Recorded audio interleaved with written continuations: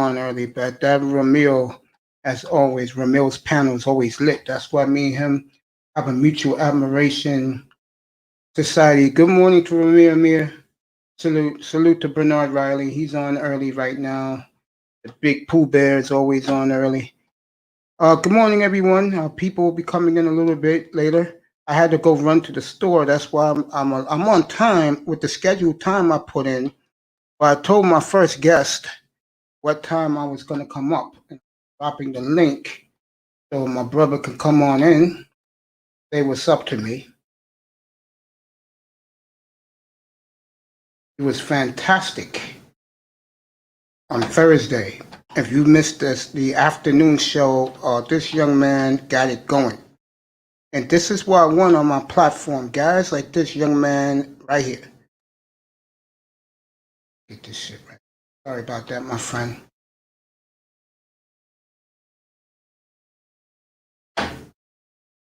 See if this one does it. Like I said, Big Nate said he may pop up after Ramil Amir's show. This is very lit right now. Talking about some rapper that got shot to death on, I guess it was Thursday night. Give it to, and a shout out to Cut to the Chase, who had the footage of the shooting, I might add. There you go. The link is up, bro. Come on in, Black Wall Street. Let's get this started. Get this show started. I dropped the link, bro. Get this shit started. In the meanwhile, there it is. Get this shit started right now. Good morning, my friend. How are you? Good morning. I'm doing well. How's everybody today? It's good, man. Don't worry. People start trickling in. Always works that way. All about that. Yeah. And Ramil is lit right now. Bernard Riley's lit. That's where most of my audience is at right now. Let them watch it. I don't have a problem with that. I believe in competing. I compete against whoever. And maybe they beat me in the competing, but the one thing that I do better than them, and I don't need what they get. I'll give you at least 6 hours of content, bro. Yeah, I saw that when I was coming on this morning, I saw that the Friday night, it was like 4 hours. Like, whoa, okay, you guys really were rapping. Yeah, man. I mean, guys like what we talk about. I can talk about other things other than balls and strikes, young man, or missed field goals. Right. But last night it was all sports, bro. Sports, okay, Which I like. In the daytime, like right now, we could talk Wall Street investments, bro. I mean, the other day when you was here, you was outstanding with big time talking about you guys, what you invest in. Man pulled up and gave his 2 cents. That's what I like to see, man. Right. More than this pitching and defense, bro. I can laugh at myself because I take myself seriously, but not to the point where I want to commit suicide, bro. Oh yeah. I mean, it's all this stuff that's going on in the world. People get so caught up in everything. You got to just try to put things in perspective and don't get too worried about people thinking the world's gonna end and all this stuff. You just have to live your life, and those things will happen when they happen. Well, let me ask you a question. I said this in my opening monologue, and I do believe before I went on the air, I was talking to myself, getting my voice ready. I'm gonna have a long day today, bro. Let me ask you a question. Do you see by the year 2032 that a lot of African American brothers will leave this country? I don't know about that, because when you say 10, 12 years from now, you're basically including younger generations. That's what I'm talking about, because they already started the younger generation. They're already saying that they don't want nothing to do with the sisters and they'd rather go elsewhere. So right there, that's telling you that when these guys get their careers started and they get enough money, they're out of here.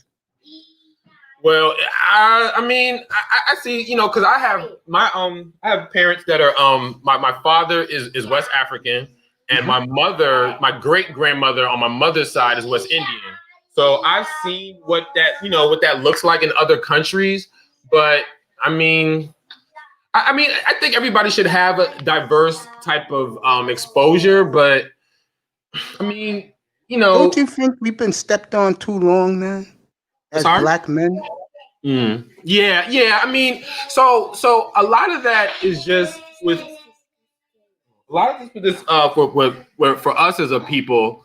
I just think that we just need to just help each other out a little bit more, look out for each other more. I don't think the sisters are going to cooperate with that, though. That's your problem. Yeah, that's our problem. That's a that's me too to cooperate, bro. I talk about that all the time as well. Like it's a hard market right now. It's a difficult market, but I try to be hopeful.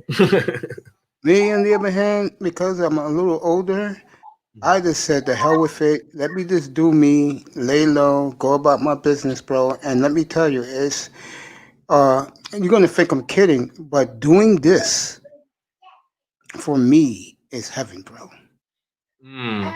I'm serious, because I know I'm gonna make it into a business, bro, and I love doing it.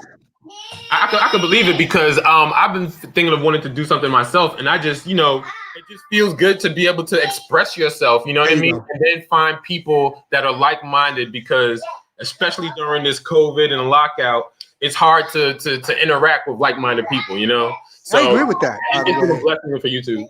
And I've been told that I'm like-minded, which is a compliment to me, because I don't look at myself that way. You know what I'm saying? Well, you know what, man? Honestly, this whole manosphere and all that stuff in YouTube, like, that's the beauty of it for me, is that I'm finding people that are like-minded, because, like, for instance, I try to tell people all the time about what's going on in the market, but a lot of my, peers and a lot of people I associate with, they probably don't have an interest or really understanding or care to understand. But I have a different type of avenue out here on YouTube where I can explain it to people who want to receive that information, who have an interest in that. So, all this information that I had all these years, I've kind of just been keeping it to a few people. But now with the thing of like YouTube and with, social media and stuff, you can express that to other people who might have the same interest. So that is true. But that's why, that's the beauty of this stuff right now. Yeah. I'm here with the great Black Wall Street. Are those your little ones in the background? Yeah, little ones. It's my weekend, so I got. How old are they? Over here. Yeah, my daughter brushing her teeth, like she said, and then my little one, he's playing with some toys over here, Play-Doh. Let me tell you, how old is your daughter? She is 6. Okay, she's past that age where when we wait till your son gets about 3, 4, 5, when he be asking you men questions and he don't know what he's asking. Because I raised my 2 nephews. How to do ask your mother type of. Yeah, my nephew, man. I mean, when he was that age. When he was little, man, he used to ask me men questions because he was around me and my brother a lot. God bless my brother. So, and he used to always, I give him the answer, but in an easy, kiddie way. And he always go, "Why?" And I'm like, "Oh God." They're adorable at 4, 5, and 6, bro. Once your daughter starts thinking she knows the world, you're gonna have a problem, Dad. Oh, we've been there. That was 4. That was 4. It's always the girls that act like they're grown when they're like 4, 5, 6, 7, and 8, bro. I asked her the other day, if you could be anybody in the world at any time in history, who would you be? She said, I would be me a couple years ago. Seriously? She said that to you? Yeah, 2.5. She was 2.5, exactly. If anybody in the world, Maya Angelou, Oprah, Mahatma Gandhi, she said, "Oh, I want to be me" a couple years ago. And so I was like, "Wow, can't man, like that kind of confidence, Well, let me ask you this: when you gonna start getting her into investing, bro? You know what? So it's coming because she's at good right now because she's just enjoying herself, but find it like budgeting. Stuff like that. You want a toy, how much this toy costs, and then also just kind of like earning your keep too. Like, I'll get you a toy, but you gotta, be on top of your cleaning up. You gotta be on top of, looking after your little brother and stuff like that. So it's not just giving it to you just because. It has to be a reward type of system so that they can, believe that it's worth it. A lot of brothers hate on Boyce Watkins. They don't like him. I know Boyce is a simp. That said, when Boyce Watkins, shout out to him, when Dr. Boyce have 7-year-old young girls telling you how to invest your money, that's very impressive. That's Yeah, very you know impressive. what, man, and that's another thing in this space is that we got to stop just downing people just to down them. I agree. Everybody brings something different to the table, and if they don't look like you or act like you, don't just dismiss them, man. You might find some really good stuff. Hey, let me tell you, you can put yourself definitely in this category, what you just said. What blows my mind is the guys who come through, not only their knowledge in sports that blows me away, because that's my platform, but in other things in life. That's why when I saw your name, Black Wall Street, I pulled you up here right away, bro.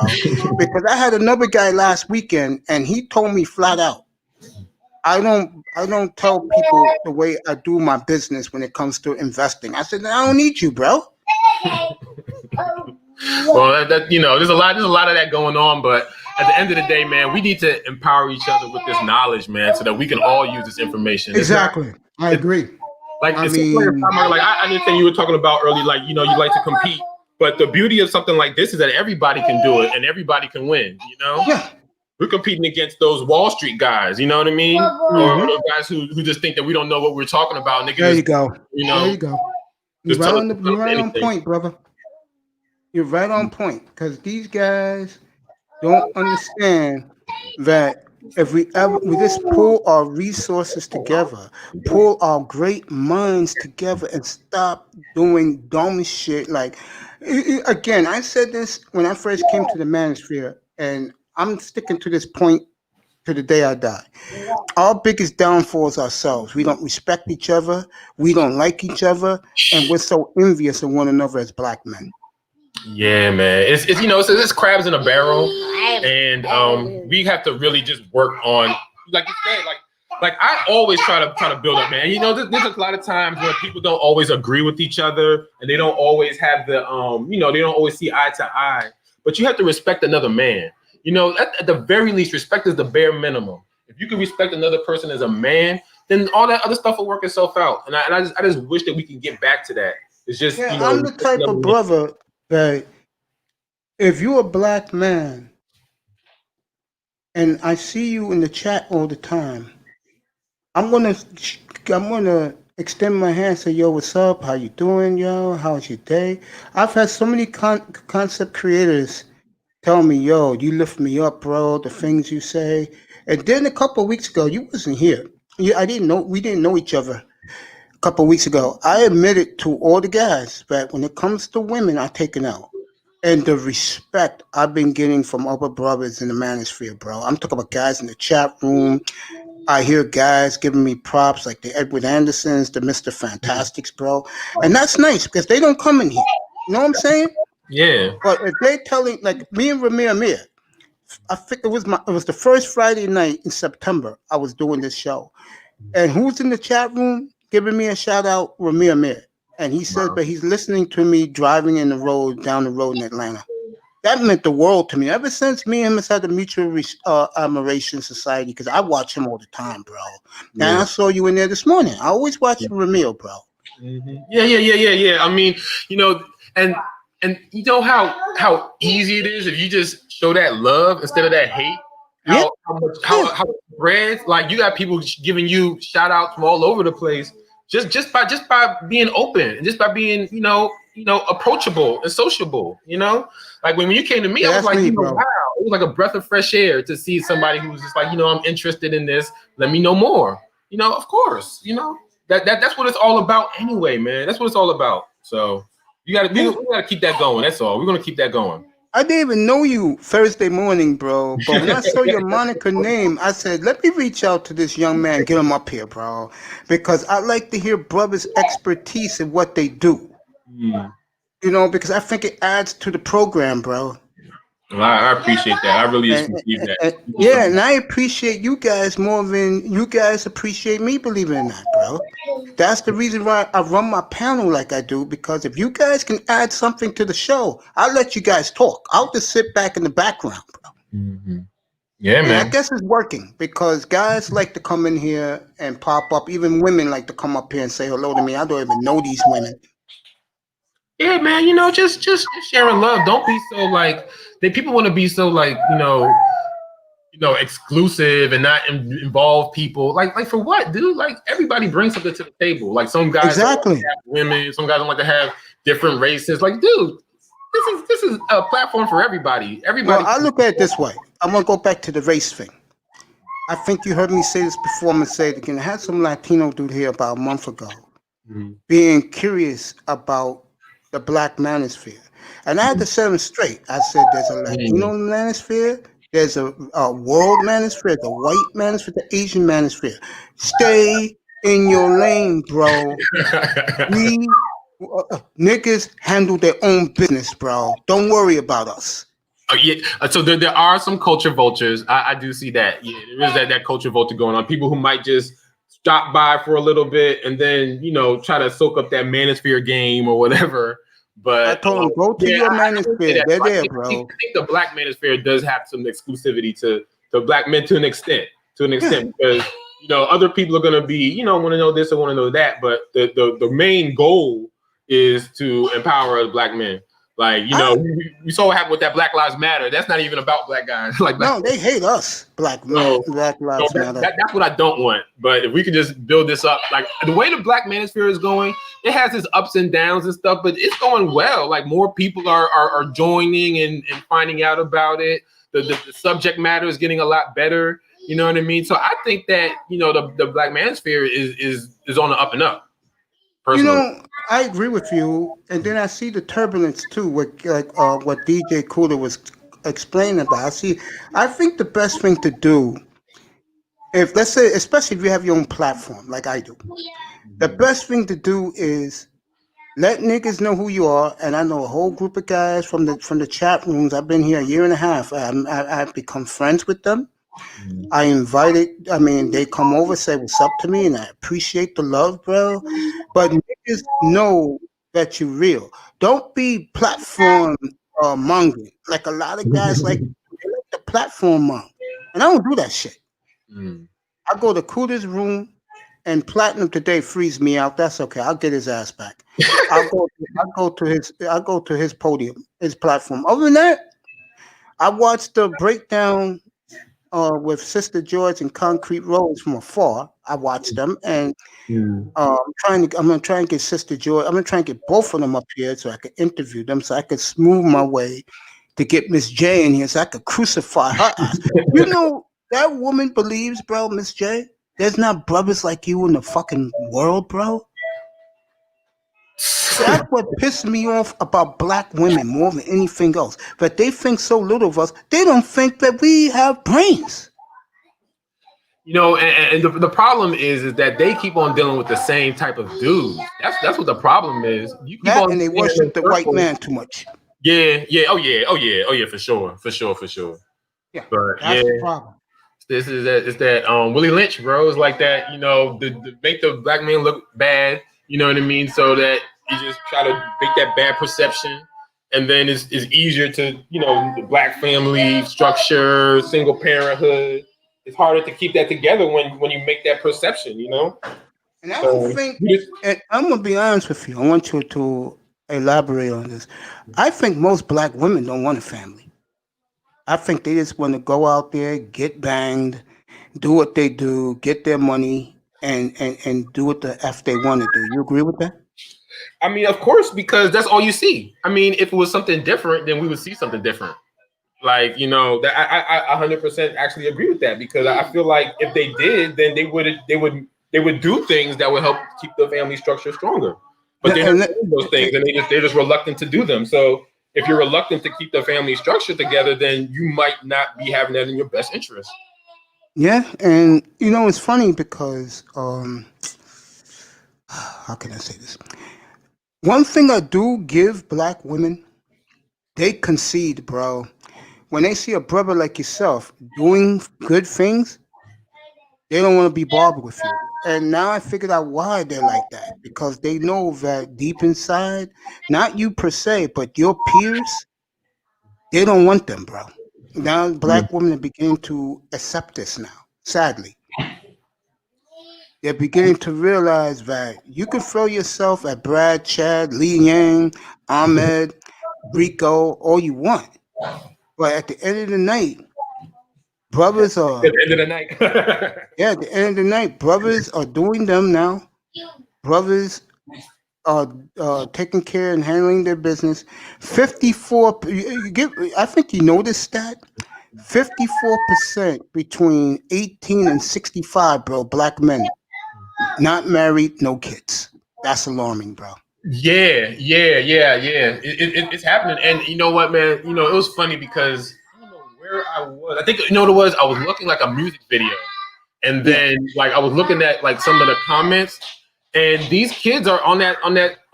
You know, they're on that wavelength. They're like, man, forget all this. You know what I mean? Like these young kids, these you know, 20, The, 22, 23, just the getting out of college, millennials. still in college.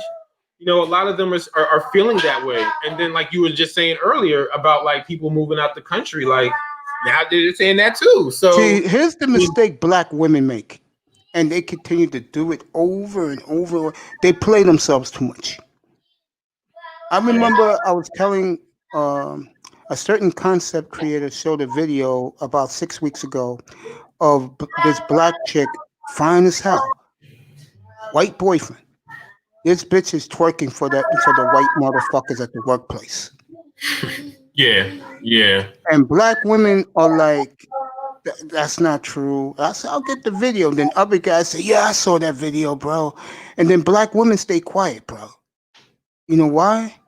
Because these women stay on code, bro, the sisterhood code. But like I tell guys out here, catch them by yeah, themselves, bro. You get in the mall, you see it all the time. They're by themselves at the supermarket, especially the exclusive supermarkets. They're there, bro. You can pull it if you yeah. want to. That's true. That's true. It- It's like you yeah, like to but expand your horizons a little bit. yeah, man. But again, these women, bro, they play themselves too much, and that's the downfall of them, bro. They don't understand that there are so many good brothers out here. That's not the type of woman you want to bring home to meet the family, bro. Right, right, And right. these women don't care. Back in the day, black women were a little bit more decent. But today's black woman, the year 2021, let's just say that because November's here. 2021, they don't give a F. As long as you can hit the spots good in bed, that's all they care about. That's sad. Yeah, it is really sad, man. You know, we gone are those Cosby. Like, you know, for me growing up, I had like Cosby Show, Different World, and now for these kids growing up, they got what, reality shows? Yeah. Love and Reality hip TV? hop, like Whoa. Housewives in Atlanta. Wasn't there some bitch last week that put a statement? If you can't buy me some certain $20,000 bag, don't even talk to Yeah, me. freaking back. Yeah. And she said, go back to the streets. And I was just saying, well, a lot of these girls are in the street. So if you go back to Man, the streets, you're gonna be Mahogany, good morning, sweetheart. Good morning, you guys. I'll get to it in a minute, Black Wall Street. Good morning, gorgeous. How are you? I am fine. How you guys doing? Oh, I'm great. I Good. just had me a cup of coffee from the store, and I'm good. You see? Think I'm joking? There it Let is. me see. There it is. Let me see that coffee. Okay, look at you all fancy. I'm good this morning. I got Black Wall Street here. We're talking Hey, Black black Wall Street. issues. how you Yes. doing? What's I'm going on? good. Got his kids in the background cutting up. I Hey, love it. I got a question for you, Mahogany. Yes, sir. This keeps coming up in the manosphere. They're talking about it in Ramil's channel as we speak. Oh. My question to you is, will we ever get it together? You know, it's so funny. Honestly, I hate to sound. I know I'm a very like positive person, but I think with this issue, never, because people just want to pass the blame back and forth, and it's like never ending. And it's so funny that you said that because I'm actually going to do a show tomorrow afternoon, and Yeah, then I'll be there. I'm not dealing with it anymore, Mace. I'm I so don't blame tired you, of it. sweetheart. It's energy draining. And you know the sad part is, And Black Wall Street, you can address this also. You know what the sad part is, honey? What? I think the men care a lot more. That's why they keep bitching in these platforms. Hmm. I don't think the women give up. You know why? No, we care, but there's, and I'm going to deal with this tomorrow. There's such a thing as needing to keep a positive environment and needing to keep a healthy mindset. But if you're in an environment, and I'm not talking about you or anybody else, I'm just saying, if an environment is very toxic and you're constantly hearing negative things about people such as yourself, or somebody that could be your mother, your sister, it becomes energy draining, especially when Uh, that's what I'm talking about. if I had, see, my family is all boys. I'm talking about my cousins, except for one. We have one female, and I don't pay her no attention. If I had a niece right now, my attitude would be totally different. Oh And the yeah, if reason, you had daughters, yeah, absolutely. my attitude would be totally different because I will put a foot up there behind if they even act ratchet. I'm Mhm. serious. If I had a Uh-huh. young niece right now, if it's 14 years old, oh hell's no, she's not going outside. I'll make sure of it. Mhm. You know, seriously, I did that with my nephews too. I'm not playing with that. But since Right. I don't have a girl, a young lady in my family, my attitude is what it is. But I got a question for you also. I want Black Wall Street to answer this, bro. We was just talking about this. Do you feel in your heart of hearts that the majority of black women under the age of 40 care about having a family? You asking me or asking I'm Mahogany? asking her. Oh, Oh, I'm sorry. I thought you were asking Wall No, I Street. asked him earlier. We talked about it before you came up. Oh, so you said, do we care about having a family? Yeah, most of you. Absolutely. It's Wow. not everybody, but I do believe you have women that want families. Think about it. Women aren't raised, and I don't want to go into a debate with you because You don't have to. We're just talking as okay, but civilized human beings. no woman, no young girl is raised to be a baby mama or says when she's young, I want to be a baby mama. That's something, there's forces at hand that come about. Hmm. Um, so, but young girls, especially innocent young girls as they're growing up, they don't think that way.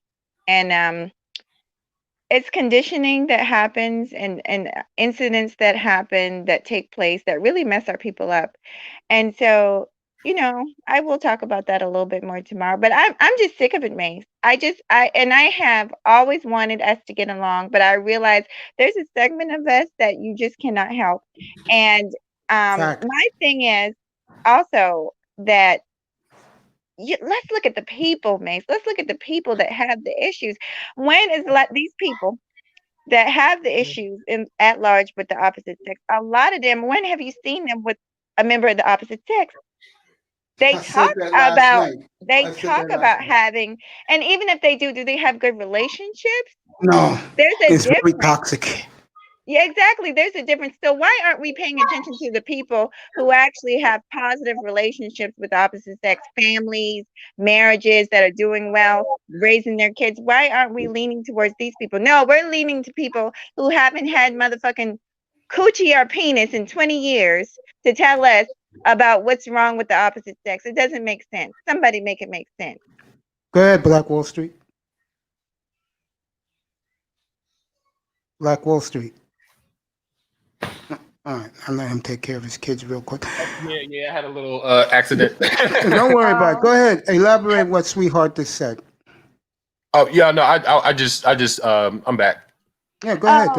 oh, She just talked about that the toxic relations between black men, black women, and Gorgeous said that you're dealing with people who haven't had any on each side in 20 years, and they act all stressed out and take it out on the person that's interested. Go ahead, elaborate on that. Oh well, yeah. Okay. Okay. I'm gonna just put it in my own words, Mace. What I'm Mhm. saying is, when you look, and I'm not talking about specific people, because like I'm going to announce it right now. I am basically going to remove myself from very toxic environment. Good for It's you. Yeah, it's just I'm over. I'm done with it. 2 years of listening to it, it's tiring. But what I am saying, when you look at a lot of these people, whether male or female, a lot of these people. For instance, there was a YouTuber for years telling women what they need to do to get married. She is not married. She is Mm. divorced. So That, my that, thing is, who are you listening to? I know who she is, by the way. And they're male YouTubers telling men to stay away from black women, and they haven't had a successful relationship. It's like, please, God, make it make sense. That's what I'm saying. Don't listen to people that don't have the I think credentials. what's gonna make it change, like a jump start, and then I'm gonna let Black Wall Street talk on this. Since black people love television so much, unfortunately, it's gonna have to take uh, a celebrity with with a plain Jane black woman, and they show the love they have between each other. That will be a kickstart to change things. I do believe that. Like if Blair Underwood wouldn't have went the way he went, if you didn't know, he went the other way. If Blair Underwood, a guy like him, would have had a black woman and showed their love all the time, that would begin to change some things. It's like I'll give you a perfect example who can do it, and you see some of it, but the men look so down on this person. That's like Russell Wilson and Sierra right now. Yeah, Well, I can see that. oh, go ahead. I was just going to respond to Mace and the fact is there are positive relationships out there. Denzel Washington and his wife is a good example. The people do not want to. They want to pay attention to the fuckery, Mace. Oh, That's they the like bottom line. they like the misery and the fuckery. I agree with that. Go ahead, Black Wall Yes, Street. I agree with because that. there are positive relationships out there, but they don't want to hear. They don't want to hear about the good things that people are doing in the community. They don't want to see black people getting along. When it's just yeah. Did Black Wall It's Street want to tiring. I know that, baby. That's why I told guys a couple of months ago. I said when I do when I do my platform, that's why I'm sticking to sports, man. I can't do this black man, black woman crap 24/7. I can't do it. right? I'm with you. Yeah, go ahead, Black Wall Street. Add something. Black Wall Street. He'll Black Wall come back. Street, bro. I think he stepped away for a second, but I'll make sure I be quiet so he can No, talk. you know it's okay. You could talk. Isn't it great when there's no sports talking? I like listening to y'all. I really do. It's very calming, and your voice is so calm. I I love it. Keep on talking your appreciate it. sports. I Yes, appreciate that. but You it's gonna just do? No, go ahead. uh-huh. No, go ahead, Mace, sweet. Yeah. basically, I guess I'm basically doing an introduction right here on your channel, but yeah, I made a conscious decision actually probably last week. And it doesn't mean I'm not going to support people. It just means that I personally am not going to engage with it anymore. I don't want my channel to be bogged down with a bunch of negativity as far as um just the things that we can't agree on. It's okay that we all don't agree. I For agree with that, instance, but we should do it in a civilized manner right. instead And of acting like unfortunately, savages. a lot of people aren't mature enough to have the conversation. Take the election. I wanted to talk about the election, but one thing I'm not going to do is argue with anybody about who they voted for. You have the right to vote for whoever you vote for. At least you voted. Baby And girl, so, I yeah, had I am not about to. The fact is, by the time you have an opinion about who you're going to vote for, you already got your reasoning and you're not going to change anybody's mind. baby girl should have been here Tuesday night. I was here from 9 to 5 in the morning, Uh-huh. and then I was back here from 8:30 to 3 o'clock in the morning on Wednesday, all about the election. I had a good Mhm. panel up here too. The, I was in and out with you. I went to shout out to Fasting is Live. A lot of people were screaming the the general was election here. process, and I was watching it also myself, so I was there in the background. I appreciate that. Chick came up. I will let you come up Yeah, and especially I had the general up here both nights. yeah, I saw him. Kuda did one also, so I've been here. I just because I've been so busy, it's hard for me to actually type in the chat. I rather just listen. That's true. I do the same thing. Like I was in Ramil's panel yesterday, Uh-huh. but I was like I mean on Thursday I was on this panel and I just kept my mouth shut. because I was telling Black Wall Street. Wall Street, you there, bro? Yeah, I'm here. I'm here. Yeah, I'm gonna let you talk in a minute, bro. I was calling you I'm before. I just soaking it understand, up. bro. I had understand. to Don't do a worry little about it, temperature change real dude. quick, Don't so. worry about it. I was saying that when I was just chilling, and then I brought this young man aboard who's been fantastic the first 2 days he's been here, by the way. Awesome. Um, when you get too much involved in that crap, it does affect you. Oh my God. Mhm. I mean, there's some concept creators that we both, all three of us know, that when it comes to the black women, they lose their minds. Like, oh, it's insane. No, seriously, it's insane. No, Some of the I things they believe you, say. Mace. I totally believe you, and that's why I'm going to be talking about unplugging from this if you have to. Yeah, I know what you're saying, baby. Keep talking. Don't worry, Black Wall Street. I got you. Keep No, talking, Wall baby. Street. We actually wanted to hear from you? Were you able? Do you remember any of the question, like what we were talking about? Yeah. A couple things. So Go yes. ahead. Throw yours. I'm I'm a black male myself, and even me, just to be in the black manosphere, it can be draining because Mm-hmm. sometimes here's the thing. Black men, black women, ultimately we want to be together. Like it's not like we just hate each other. Like we want to be together. A lot of this problem is just we're just frustrated that we're not able to get along as well as we should, especially in this environment. So I feel like that's a part of it. So I just think that just don't get too caught up in all this hype. You know what I mean? Like there's a lot of great points in the manosphere, but you can't just get too caught up because it is depressing. Like Mhm. like for instance, we were just talking in the they were just talking in the Ramil channel about the rapper who passed. And it's an unfortunate thing and it's really sad. But the more you kind of focus on that, I don't want to start my Saturday like that. You know what I mean? I don't want to start my Saturday morning just emotionally invested in this a person I don't even know and just all that negativity with that. You know what I mean? So you just have to take it, you gotta just pace yourself, I guess. That's the best way to put it. I totally agree.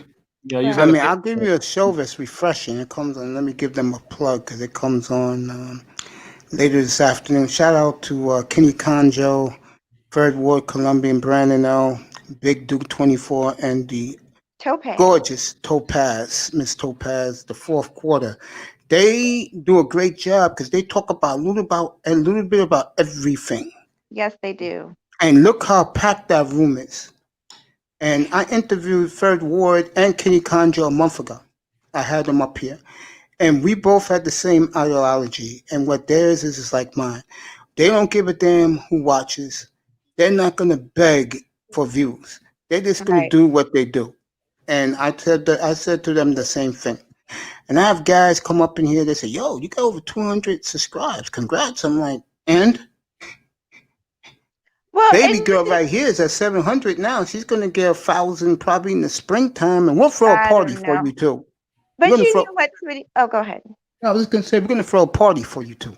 Oh, thank you. I'm gonna throw a party. Because I've been on here forever. But you just stay focused on what you're doing and you'll get there. Some of us get there. It takes a little bit longer and some of us don't. And that's okay. Um, that's the main thing is keep the eye on the prize and not to let anybody kind of drain your energy, your positive energy. I agree with that. I'm all about balance. And what I love about fourth quarter talk, I do feel like they're pretty balanced. Yeah, they do a great Yeah. job. Mm-hmm. They talk about everything, and they got that purple lady from DC was the real estate tycoon. Mm-hmm. Mm-hmm. I Oh, said, she's awesome. I yeah, I love told her in the DC chat because room 2 or 3 weeks ago. I said, honey, you can color your hair any way you want, but you're a real estate tycoon, girl. No one she's can got tell a you. lot of information about a lot of different topics. Shout out And to she DC. adds something to that show. I think they should bring in somebody like you to be up there. I've been on there one time, and they always welcome if you. Sometimes they'll drop the link, and if you want to come up, you can talk and tell your story. So they're very welcoming to everyone. Yeah, I was supposed to get an interview with all 5 of them. Yes, Kenny Condon will let me know. They'll come up here and I'll interview all of them. talk about I their would lives and love that. what's going on with them. What got them into YouTube. I'll tell you one thing um, about them. To get five egos together is not easy. No, but somehow they manage it. Somehow they get along really good. You Yeah. can tell. I mean, the Hmm. young man I wanted to rock with on my platform, I did not know, number one, he's a well-known chef around the world. And number two, he's going to leave that career and go into counseling. Oh. Yeah. I had him here last week for 4 hours. The show was lit. I would let him stay longer, but my tooth was killing me. I had to kick him out. I said, bro, do you know how much and imagine if he would have worked with me, what people would have had? The Right. enjoyment, because I had no clue this young man was a chef until last Saturday afternoon. I love a chef. My baby's a chef. I love good food, honey. Black Wall Street, you make enough money, brother. Do you enjoy chefs, bro? Well, I don't have a chef, but I'm on some different stuff right now, y'all. So Okay. I'm actually for this month I've started going vegan. So like I'm on Oh, some very different good. stuff right now. So Respect to you, my brother. And has he like a certain type of ice Awesome. type of Yeah, man. Because I told him last week that the chef and his eyes lit up. I said, yo, I'm the type of guy that I'll give the waiter or waitress a 20 to tell me to get me back into the kitchen. And if you made me a great meal, I'm slapping $100 bill in your hand, bro. Thank you Mhm. very much. He said he would love to have me as a customer. I am big into food. Like I'm definitely a foodie for Not sure. me. I gotta have my burgers. I gotta have my ribs. I gotta have my stuff, my pork chops, my chicken wings. Everybody thinks that, Mace, but I'm trying to tell you, and that's all right. I don't judge, but with if you just integrate just a little change, like I haven't had pork in over what 30 something over No, I'm not a 3 years pork since I was. person. I just love my pork chops once Yeah, in a while. I but don't I eat it mean, every day. just an example, because I was a vegetarian and was a vegan before. Basically, all you got to do is make slight changes. That it doesn't have to be major at first. Like you just replace a meat with, like, say you're doing it, you normally do tacos with ground beef. Next time, maybe do a fish taco, or maybe do Chicken the taco. veggie crumble taco. Oh, okay. Like That's right. You don't want meat. Yeah, because most vegans tell me, Black Wall Street, you can answer this, my brother. Most vegans tell me they sneak in some boneless chicken once in a while. no. you want to know something funny about that? I used to date a vegan girl years ago, and she told Mhm. me one time that she never wanted to admit it, but she had suggested that one time she had went to a party, had some drinks, and then crushed a whole bunch of chicken wings. There you go. So the chicken wings Oh, so good. I was like, what? DJ Cuda went off his fast and had him some what you call it the other day. He told us he went off his fast and had some. It wasn't chicken. He had something else type of meat that he had. okay. I mean, it happens. We're all human. I Well, this, mean, yeah. yeah, go ahead, babe. It's a journey. It's a journey. That's the thing that people don't get. It's Exactly. a journey. It's not an overnight. You got to get your body used to the changes.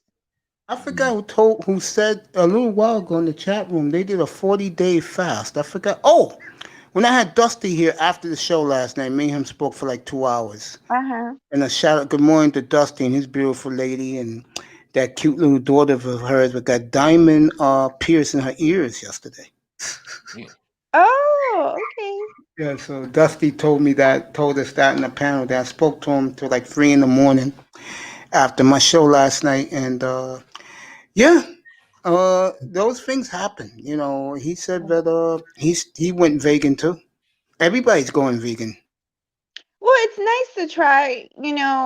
I'm a big proponent of finding out what works for your body, because everybody's body is different. What works I agree. with me, yeah, what works for one person is not necessarily going to work for you. I I've done a little bit of both. I think the longest I've ever done vegetarian was maybe 3 years. I quit, but my Good for lifestyle at you. the At least time, you did it 3 years. well, it was easy because my lifestyle at the time, but then once I went into the military and I was in certain situations where I needed like a lot of energy and I wasn't able to get certain supplements and stuff because we were out in the field and this and that. I couldn't do that out there. I needed my strength and I needed to keep my energy up. And so whatever they were serving at KP is what I was eating. So, people's lifestyles affect that too. Wall Street, you was in the military, young man?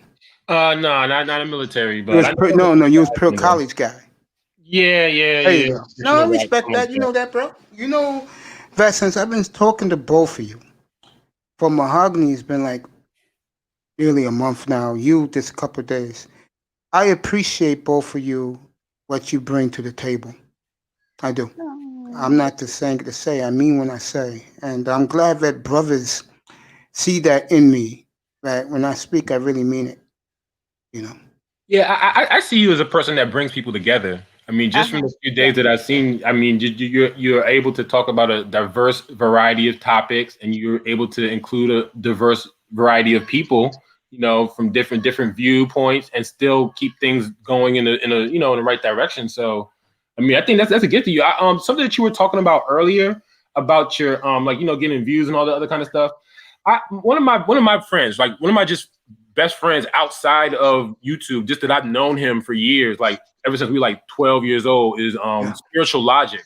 Spiritual Logic. Oh, what a great guy he is, man! Like what a great brother he is. Yeah, we grew up in the same neighborhood. We grew up together, with the same high school, all that kind of stuff. So I've known this man for over 20 years, and him, he was feeling the same way when he first started. He was just feeling like his stuff is kind of out there, it's kind of taboo. And he was like, he wasn't getting the type of viewership and wasn't getting the type of, traction that he was looking for. And one thing we were just talking about was just that, if you stick to the course, that stuff will come eventually. That's what I do. Things will come around, a different way, in different seasons and all that other type of stuff. 75. So. This is my 75th show in 6 weeks.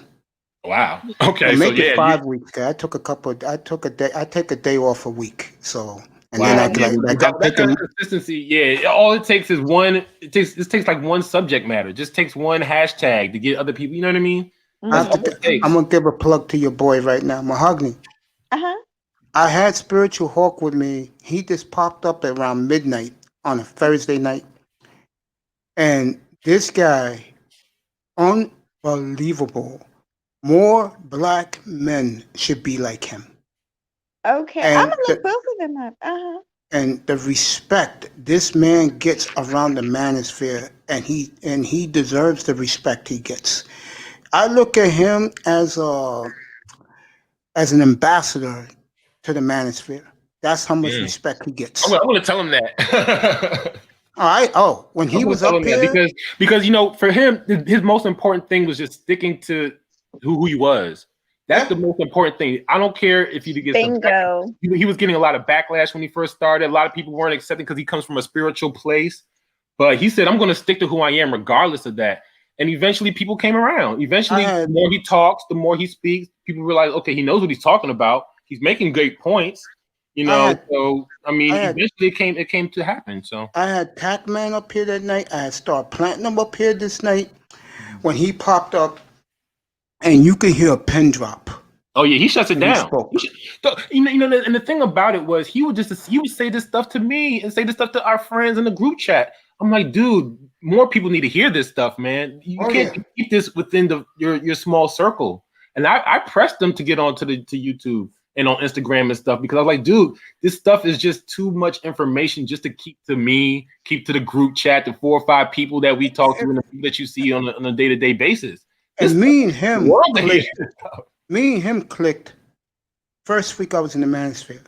And I would say, yo, what's up, bro? How you doing? And I used to listen. See, what I do when I observe and I get ideas how to do my platform. And when that man spoke, I drop whatever I'm doing, I listen. And it's funny how the guys that I contribute to, or I listen to, Ramir Amir, Thai City, Mr. Fantastic, he's in the same circles. Yeah. Those guys love him. Like-minded people, man. Like-minded people. Yeah, those guys love him. They see him in the chat room, they pop him right up. Oh, yeah. He's got it, dude. He's got it. When I saw him right here in the bottom, and I saw he wanted to come up, I put him up right away. I was so honored and flattered. You know who I want in here? The guy I really want in here? and they're working on getting him here for me, and I'm going to give him the whole entire show. Edward Anderson. Oh yeah, Oh God. yeah. You Edward can't Edward's shut growing up. up, man. I'm going to say, This has been Edward, his year. I This has call been him his the year. professor. I said, Professor, it's all yours, bro. Go ahead, speak. This has been the year of Edge for sure. What'd you say? The year I of told Edge. him, I'm going to tell him, bro, it's all yours. Go ahead, start talking, and I'm going to sit back like this and laugh. Me and Edward, I was in LAR Movements chat, and I don't. Yeah, that's all I can say. I have nothing to say. Listen. I have nothing to say about some of these people. Okay. You know what touches a nerve with him? And I understand how you feel, baby girl. He gets in with black women, boy. God, does he get in deep. Yes, and I'd like to know, has anybody ever seen him with a woman, period? I No, mean, this is exactly but what I'm that's not a talking bad about. This thing. is exactly what I'm talking about. I call him the professor for a reason. Lord I have mean, this mercy. man used to pop up on other panels. I didn't know he had a show a year ago, and then I found out he had his own platform. The respect between me and him is something I did not know, and then I heard he did it the other night with me. Not with me, but for me. He sent all these unknown dudes that was popping my chat room to my channel. Yeah, that's good. That's good. And I want to say that, like, even though content creators have different materials or have different views, like you were saying earlier, we don't all have to agree. That's fine. We don't, we got to get out of this. We all got to think monolithically to get along. No, we don't. It's I all remember right. when Platinum likes to yell and scream. So one night he popped up in here and he started yelling and screaming. I said, Platinum, listen, buddy, no one's talking up here in the panel. You don't have to yell and scream. And he felt embarrassed. Ever since then, he's been a good soldier in here. He's hilarious. I Yeah, I find love him Platinum. so funny, even Yeah, though I forgot the young lady. he Shoe loves those Celeste. black women. I tell you that, boy. What'd you say? He loves these. He loves black women. I tell you that. Yeah, he like curves. He loves his black women now. Ah. He does not like when guys go the other way. Well, that's the thing. Let people do what they do. I'm just like, I'm at a point, Mace, where I'm not internalizing any of this mess. I'm just I not. agree with you, baby. I'm gonna be And there tomorrow for you. well, thank you, sweetie. I appreciate that, but it's just something that I got to get off my chest. Go ahead. And this, what's so crazy is because I am so balanced and so neutral and down the middle. And A lot glamorous. of people don't like that about me. It's like they want me to choose a side, and I'm not going to. I'm not going to do that because Well, I'm your from my problem is background. I have a healthy relationship. I'm from a healthy relationship. well, your Like, you problem know is, what I'm baby saying? So girl. I'm Yeah. not going to get on here and trash one sex or the other. You'll never hear me do that. Well, your problem is, baby, you have the sisterhood watching you. Ciao. Everything you say, they're watching. And then they're going to report to whoever's the head woman is and say, well, she was talking about this and she was talking. They do that here. Don't think they don't. Let me tell Especially the you, black women, the sisterhood. They do that. I'm going to tell you something that you're going to see some Yo, get serious up here, Era change, Black. some serious change happening in this sector with some of the women, because a lot of us are kind of sick of. Get up here, I'll bro. just put it this way. You might think that I receive a lot of support from females, but I don't. I know you don't. I actually receive more support from men. Now, I do have people that support me. Don't get me wrong. Happy Unicorn, Reigning Woman. Forgive me if I don't mention you. DC the Purple Well, Diva. give them I a forget. shout out. They've been Lady here. La. I mean, I could go on and on and on and on. There's several of them. Bomb Cherry. You got some of the They most come powerful through. I women in mean, the sisterhood. and I hate dropping names because I'm going to forget people, and I feel bad about forgetting people. Trinity Time Travels, Shoe Celeste, Faith Jones. I mean, there's been a lot of women that have supported me, so don't get me wrong. However, and JV, Cast, the Cast Life, they've all been very supportive. But what I'm saying is that y'all think that we have some kind of unity. We don't. But we need to. I agree, and it's something that I just said. I'm gonna do the other way around. But guys like me and Black Wall Street, we can talk among each other. But most of the men do not respect each other, do not get along, and that's why you have cliques in the manosphere, and that's why somebody like a Donovan Sharp, who has got it together right now, he built him a $70,000 studio. He built him a podcast studio. He's going out to Vegas to live. Rumor is he's going to take over this whole manosphere because he got guys backing him. Kevin Samuels, that guy Lucario, Solo TV, and a couple of other brothers. They got together. They're making videos together. They're collabing. Can I speak up? Oh, go ahead. But go I ahead, got to baby. speak on that. ahead, I baby. know who Donovan Sharp is. I remember when he first showed up on YouTube on O'Shea's panel. Donovan Sharp, I seriously doubt that because Donovan Sharp is not everybody's cup of tea. That's the Donovan point. Sharp is, and that's the thing. That's why I don't think there will ever just be one person in the manosphere, because the manosphere is split up into so many sections. It will never just be one leader of the manosphere. And Donovan Sharp, well, Wasn't you for know him, I how wouldn't you be probably here know right how now, by I the feel way. about him. I don't listen. Anybody that disrespects women, I just can't fuck with you. I'm gonna be honest. I don't give a fuck who you are. If you're white, black, I don't give a damn. I'm not rocking with people that disrespect women. You know, You if know you what don't I'm know saying? me, So, if you don't know Eric Black, get up here, bro. He's giving you compliments, baby, in the chat room. oh, thank you, Eric Black. I can't see the chat, but thank you, babe. Let me say this, and I want Black Wall Street, the chairman, too. I look at it as this, and I agree with DJ Cuda on this. And good morning to DJ Cuda. He's napping right now. He stays up on it. He didn't do a show last night, I don't think, so he's got his good night's sleep. Sharp, what he's proving right now, sweetheart, is he's making money. Exactly. The videos have shown it. He built a $70,000 studio, which is electric. But if the you haven't thing seen with it yet. Donovan Sharp is, I don't know if black men realize this. Donovan Sharp not only works with the black manosphere, he works and The white collabs man a is lot with that's just his the biggest huge. support. Is Yeah, white men. and so if you're following him, that's fine. But realize he doesn't necessarily have your best interest as a black man Bingo. Yep. at heart. You're right. You gotta realize that. See, a guy like me, I can speak on this. I don't mind him the way he is. If it wasn't for him, again, I wouldn't be here right now. Seriously, because he gave me some good advice to do this. I'm neutral because I don't date. So for me, when it comes to this woman stuff, I can throw in my 2 cents, but I'm not gonna go to bed at night obsessing that I don't have a woman next to me in my bed because I've gone a lifetime with that. So it doesn't bother me either way. But unfortunately, it bothers a lot of brothers in this manosphere. And I'll go a step further.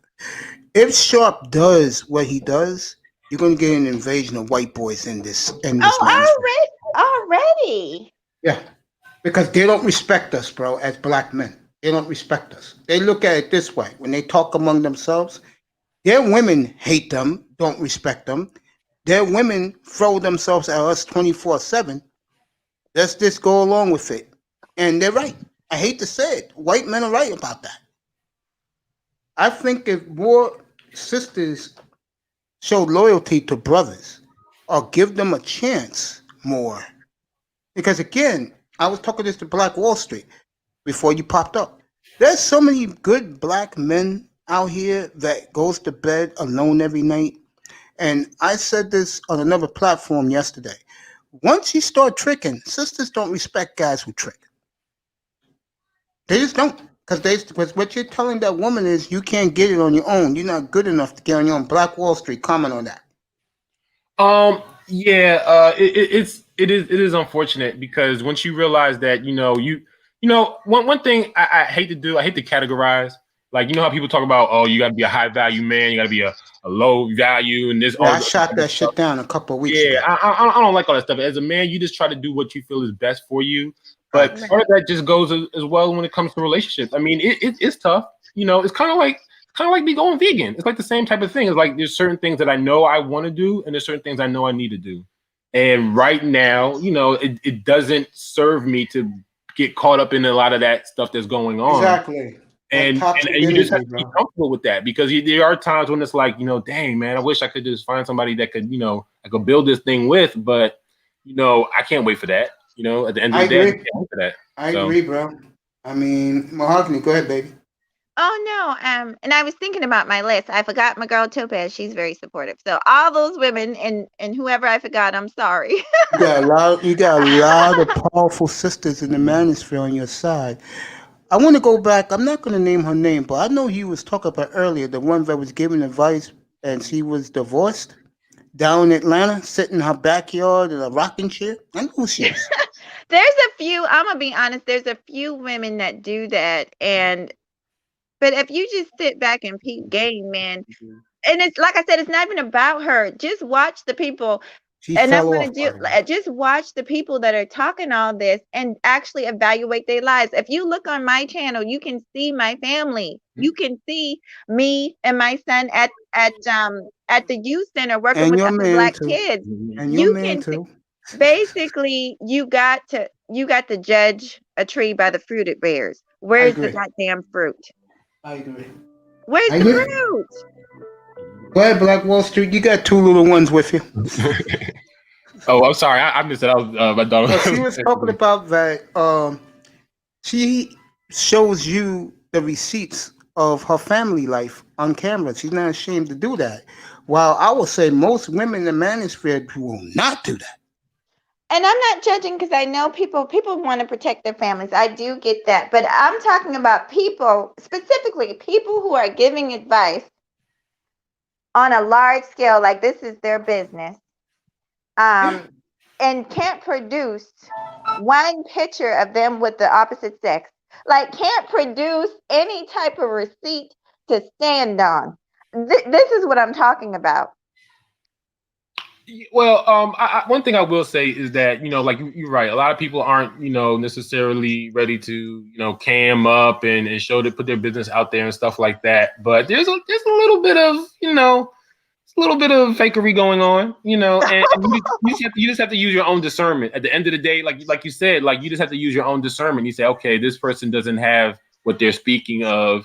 So how much information? I mean, but people bring good information. People have, bring a lot to the table, but you can't, it's not a gospel, especially when they don't show the things that they speak of. So me, for example, I'll use me as a perfect example.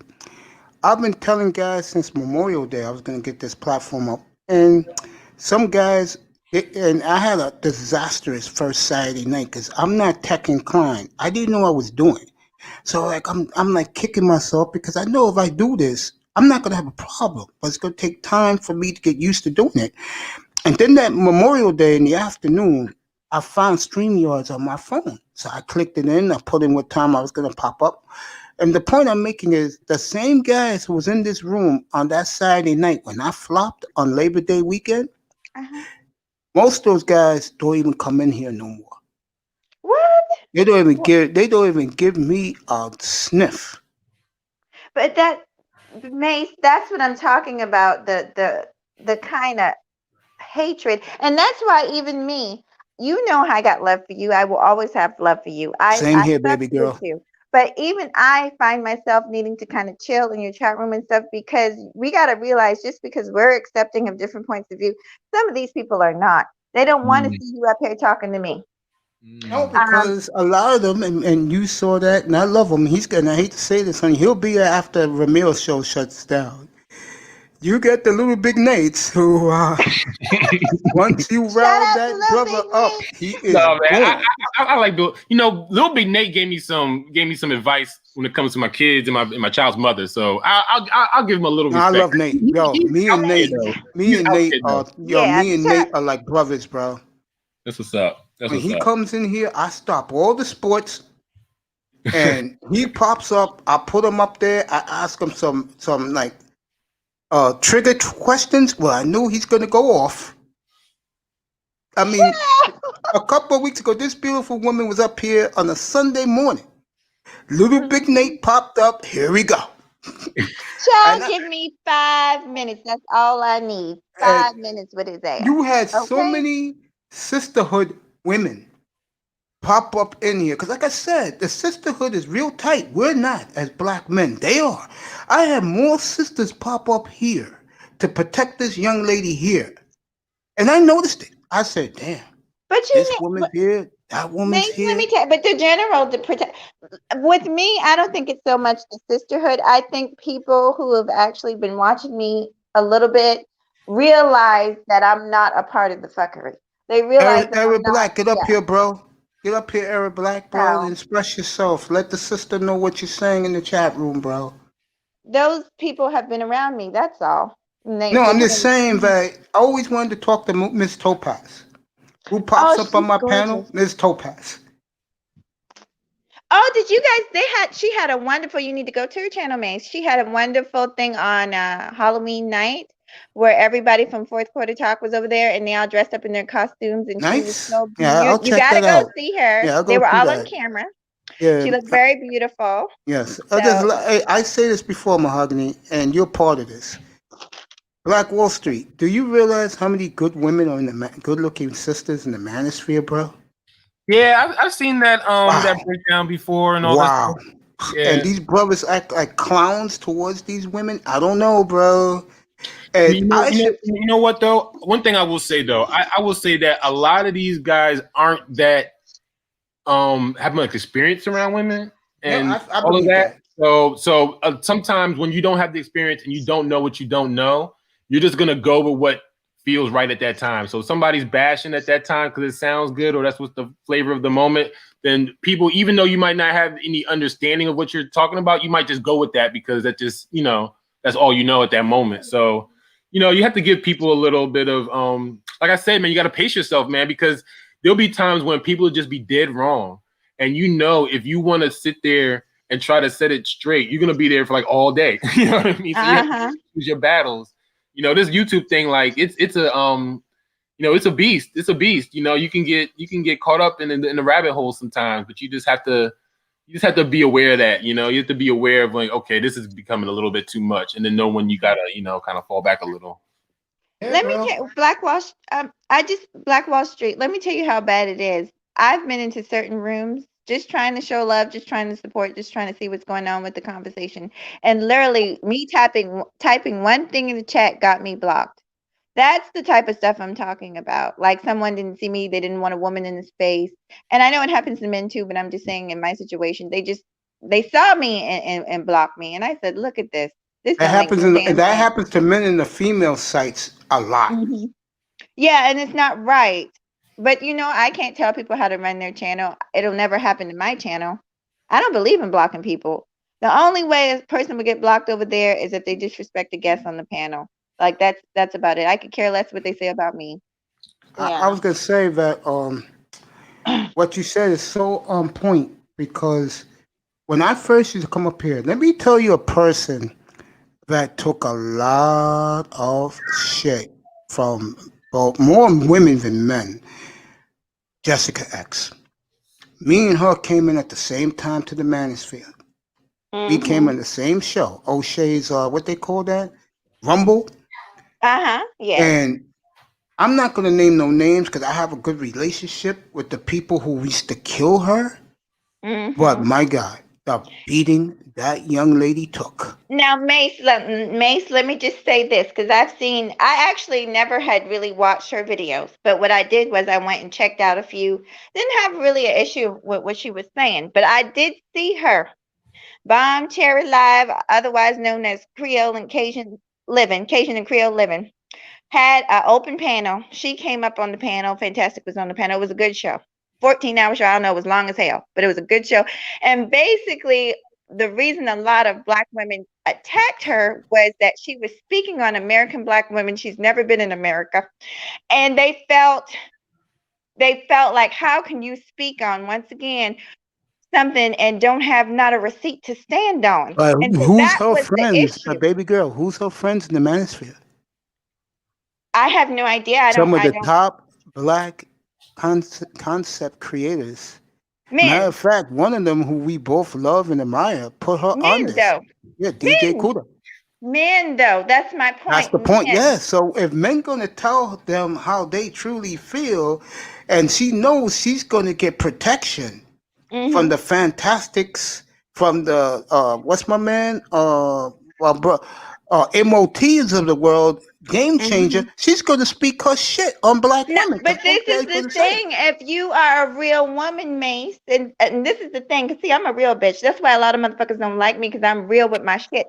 I don't need nobody. I don't even need no shit. I don't need anybody to come and defend me. If I say some shit, first of all, I'm gonna know what I'm talking about. I'm not gonna defend what you call it, insult a whole group of people. I'm Eric not going to Black, what's up, insult bro? Britons when I never carried my black ass over to Britain. Like, make it make sense. And so that is why she garnered a lot of the No, kind I of think she dislike has the from number one. I think, sweetheart, she has something that men adore.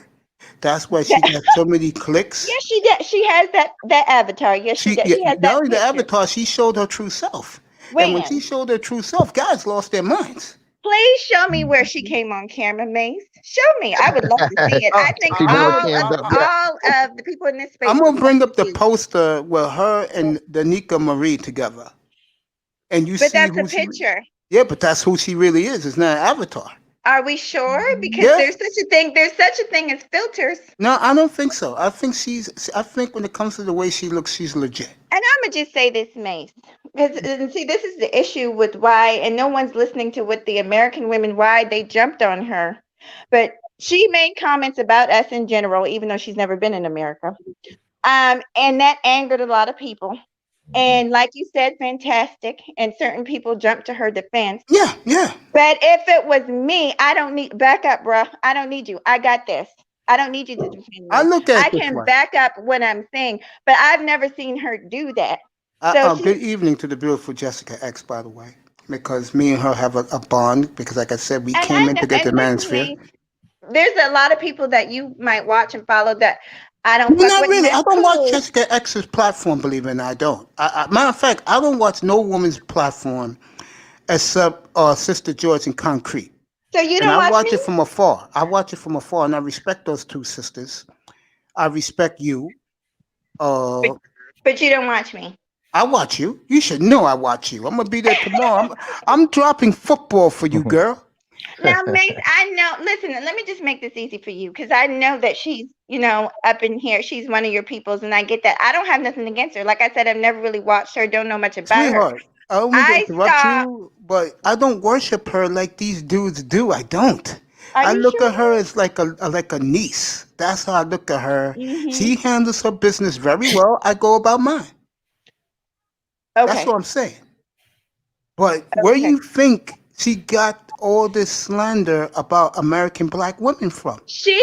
Because she came up on Bomb Cherry's panel bumping her gums about American black women, and she doesn't know anything about the lifestyle of American black women. So of course she's going to get a pushback. That's like if I get on my platform and start talking about British people and I don't know anything about the culture. I'll tell you, she was on a platform a summer ago on what's my man Taz's platform, and you know how Taz gets. Taz went absolutely nuclear, and then you had some chick in his platform that blew her up, and she just stood there and took it. But I'll tell you, when Dana came up there and told that nigga that if you fuck with her, shit's gonna happen. Oh my God. I fell in love with Dana when she did that. Shout out to Dana. But the real Dana. You, but back to her, Jessica, and baby girl, niece, I'm just giving you props. She got muscle in here. I will say this is my last statement on her, because one thing I don't do. Yeah, I'm gonna switch the top. I'm gonna let Eric Black rock. Well, can I just finish? Go ahead. I want to make it clear where I stand. I don't have no hatred towards her. I don't know her, but I was speaking to why there's feelings about her. I will say this. Well, I guess I already said it. There's reasons for that. It's not like people are picking on her. There's reasons for it, and I'll leave it at that. One of the toughest women I've ever seen. Who wanted to speak? Arab Black or Black Wall Street? Yeah, I just want to interject real quick because Spiritual Logic and I talked about this as well. a while ago when she first came on the scene and then like blew up in popularity. We just like we never seen this person. Like they never cammed up. They've never, you know what I mean? Like it's very vague to us. So that's why we were just like, dang, this person just blew up, just came up in this manosphere really, really quickly, got all these people up on him, and then we still don't even know who this person is for real. So now they got her and Danica Marie in the manosphere now, and Danica, God bless her.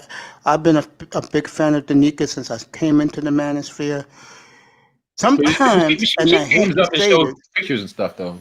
Yeah, I hate to say this, but sometimes, like if Melody started her platform, she'll destroy the manosphere, bro.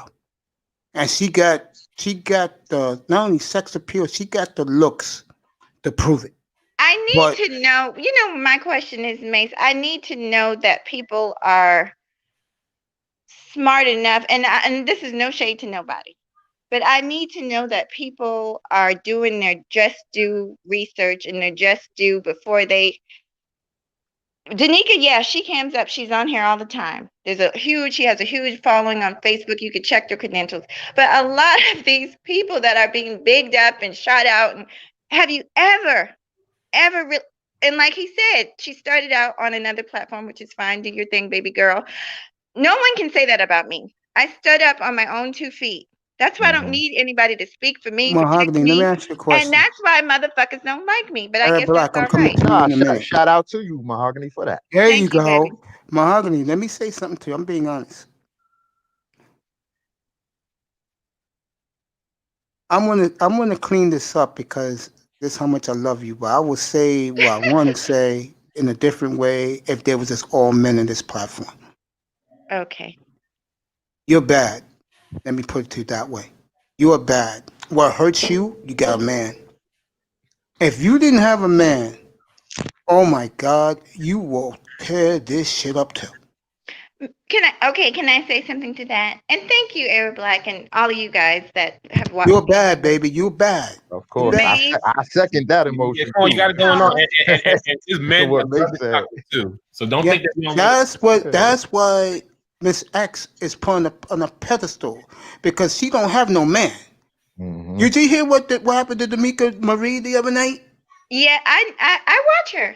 Did you hear what they was talking about this when her husband camped up with her? A lot of subscribers dropped. Well, then they weren't real supporters. No, they weren't. You know why? They never saw the man. So for them, they have the fantasy. This woman, before the epidemic happened, this woman sold out the arena in St. Louis. She was going to have a show for just men, bashing women, and she sold out in minutes. There was a young man last year, no joke, who robbed somebody to give her the money. You know what that tells you? That this woman got a 200,000 nigga army. That this is why the sisterhood can't touch her. Because she got her hound dogs will go to female panels and blow them up. She got that power. And when you get that as a sister on this, you got it. I'm gonna say this, then I'm gonna be quiet, and I want the men to talk. A lot of Danica is a very attractive woman, okay, and she has content that let's just face it, is kind of geared in favor of what the men want to hear, basically women submitting to men, and So of course, let's look at what the content is. If I got up here and did what she did, any woman, that is attractive or whatever, and just kind of catered to a group of people, then yes, they're going to get that following. But the thing of it is, I do me. And I'm not here to cater to anybody. I'm not here to coddle anybody. I give my perspective, and you might not like it, and you might like it. But I am not about to change. I'm just not about to change who I am for subscribers and numbers. Eric Black is up here. He's not up here for me. He's up here because of you. No, I'm up here for everybody. You know what I'm saying, bro. Cut it out. You know what I'm saying. But it's okay. I mean, I'm not a guy that begrudge women up here. If Mahogany comes up here every chance he gets, I let her up here. Look at the Yeah, men she that I being look at. real. Thank She you. she keeping it real. The people that I support, that I have supported, I don't care if they're married. I don't care if they have kids. I actually like family channels, but I'm there because I like what they have to say. I'm there because I feel like they're doing a good job with whatever they're trying to put out. That is true support. If those men left her because she has a man and they have a fantasy in their mind that they're going to be her man, then they weren't really there to support her. They were there lusting over the fantasy of Oh, her. look at the clothes she be wearing for a young lady. I'll tell you Right. somebody, and me and her have connected, but she's trying to get the time to come up here so she can do a private, exclusive interview with me. Is BAP. And you know what each guy told me about her? They said, bro, Mace, you taking a Trouble. big risk, bro. She got a Trouble. 200 nigga army, bro. They'll be popping in your chat room, bro. And I said, I don't care. Man, where are these women coming from? Where did she come from? I just heard about her like 2 days Where ago. these black women coming from, I don't know, but I appreciate their support. And Camille had to shut her down. So she got. I mean, I mean, you already? The hell? yeah, man. I appreciate these sisters like Mahogany, BAP. I had Melody here 3 weeks ago. She gave me an exclusive interview for an hour and a half. Yo, I don't mind. It's better for my platform. Right. Now that I makes mean, I had Melody in here. The fucking chat room was packed. yeah. So that's what it's about for your channel, getting them, Yeah, getting and I the, asked getting her, the views. and I asked her, I said, baby girl, I got one last question to ask you before you leave. Which platform you feel the most comfortable? She said, mine. And I said, why? I was shocked. She said, because you treat me right. These other guys, they act stupid towards me. That's what's up, bro. That's the way you're supposed to treat your female guest if you have them up here, bro. Now, if I had Miss J up here, it'd be a totally different ball game. What's up, big time? What's up, bro? We're gonna be starting our shit in about an hour. Don't worry, I'll get to our shit. Seriously, if I had somebody like Miss J up here, it will be a war zone in here, bro. It'll be tremendous theater. It'll be like Mahogany and Little Big Nate. And I'll be Little Big Nate. Oh my God. If I had Miss J up here, oh my God, it'd be theater. Miss J is good though. I mean, depending on the topics and I do not respect black women who really believe that black men cannot think and black men do not have careers. What Complex Design said, what she did to him a couple of months ago, to me, was not only insulting, it was degrading to intelligent black men. And I'm glad Platinum a month ago put her in her place. I have no idea. I don't know. I mean, some women, bro, if you don't like the niggas, go away. Well, what happened? Well, never mind. I don't want to drag up. I'll tell you what happened. According to Complex Design, and I saw a little bit of it when I watched the replay of that show. Okay. She degraded him because she could not believe this brother owns his own race team, which costs millions of dollars to have. He owns a drag team. Mm-hmm. And he's one of the best in his technical field in STEM. And she didn't believe brothers do that type of work. Oh. She needed a wake-up call. She got her. There you go. Her Negro wake-up call. You gotta be kidding me. It's a lot of tremendous men in this space. Like, so, And you trying to tell me that you go on with the white man's company line that black men ain't shit? No. And that's just what you were saying before, Mace. A lot of these people have been jaded. That's just like women who say all men cheat. No, all the women you fuck with don't cheat. And so we need to kind of draw the line. That's a perfect example. I mean, I'm going to try and get Complex Design up here. We're going to talk about it. Because he was really insulted by that. He really was. He was insulted. He's accomplished and he's trying to take away his accomplishments and his success. It's sad that we got to do that. It's like the real deal is right in your face, and you're gonna say he was insulted by that about what that happened to him. Because people were watching, and if my man who was challenged like that too, oh my God. Oh man. Yeah.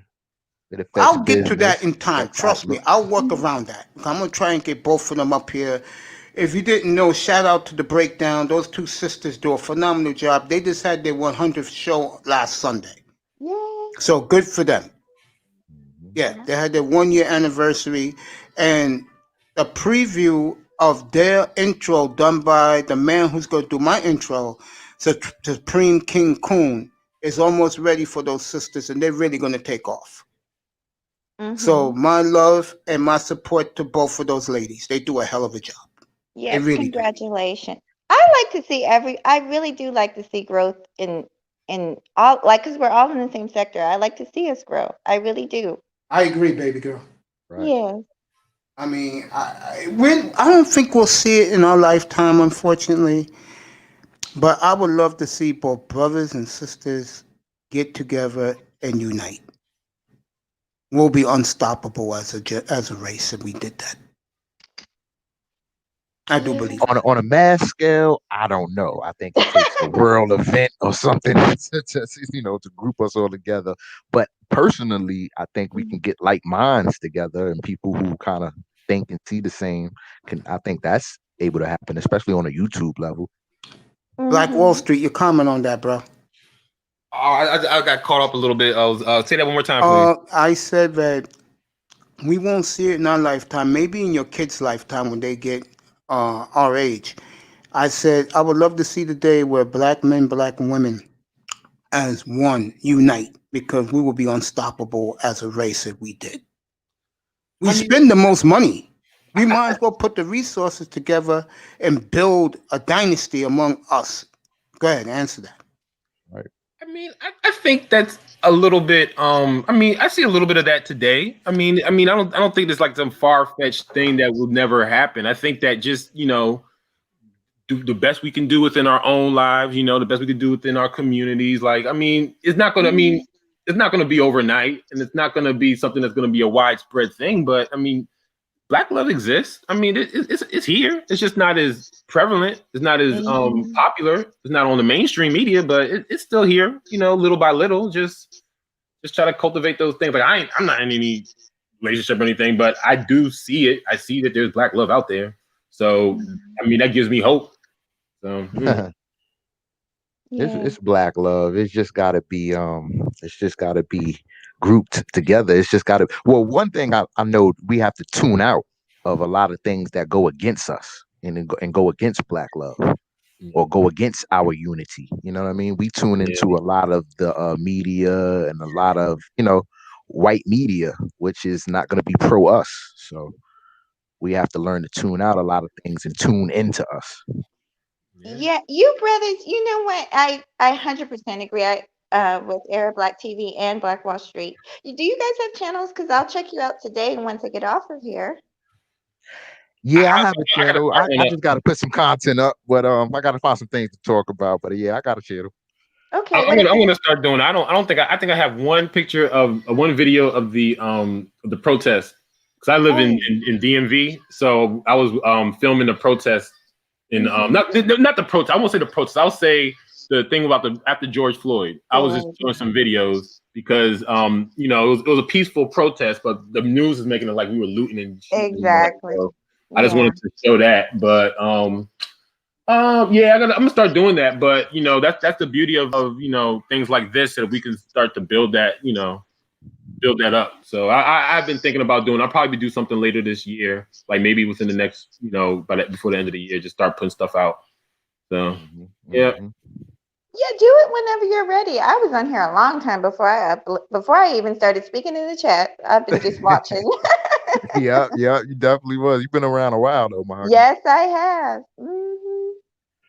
Yes, I just love all this content that I'm seeing from everybody. So I'll do like you said. It'll happen when it does. But I mean, that's the beauty of this. I mean, I'll say the manosphere or whatever you want to call it, or this whole entire space in Black YouTube is that being around people who are like-minded, supportive, understanding, like that's why I tune in every day to this. So yes, it's better than reality TV, bro. This is reality TV. Yes, this is reality. It's a soap opera. I agree with that. Yeah. I have not depends watched on TV in 6 years. I don't know what's going it on. depends on if you want to put yourself in it or you do like me and Ty City did. We just do our platform and walk away from all this fuckery. Well, I'm gonna do some fuckery tonight, though. I just gotta think of the topic. I'm gonna do some tonight, young man. Your videos were outstanding. I test. I saw little clips of them, young man, and I'm very proud of you, man. You keep up your great work, I test. Appreciate it, man. I appreciate you. You know that, my brother. We're talking what you like to talk about. We're Let me talking get brother shit. Go ahead, add your 2 cents, bro. What y'all talking about? Brother and sister stuff, bro. Oh, okay. Yeah, you can add yourself. 'Cause I know you like to talk about it yourself. Yeah, man. You know me. I'm a I ain't gonna say I'm a revolutionary, but I'm a I really feel like if we armed ourselves more with knowledge as far as our people, and I hate talking like that because then I sound like an activist and all that crazy shit. I'm a regular nigga, bro, but at the same time I read and I understand. You know what I'm saying? I understand things on a certain level, street level, all the way to the politics. So I feel like a lot of us we only pigeonhole ourselves in certain categories. Like we just gonna be street niggas, or we just gonna be smart, or we just gonna be, you know what I'm saying? Like we don't try to like, and better like a word, I guess diversify ourselves in other aspects. Like there's no way like a nigga like me should be into politics, but I'm into it, so I know what not to fall for. You feel me? Like everyone going crazy over Biden, but if you check his history, bro, what's the difference between him and Trump? Like seriously, like don't go off what the media is telling you. Go off your own personal experience, your own personal research. And if you research this guy that we just put in office, God, there is no real clear-cut difference. And I'm not going to. I agree. Wait. Did they announce the president? No, not yet. Yeah. They did? They announced it like an hour ago. Wow. Yeah, my lady just said they gave it to Biden. So yeah, they just did it. So I didn't even know. Yeah, bro. Like it's in the last 30, 45 minutes. I just saw them on my phone. All right, let me go cook my TV on. Let me go get my remote and I'll put it on. I'll tell you what things. That should be everywhere on all the channels. Of course, exactly, yeah. bro, I just gotta get my remote. You gotta look. This whole election process, the way it started to the way it ended, it's been sketchy the whole time. Like, I mean, I just started voting. I didn't know you could vote and then wait 4 or 5 days for a result. Like, I you know what I'm saying? Like, it's too much shit going on for me to be like, I trust this election or I trust the process, because what the fuck was you doing for 4 or 5 days? Like, you know what I'm saying? Like, what was really happening, bro? Like, and then we got these absentee ballots, more absentee ballots than we ever had. And I remember the whole controversy during the Gore Bush thing was people were their votes were being casted and they were dead. You feel me? Like they were getting absentee ballots from dead people. So you can't trust nothing about the election process, bro. I don't trust anything about the government or nothing, bro. You can't trust none of that. Like shit, they bro. so corrupt, and I just wait till whatever's the final result and then deal with it from there. Like, you know, but you know what? Whoever had office, or you know, it never changed my life. You know what I mean? Yeah, like it doesn't. I still gotta go to work, and I still gotta take care of, you know what I'm saying, responsibilities. Like none of those things ever made tremendous impact for me. Like, you know what I mean? It's like the world still spins. But everybody gets up in arms about who the president is and who, and I was like, they must be really invested in this world. That's the thing. The people at the top, like the presidency and all that shit affect are the upper middle class and the high class, like, you know, those top tier people, because they the ones who really get affected. The lower class, we're the slaves of the world. Like, it's like I was like, I'm not up in the upper tax brackets and things like that, so it doesn't affect me like that. It doesn't affect you like that. So at the end of the day, the people who are voting and are going crazy are in the streets right now. These are the crackers who lost their job, and then they realize, oh shit, ain't none of this shit coming back, and the country fucked up. Oh, we in the streets. So what they did. That's right.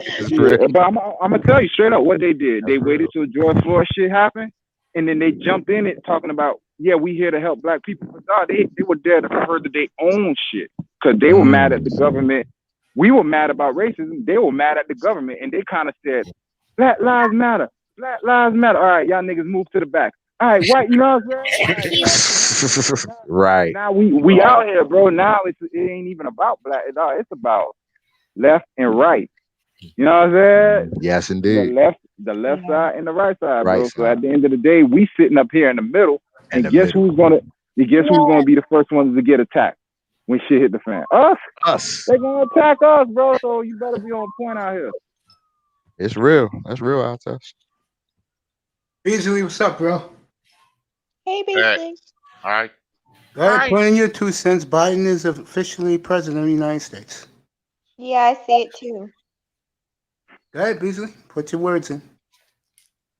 Yeah. Sad about it, Bees. It kind of sounds kind of sad over there. Yeah, man. No, I'm just tired. I haven't had a lot of sleep. And, I hear you, my brother. Okay. Go ahead, take a nap up here if you want, man. You know, I'll let you sleep up here. Just don't snore. I'm cool. It's just that You snore.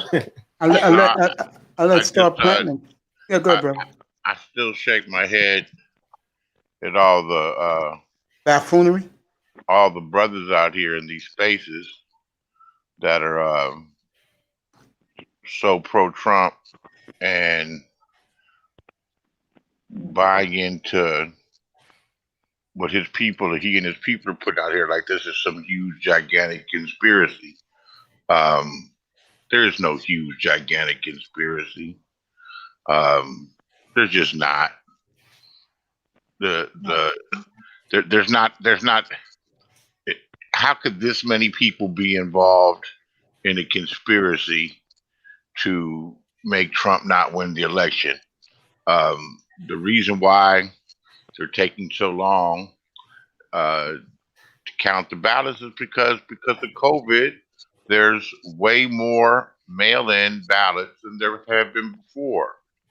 When they're saying and people are acting like there isn't stopgap measures and law enforcement officers and there isn't checks and balances while they're counting the ballots. You know, that's funny. They found a postman that took.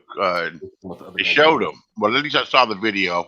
They found one postman crossing the border or attempting to cross the border with a bin full of trash, with a bin full of mail. Excuse me.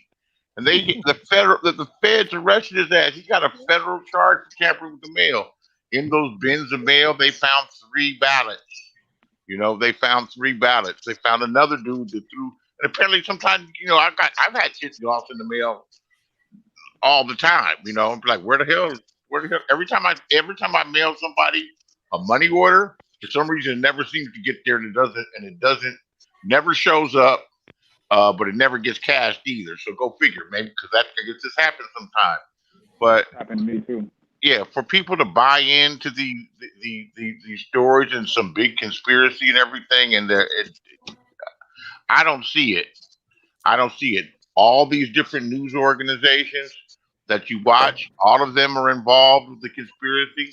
Even Fox News, all of them are involved with this stuff. It's far-fetched. It's far-fetched. It's funny. You just gave me a great topic for the show later. It's far-fetched.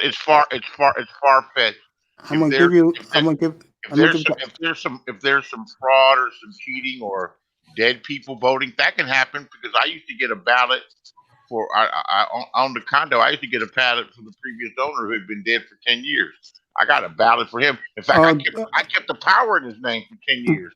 By the way, Joe Biden will have his victory press conference 8:00 tonight with Kamala, who I would like to see her twerk a little bit. It's serious. I love Kamala. I don't like her views, but I like her. She's a very attractive woman. You just gave me a great topic for tonight's show, 10:15 Eastern Time. Black men, are you going to run or are you going to stay? Come on, man. People are talking about that. People ain't going nowhere. I don't know, man. They talk all that. People are talking all of that shit like their door's about to kick in because these I people think are it in is, office. bro. I mean, you got these two who think. Go You ahead. got these two people who the reason why he picked her is because she has the same ideology as he does, and that is how they both feel about black men. If you're a black man and they have the track record, I told this the other night, Beasley, they have the track record. That's the problem. If this was this hearsay that they with the prison bill and Kamala killing guy, like putting niggas away for a parking ticket in California, if that was hearsay, it's one thing. There's proof. I mean, I have a guy, my boy Dusty, who had faced her face to face. Didn't you say your boy banged her a couple of times? He had an ongoing thing with her. He said I've met her and been with her and knows her, been in the car with her and everything. And I just don't, and I remember everything. How can you not remember a hot looking woman? Was this 25 years ago? This would have I don't remember. This would have been 30 years ago. How can you not remember that? No, if you're getting pussy, you don't remember half the females you fought. No. I wasn't fucking her. I would have remembered, maybe. No, I'm just. I would remember. But say that again, baby. Name on it. I just wanted a quick second to say something to Beasley, really quick. Okay, you can talk to Beasley. Go ahead, Beasley. She got a question for you. But that's the truth, though. I have a dear friend. We're not in touch anymore. But I have a dear friend. We're like brothers, and he used to mess with Kamala Harris, and we have talked maybe. When were we talking friendly? 2013, 2014, we had talked. He was like, man, she's about to be the attorney general, man. Don't you remember Kamala Harris? He said, don't you remember the time that we did this? We went there over this together? I'm like, dang, I can't remember that, man. You sure it was me? He said, I know it was you, man. We were in my BMW and this, and we picked her up.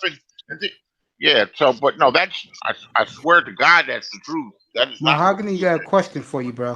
Go ahead, baby. Okay, basically, I don't know if you remember this, but a long time ago, and I feel like I owe you an apology because I've been watching you on Kuda's panel and other panels, and I'm like, oh my gosh, I don't know if you remember this, but a while ago, maybe last year on Cookie's panel, I kind of came for you over Bomb Cherry because I fucked with Bomb Cherry. But I want you to know, since then, brother, you are okay with me. I've been watching you on these panels and you speaking your mind, and so.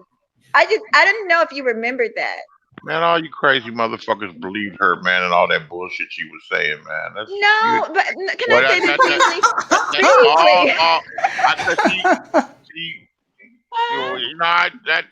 I don't remember particularly. I watched some of that stuff, and I'm not gonna say no. Let me defend my honor because these strangers, these people don't matter. I'll be like, yeah. I trip off the shit. I'm like, damn, look at these crazy ass. Well, good. No, I'm not tripping, but that, yeah, there's still one. Man, since you brought it up, there's still one, and she's got like 3 different names with her troll ass. There's still one that's going around like, me and her smoothed it out. So. Yeah, I know, and so I was like, yeah. Yeah, we smoothed it. Nah, we're talking about it's some bullshit. Let me introduce you guys to the panel. I got the temperamental but hot-looking eye test here. The man of the hour, Arab Black TV. The Congressman Beasley for president here. Oh, I need to change my name. I lost. I'll think of something. I'll think of something as we go. We got Daddy Warbucks right here in Black Wall Street, and of course the gorgeous and absolutely scintillating Mahogany Roots. No, that's pretty strong womanly of her to go ahead and mention. And subscribe to my man iTest. His videos are outstanding. I caught a little bit, like I said before I came up here at 11:20 this morning. We're talking about Joe Biden officially. Now, officially, 46th president of the United States. Makes you seem to buy into these talking points from the conservative man. I'm gonna tell you right now, if there was no proof of these two doing what they did in the past, I would be skeptical. But since there is so much proof, and these brothers be bringing the proof, okay, that these women, that sweetheart and the devil hate us, I don't blame these black men for panicking right You know now. what? I don't. See, I'm gonna do a what whole platform on it tonight, Bob. Yeah, you know. they're what you call tough on crime. Okay. Yo, let me ask you a question, yo. If somebody calls, I test. Ask Beasley a question. Go ahead, bro. You guys are laughing, but that's Beasley, give me a second. Give a second, because this young man has a question for you. Go ahead, I test. well, you said he tough on crime. I understand being tough on crime. I didn't get a chance to finish my thought, so all right, go ahead. Go ahead. And I'll be All quick. right, go ahead. They're tough on crime, and to say that they hate black people or they hate black men in general, to say that they hate black men in general, that means you're buying into the fallacy, the untruth that black men are responsible. What am I? Tess, go ahead. No. You don't, guys. You guys got to hear somebody out if you want to have an intelligent. Go ahead. Speak. No, but why don't you start with an open mind, though? Seriously, you guys, you're hearing what I'm. You're not even letting me finish, and you're formulating. I'm gonna let you finish. All right, do it and listen. Okay, what I'm saying is you're buying into the fallacy that black men are responsible for the majority of the crime. If you think people that are tough on crime, politicians that are tough on crime, if you think that they're coming after black men and black men specifically and only, okay, because that's what you're saying, because they're tough on crime, you're negating and ignoring all of the other crime that's committed by other ethnicities. But that's not. It somewhat makes sense, but at the same time, it's like you're trying to say, okay, black people are being targeted for, you know what I'm saying, black men or whatever are being targeted for most of the crimes, but we're not looking at the arson, we're not looking at the burglaries, that, you know what I'm saying, like that makes no, that I'm not saying that at all. You guys, I swear to God, some of you motherfuckers can't listen, man. Can't understand. I swear to God, let me say it again real quick. Okay? They're tough on crime. Are they necessarily targeting black people? Yes, they are. It's documented. Yes, that's what I'm saying, fool. Like you talking like you got all answers, but I could show you right now a video where Biden is calling black men. Goddamn videos. You don't think they put white people in crime? You don't think they put? I don't give a fuck about white men because white men are privileged in this country. I don't care about white men. Fuck white men, bro. I don't give a fuck about them. They're privileged. How about when Biden is opposed to busing and when they were trying to desegregate everything? It has nothing to do with crime. That has nothing to do with crime. We're talking about racism. We're talking about racism. No. We're talking about crime right now. Let me finish what I'm saying. You guys. Okay, but it all goes into one pile, bro. Because if one person is, you can't tell me how the fuck to feel, fool. Let me tell you what the fuck I'm talking about. Okay, so let me tell you. You're telling me. No, I'm not. No, because if I tell you that somebody says that they're tough on crime, right, and they're targeting black people, then on the other hand, they're saying that they don't want their kids mixed in with the black race.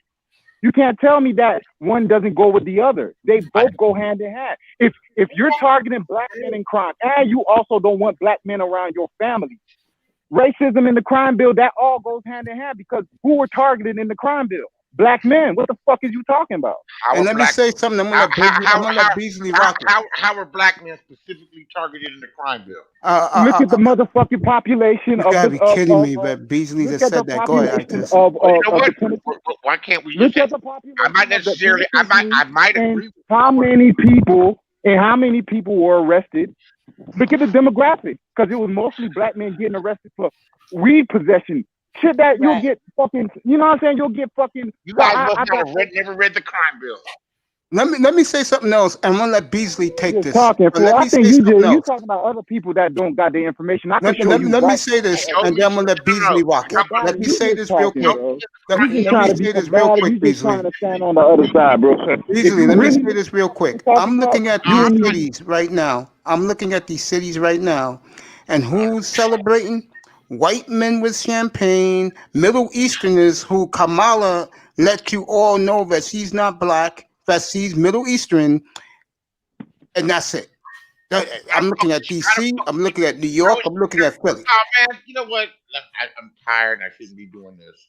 But how is she Middle Eastern? I don't know, but that's what she considers herself. She considers herself Indian. She said it. India is not Middle Eastern. Yes, it is. Where do you think India is? It's fucking Asia. India's in the Middle East, bro. This motherfucker just like to argue, bro. No. India's in the Middle You're East, wrong. nigga. India It's not is Asia. not in the Middle East. Bro. All right. You tell me Anything you say, you don't know where India is? Yo, You when I just look wanna at the jump map, on I any see other India in the Middle side, East. bro. I don't see it in Asia. Man, see, I can't do this. Yeah, you can't do it. Take your ass to sleep, man, because you talking nonsense right now, bro. So India's in the Middle East, you stupid motherfucker. You think Man, fuck my dick. It's semantics. It's not semantics. That's serious, y'all. I'm 10 Yo, times let me smarter leave than this you. alone, bro. This is not funny. Let me leave this alone, man, because India is not in the Middle East. So let me stupid pull ass up up, a map man. right now while you guys are arguing. Nothing to argue about. Yo, You do smoke crack, bro. How the yo, fuck am I Beasley, arguing go with ahead, this bro. retard, bro? Beasley, go ahead, talk, bro. It's all yours, Nah, man. Beasley. Beasley, go ahead, bro. I don't gain anything from this. Talking You all guys that don't- crazy shit, man. Now, how's it crazy that India's in the Middle East? I'm not talking about Let's that. I'm not talking about talk about that right now. Shut the fuck up, you motherfucker. Don't talk to me like that, bro, because you know you can't say that in front of me. You talk to me like that. We are the Yo, respect. Yo. I test You want to respect. get into all that, bro? You don't fucking know. The Middle East is a term typically applied by Western Europeans to the You that countries tough, bro? You of tough on the SW internet? Asia, any I Africa, just let it Lion, go, bro. I want respect on my panel. Don't worry Pakistan, about it. I've India. already ruined that. My bad. I'll catch y'all later, man. You don't gotta leave, but you just No, I don't gotta have. listen. I don't need to argue with anybody either. I am tired, so I'm gonna be a little bit easier triggered. But I hope y'all don't get thrown in prison because these people have to throw y'all in prison. If you're not committing crimes, you have a better chance not to get put in prison. Beasley, can I by the say way- something? I think all they were trying to say is that there's policies This dude, eye test is swearing at me and everything, and it goes bad from there. It's not an intelligent conversation. So you talking about motherfucker this, motherfucker that? Who you Hey, talking to? Tess, I told you, bro. Let it go. Don't curse at the panel. I understand, but talk to him. Oh, yeah, What's wrong with him? Because I ain't say nothing, man. Don't worry about it. First thing he said, stupid motherfucker, dog. Don't call me no I stupid Tess, man. motherfucker. Cut that out, bro. Seriously. What's wrong with you? Yeah, man. It's okay, bro. Beasley. My Stay, thing Beasley. is just let somebody, but let people address, what you're saying after You know what? say it. I hate to say it, and I do admit this, okay? Beasley, I owe you an apology. No, you don't. Yes, I do. No. I owe you an apology. I just looked at the map, bro. It's right next to China. I did not know that. That's my bad. It's right next to China. But So I was wrong. I admit when I'm wrong. I have no shame in my what? Maybe I was nitpicking. No, you yeah, right. you I'm were looking at it, bro. nitpicking. I'm looking at it right now. I just saw it. He's right next to China. I did not notice that. I know that it is a part of Asia, but that wasn't what we were talking about. We were somehow we got on Kamala Harris' race. I don't think that is what we were really talking about. No, the reason why I said that was because we was talking about how she feels about black men, and Right. she's already let it be known that she's not black, even though her father. She said that she was mixed with them. Now she's saying that she's Indian. So, yo, if Honey Bun wants to be Indian, I don't have a problem with that. Honey Bun can be whoever she wants. Her father is from Jamaican black, and both her mother and father are very highly educated, whatever that means. Yeah, So she maybe- hates her father from what I hear. I don't know that either. Well, Maybe they talk about this stuff now, but she's going to be the second highest official in the world. Oh, to me, she's number one because that dumbass was going to celebrate tonight's too old, and the only reason why that motherfucker got in is because all these people hate Trump. Well, when you start paying 56% on taxes, come back to me, white man, and all you people who voted for this guy. You'll see how it is in the year 2022 when everybody's bitching and complaining. You know what amazes me? There's a saying that politics creates strange bedfellows. You're right. And look who you find. And I don't feel that strongly about the election. I just don't like Trump because he's a lying. He's a liar. He's dishonest. He's petty. He's a crybaby, a whiner. He lied. You know, just the whole thing of him saying COVID is gone, and I'm tired of COVID, and fuck these scientists because they don't know what they're talking about. I agree. Meanwhile, Do you want? meanwhile, the infections are higher than they ever have been. That's just so irresponsible and negligent.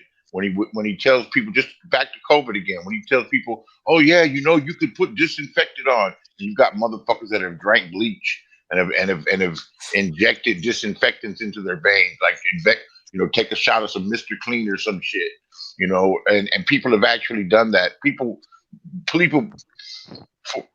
believe sometimes in the president of the United States. A lot of people, low frequency people, and that's just dangerous. And it's dangerous having somebody like that in power. Can I ask a question? And my bad for going on. I ain't gonna lie. As soon as I started cursing at you, bro, it started raining hard as fuck over here. So God telling me that shit happen. You never know who you're talking to. God. You're gonna go next. No. Let me get on top of it on the real. All right, I hear what you're saying, but remember, I'm not a Trump supporter. I don't even fuck with the government. You feel me? So I didn't even vote. I get. All right. Can I? All right. What I'm saying is, let me just say this one thing about politics making straight bedphones. I'll let you talk. Brothers are going so hard for Trump. They're saying we and us, and that puts you right there. That puts you right there on the same side as these yahoos with 4 trucks waving Confederate flags. That's what's so ironic to me.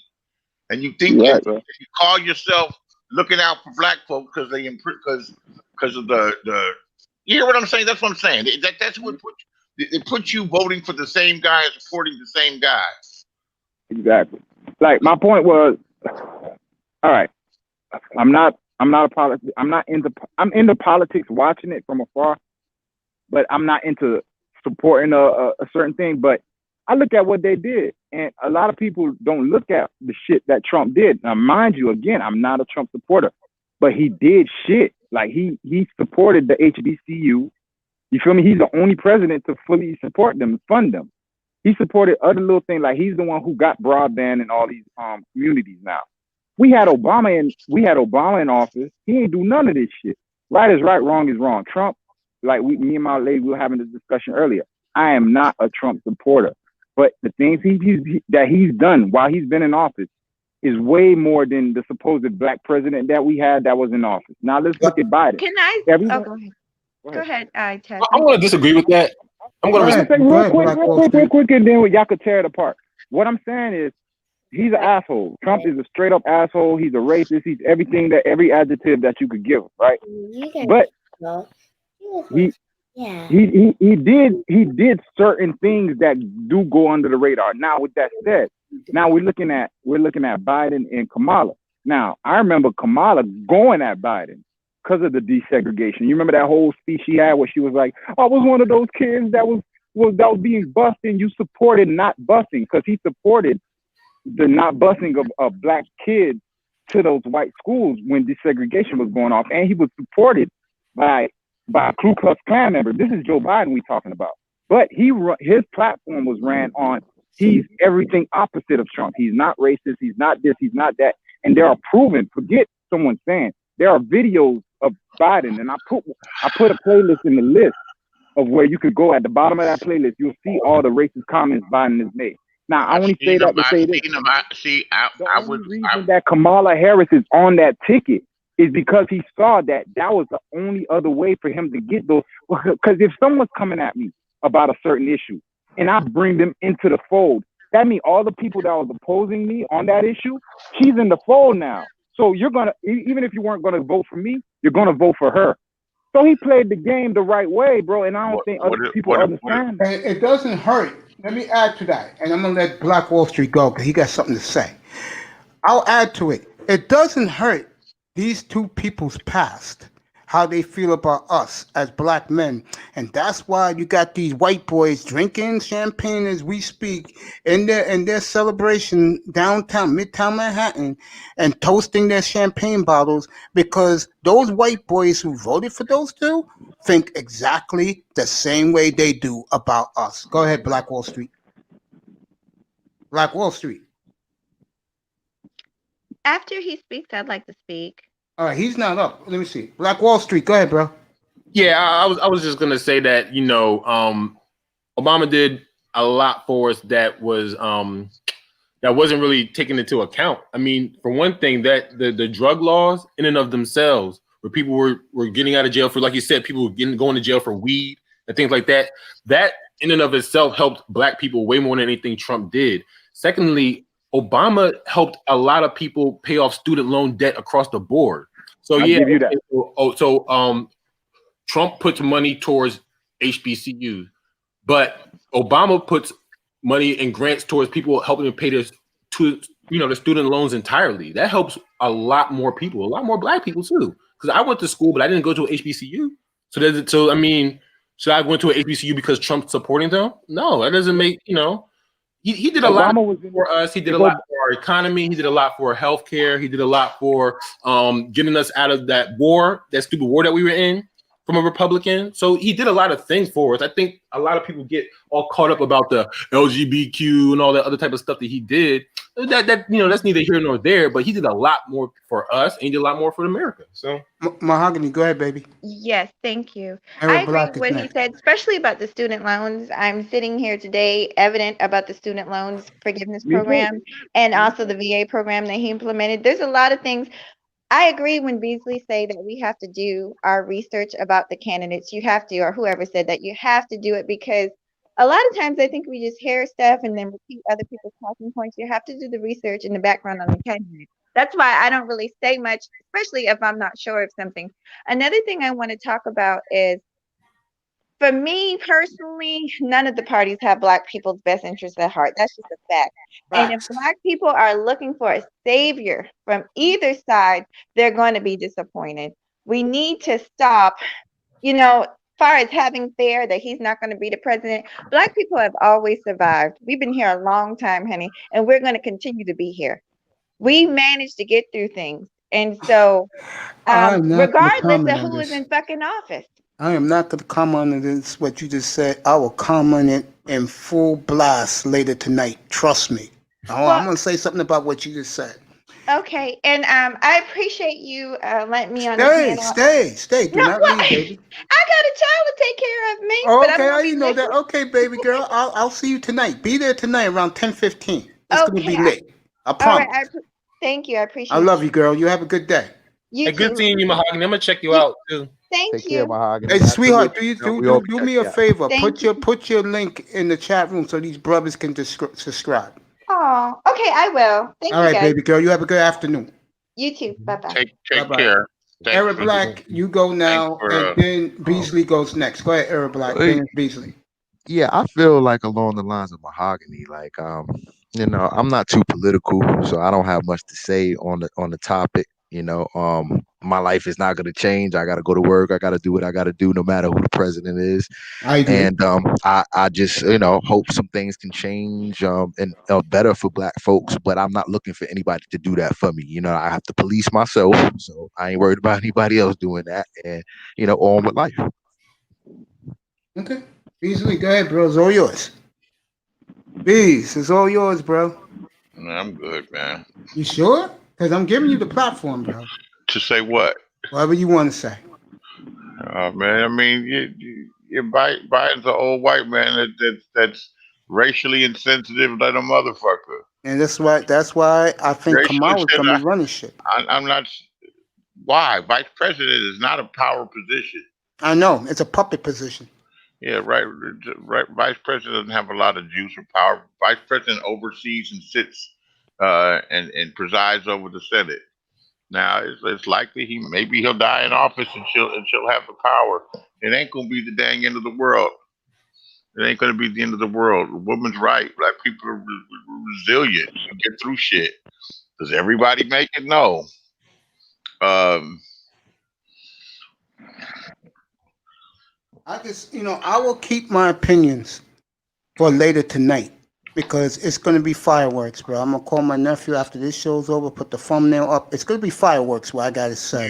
New Yorkers in general have seen Donald Trump and all the shenanigans. And if you're old enough, your age, you remember when he was like a partying, coke snorting Yeah, liberal. the Donald. He was a socialite with some hot young girls back in the 80s. Yeah, chased the bitches, hung out with black celebrities. Yeah. You know, to be down, to be cool and shit. I'm gonna crack a joke right now, Beasley. I want you brothers to shake your head. I'm about to say. Go ahead. Rudy Giuliani's on right now. I haven't seen more white people in Midtown Manhattan at Times Square in fucking eon. These white boys are out there dancing and partying. Oh, I got something for the white boys tonight when I go on at 10:15. No, when you say that, I'm not defending white people, but you act like it makes me think that you think all white people think the same. They don't. You know, they don't. There's obviously millions and millions of white people that are against Trump.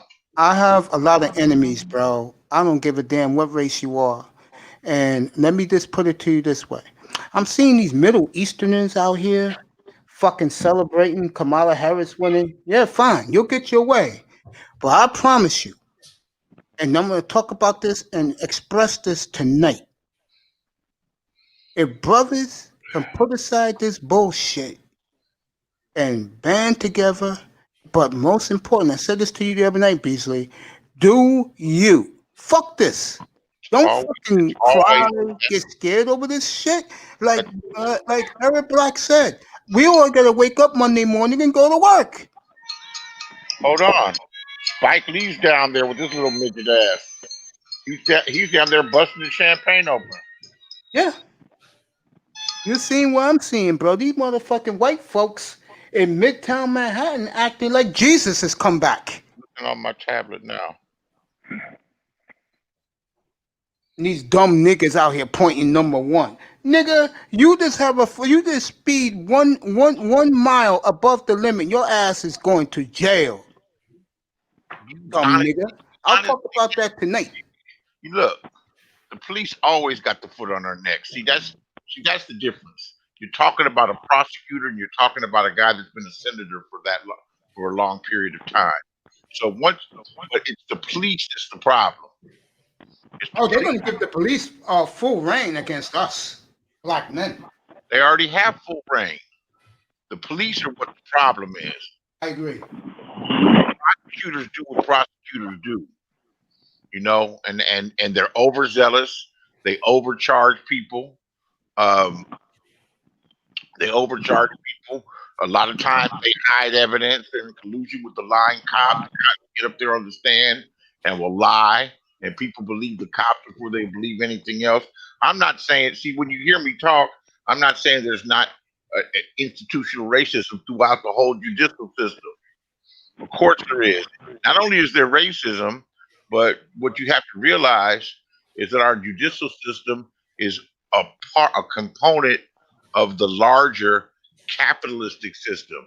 And when you're in a capitalistic system, the more resources you have, the better off you're going to be in every institution. The more resources that you have and the more money that you have, you're going to get better educated. You're going to have a chance to, if arrested and accused of crime, you're going to have the opportunity to bail out of jail, to get the best legal representation, to hire investigators and have a better, and you're going to get a better outcome than someone without resources. Yeah. Go ahead, Ites. Yeah. Go ahead, bro. All yours.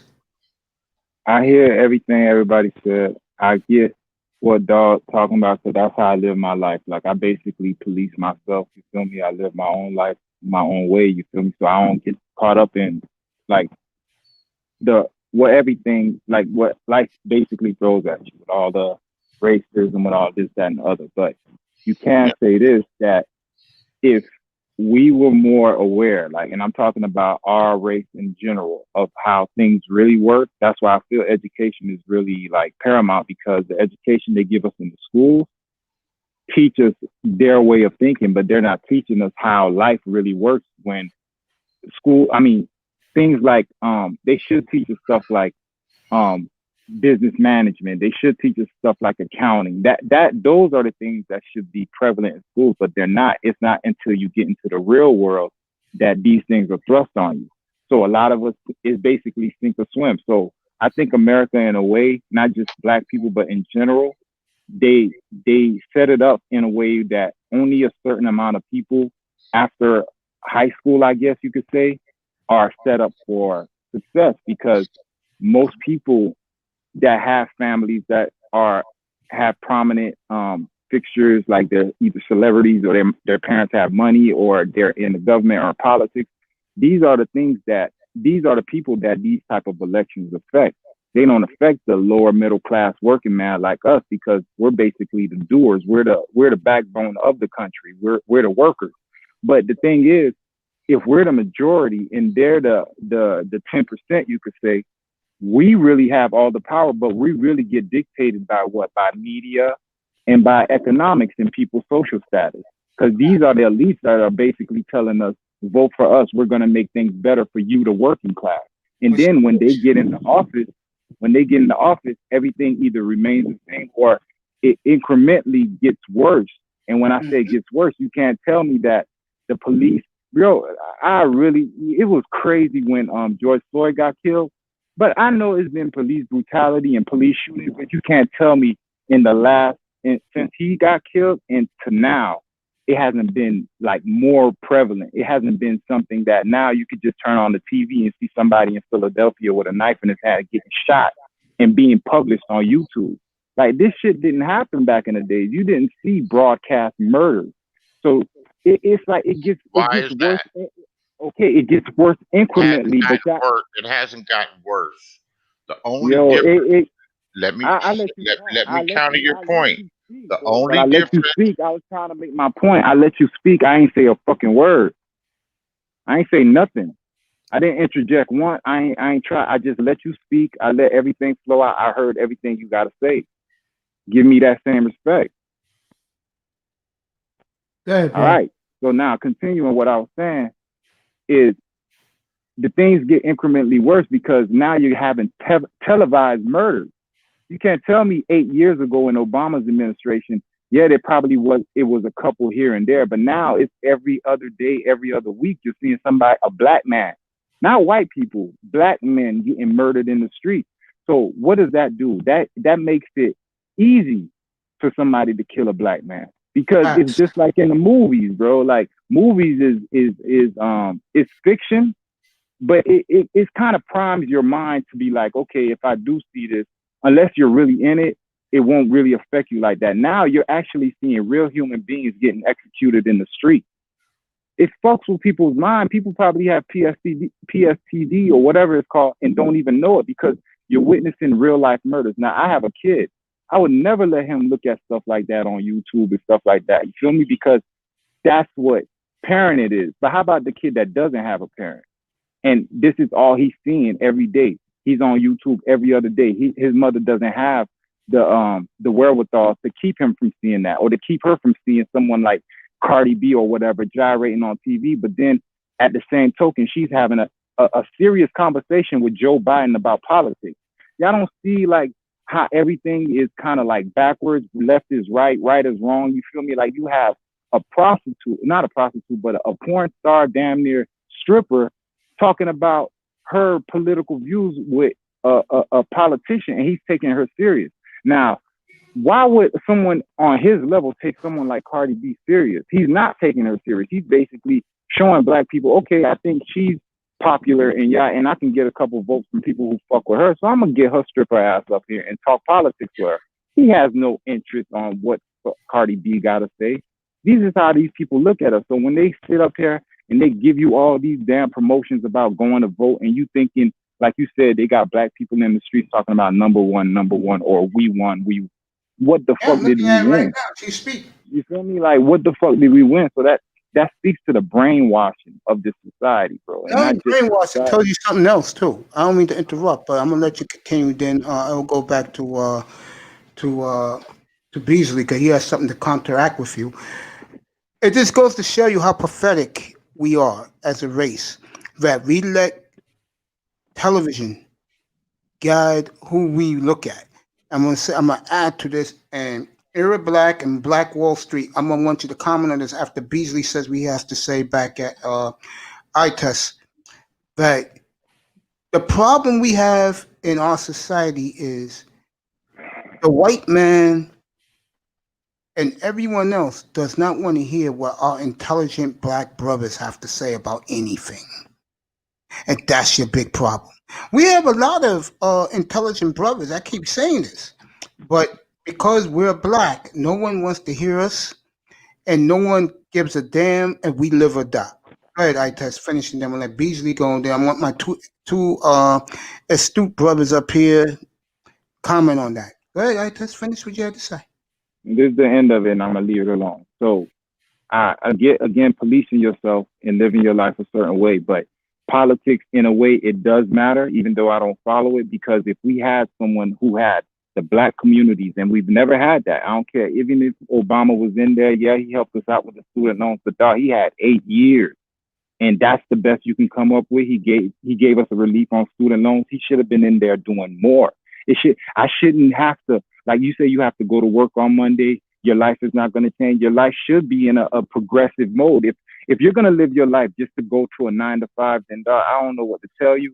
I don't think that's how life should be. You should be able to own your own business and employ your own people and live life at your own leisure. Life shouldn't be something that you live to work for. You should be living life at leisure, bro. And working is something that you do for fun. You feel me? At the end of the day, if we can't go into a bank and get a bank loan just like the other white boys, bro, we still ain't making no progress. And we always that's the problem. You just said we're always going to be workers, bro. So that's why I feel like when people say, "Oh, I'm gonna just go back to my 9 to 5, my life isn't going to be affected." That's why, because we don't give a fuck enough to have somebody in office that's gonna be able to affect our lives. Hey, Beasley, go ahead, and then I'm gonna say something. I'm gonna let my educate. Let me rephrase this. Everybody in the panel is educated, but I'm gonna let the two other brothers elaborate. Beasley, go ahead right now. It's all yours, bro. The police been killing brothers forever, man. The only difference now, that should happen, the Obama administration happened all the way back, man. That shit hasn't changed. The only difference is now everybody's walking around with the camera in their phone, and they're able to witness it, or the police have cameras. That's the only difference, is technology. It just seems like more. How many? I mean, it has nothing to do with the president. It has to do with technology. Definitely has to do with technology. Facts. Yeah. So, saying that it happened under one president more than another one, I'm not buying into it. And it does do a thing on your mind.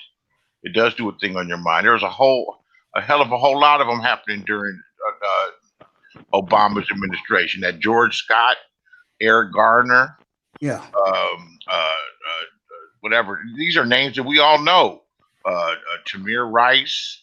Shit, I can go on and on and on. George Scott was one of the dude that had the dude that was driving in the Mercedes in South Carolina. Yeah. And the cop pulled him over, and while he was talking to him, he got out and ran. The cop chased him, shot him in the they shot him in cold blood. Yeah. Shot him in the back, and then moved some shit around and made it look like he had a gun or something. Yep, that's how you do it. I think that cop got prosecuted. Yeah, but I think so that's always gone on. Yeah. That has very little to do with the president. And guess what? It's going to continue. Until the end of time. Yes. It's going to continue. It's going to continue. And let me tell me what you should be concerned of. Okay. Like I said, and I'll talk about this tonight at 10:15. That's why I interrupted you, because that's thinking that it has to do with who's the president is not true. No. Who's the president now? No. That doesn't have to do with it. That's the police abuse, and police brutality. And both Trump and the Bidens are pro police and pro law enforcement. Oh yeah, prosecution and port crime, and as long as you have privatized prisons, you're gonna have the push. I make fun of the cops. Let me just finish this one part. I am. Okay, all right. Let me think. We'll collect my thoughts. All right, the things, the cameras, putting people in jail. Oh, the fuck! I forgot my thought. But yeah, this has always gone on. This is always going on. It hasn't been different from administration to administration. That's just not true. I mean, how much influence? This is a country of 330 million people. I mean, how much influence of who's the president of the United States has an effect on somebody's getting jacked up by the police right now as we talk. Mm-hmm. You know, right now as we talk, there's somebody getting jacked up by the police and the police are pulling the gun on them, and it's a tense situation. It's a real tense situation. It have anything to do with who's the damn president. It's happening right now as we're talking. And somebody's probably getting shot by the police right now. Each situation is different. Here's what you should be. Here's what I'm concerned about. Okay, is that this election and COVID and all the protests has people so polarized, and everybody's not out there marching peaceably. You know, and even then, the police are dispersing these protests. And if you have lawlessness, okay, and it's going on, you should look. If you saw the news up in the Bay Area, they got roving groups of 50 and 100 young dudes, 19, 20 years old, and even juveniles. And they're running up in every single type of store. They're running up in weed dispensaries. They're going to legal grow places, 100 people at one time, and just taking over and shooting people and getting every type of store. They raided look in the East Bay Times. Look in the East Bay Times. But if you have rampant lawlessness like that, the reason why they say these groups are doing it now is because the police in Oakland were so concerned about them tearing up downtown some more after the election, and I guess the young little hooligans knew this. They knew this. They knew that they would be protecting downtown, so they were going on and getting their thing on, and they're hitting weave shops and stealing hair. They're hitting the weed spots. They even took over a 7-Eleven and stole all the cigarettes.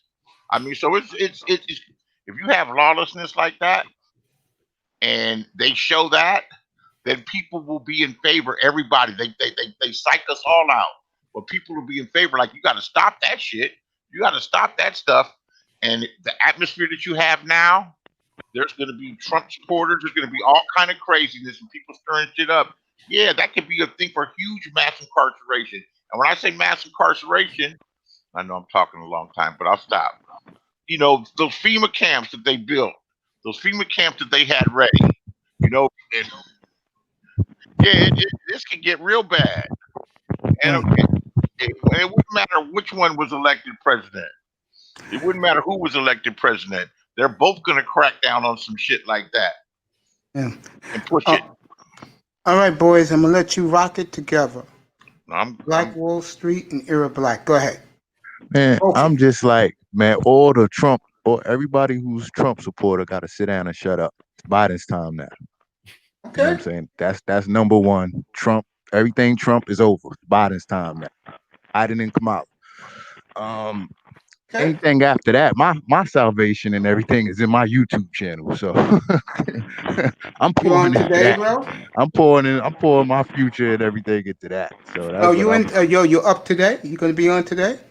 I might try to fire something up later, but I'm just saying, just point for point, that's my focus. Trying to be more of an definitely, I appreciate that, Mace. And definitely just being an entrepreneur, that's where my focus is at, trying to be more of a businessman so I could count Benjamins and rock polo suits like Angry Man and get out to Africa and do different things in the media aspect like O'Shea. You know what I'm saying? That's where my future and salvation is, in being a businessman. So I'm rocking the YouTube thing out. But hey, this is Biden's time now. Let him get his 4 years in, and everybody on Trump's dick and all that needs to sit down, shut up, and let this man have his time. You should be in my room later tonight because you're gonna have fireworks too. Go tell Angry Man that you supported Biden.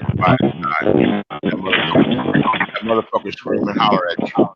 Yo, Black Wall Street, go ahead, bro. That's right. Yeah, so holler at you. And being a YouTuber and actually making it, that shit's a grind, and you gotta be lucky. And that shit comes with a lot of additional bullshit in your life that you might think you want. I think there's better ways for you to make some money. Well, Wall I'm Street, all go ahead, bro. I'm all ears, Beasley. I'm just about that money making entrepreneurial spirit. So that's All where right, I'm bro. at. Wall Street, go ahead, bro. Mm-hmm. Wall I Street, just want to say that I agree with everybody. Everybody makes important points. Like the one thing is that all of us here, I'm pretty sure everybody in this room is a black male. Of So course. we, in some shape or form, have understood what police brutality is. We've understood what it means to go to certain areas, you know, and not to deal with certain type of people. So as black men, we've always had that understanding. I've always had that understanding. Like me growing up, I told you I grew up in DMV and all that stuff. You just knew that stuff. You just knew that. It is something that you just develop as you grow older. You just avoid the mother. I mean, you get older, you just learn to avoid them every chance you get. You know, I mean, you just learn to de-escalate things. You learn to not get yourself in those situations, like what's going on TV. And for me, I do see that, like you were saying, they're televising this thing a lot more now than they ever did, because I don't watch the news that much. When somebody told me about Trayvon, I was like, "What's the big deal?" Oh, it's just the fact that it's news now, because that happens all the time. But you just have to be aware, and you have to be, you know, you have to understand. Trayvon was extra, you know, because yeah, it was extra. It's not even the police. It's yeah, it was a rent-a-cop. Yeah. I mean, yeah, that was rent-a-cop. It's just on some vigilante shit that started this shit. The security of the world. And the young boy, you know, beat his ass, beat him off of him for following him around. It's crazy shit. Man, listen, man. I live in DC, Maryland, and Virginia. So those are three different entities of all types of different brutality in different type of ways. So I'm very much aware. But like what Era Black was saying, and like we've all been saying as well, as black males, knowing that the playing field is messed up for us, knowing that this system isn't working for us, we do have to work together. We do have to work on entrepreneurship. We do have to work on. Look, my son is over here preaching with me, but we do have to do the same, you know, work together. YouTube, I do the stock market, I do, you know, entrepreneurship, black men working together. These are the type of things that's going to help us to overcome these type of things, because playing this game was never built for us. This country wasn't even built for us. Hell is yes. So we have to develop things. I mean, before we take our passport and go to, you know, Wakanda, wherever, we still have to develop these type of skills, working with our black women. I know it's a taboo subject, but we have to figure that out. Working with the businesses and developing our financial literacy, and then also just working on our mental health and working on not hating on each other, fighting on each other, and trying to build something together. And then I gotta mute because all those are good points. And that shit's harder than motherfucker, everything you just mentioned. That's why I said earlier in the conversation, about 3 hours ago, I said that. So that's what this comes with a lot of just, you know, avoiding the police is one thing, and then dealing with the woman that don't want to cooperate with you and wants to give you, particularly if you got your shit tight. I can imagine what it's like. Well, I do know what it's like not having your shit tight. It's not even, if your shit ain't right, it's better off not even, to me, it's better not even off to deal with a woman or a sister, particularly because they're going to say shit to belittle you. Yep, you know? facts. They say shit to belittle, they're going to put you down. Even when you got your shit good, a woman will find a way to try to take a lug at you and shoot you down. That's why I put these bitches on blast right away. Let them know that they're not gonna push me around or talk shit to me. Yeah, particularly once you got your identity and your firm footing as a man. And as far as, man, I just sound cynical, man, because I guess I've been through all this shit. I understand it, man. As far as working together, man, come on. That's so hard. It's not going to work. I said, hey, Beasley, you wasn't as far here as working yet. together, not just relationships, I'm talking about as brothers, man. Yeah, I said that too. I said, what you saying right now, I said 3 hours ago. Yeah, we hate on each other. We get envious. Well, I'm not no hater. I try to help the next dude, but I'm not going to let you chump me off, and I'm not going to let you cheat me. And then there's so many that get over all this. That are going to get over you. Just it's hard to trust somebody. You'll get beat. You'll get beat. There's not integrity. And I hate saying this shit, but it's really the truth in business. You know, integrity in brothers, man, is not there. Non-existent. I wouldn't say it's non-existent, but it's few and far between. It's few and far between. Yeah, I mean that is what it is. That's what it is. Go ahead, got it. I-Test. Yeah. I-Test, go ahead, bro. I-Test.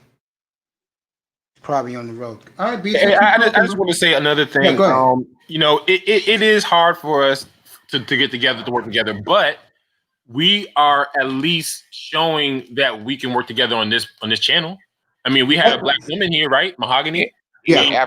That's at least showing that there is hope. I mean, we can work together in some areas. I mean, I'm working with Mace. You know, we're all working together. You know, networking, discussing different things that we bring to the table. So there is some of that collaboration going on. Like I'm always going to be an optimist. So I know that it's messed up out here for most of us, but there are some little, you know, there's a little silver lining in there. Let me say this. I-Test, you there, bro? No, he's probably on the road. She's the exception and not the rule. And even then, she said she got involved and came at me on some shit that had nothing to do with her, based on the lies of some crazy woman. But she was woman enough to see that, you know, the error of her ways, I guess. So give her credit for that.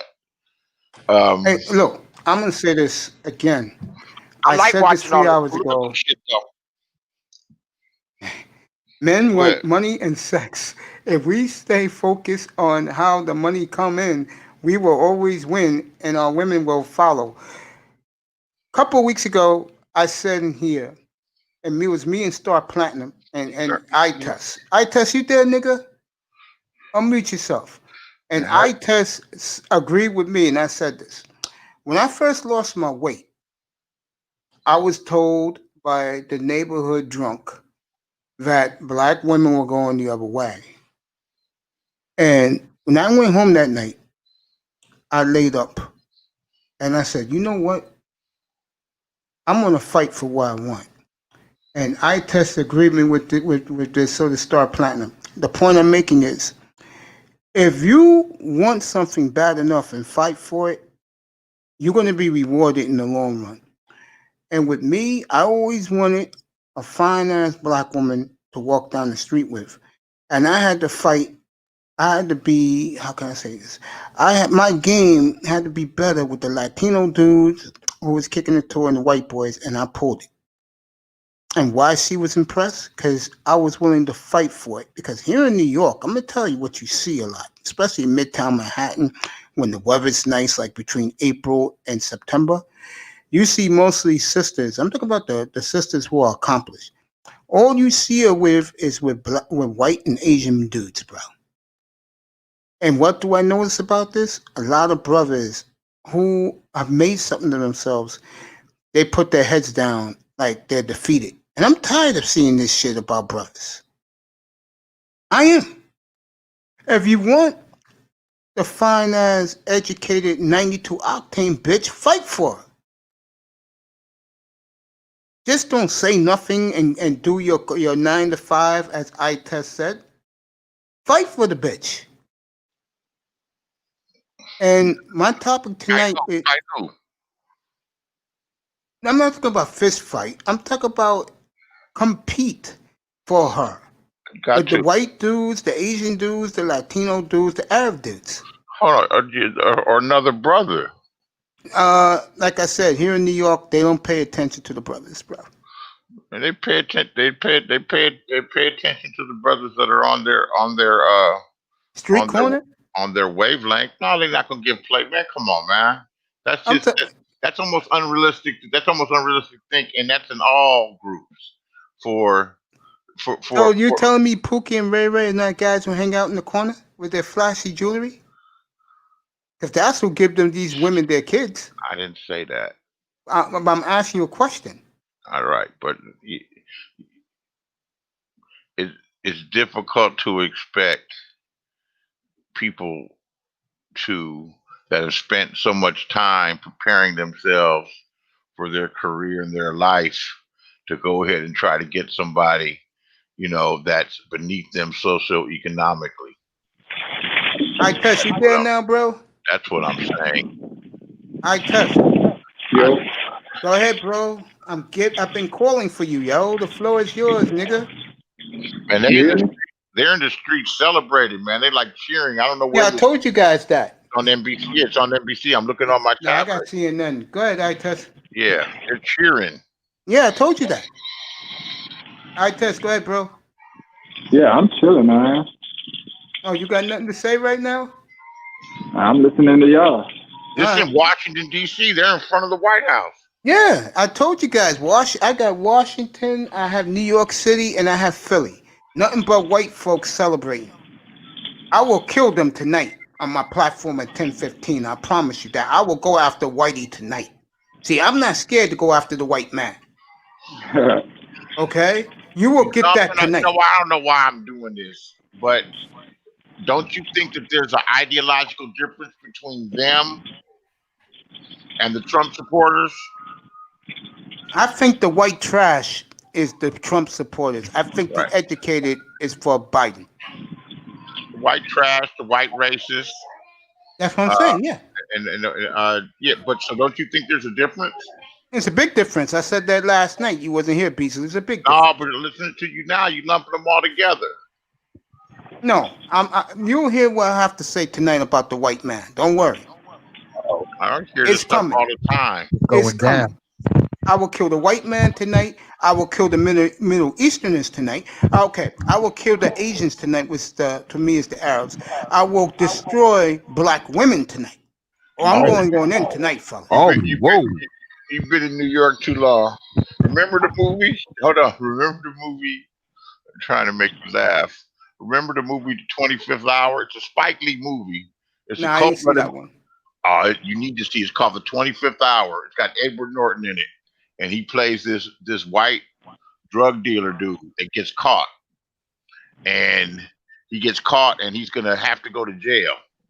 And it just shows his relationships. His last night up at that party, but he has a whole scene where he goes in on everybody. He said, "And you Jews, and you this, and you Latinos, and you this, and you brothers, and you that." New York will do it to you, boy. Yes, I'm sir. gonna be ready tonight, bro. I'm gonna be armed for bear tonight. And I'm also gonna go after brothers who want to get the hell out of here because of this. And there's a lot of them right now as we speak in the manosphere, bro. They talk that talk. Very few of them are gonna. Let me ask you a question, Beasley. Let me ask you a question. When you get the passport bros and the passport gang brothers, when they get interviewed a lot on these networks, what's the main reason why those guys leave? They left America. Some pussy. There you go. You get pussy if you got plenty of money. No, they want a bitch that's gonna cooperate. Also, if you can bring something to the table, to these places like the Dominican Republic, which a lot of those brothers have, if you are that smart and you can bring something to the table overseas, you're going to be fine. A dirty foot bitch, they call them. And them camels going overseas. I'm not going overseas. I'm too old. But if I was my nephew's age, if I was 30 years old, I may think about it. Man, you want everything is global these days. You know, turn them cameras on everywhere. Yeah. If you live in a major city, you ain't got to go overseas because they got. I just told you the situation here for brothers, bro. Yeah, you want to deal with a woman that's cooperative. You want to deal with. You don't want to deal with all the stress and all the crap of over here. Black, man, I don't deal with these hoes at all, bro. I don't deal with them at all. I was out walking up and down Wilshire Boulevard. There's this little Asian chick, and she asking me for directions. So I give her directions, and I could tell she was still standing there and wanted me to talk to her. So I got her phone number and everything, whatever. She came around, and was able to do some nasty shit like the first time I got her to come over. So she was cool. Her name was Emma. Emma. So hold on, she's from Mongolia. Right? She said, "Oh, it's too hot in California. I'm a cold people person." That shit was kind of fun and played around because I used to call her bitch all the time, and she wouldn't even know I was calling her bitch. I'd be like, "Yeah, bitch, what's going on, bitch?" And, and then my homies would come where they go, "Yeah, man, this is my bitch, right? This is my bitch, Emma, right?" You go, "Hi, Charlie, hi, John." They had some fun with that shit, man. I've always been a motherfucking player, man. But I moved her out, man, for this El Salvadorian bitch. And Emma, man, Emma was actually the better choice. She wasn't as fine as the El Salvadorian good, but they were both submissive. They both, as soon as they came in your house, they start cleaning the kitchen up and shit.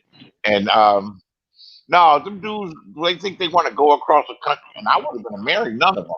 The El Salvadorian one I might have married, and then, but if you live in a major city, you ain't got to go overseas. You just got to find you one that ain't been here that long. And then she's going to eventually going to, they still going to be an issue and a problem, but not as much as an issue and a problem. Yeah, if you live in a big city, you could bump into and meet that chick, because there's immigrants and ones that haven't been here that long, and they keep they have they'll defer to you.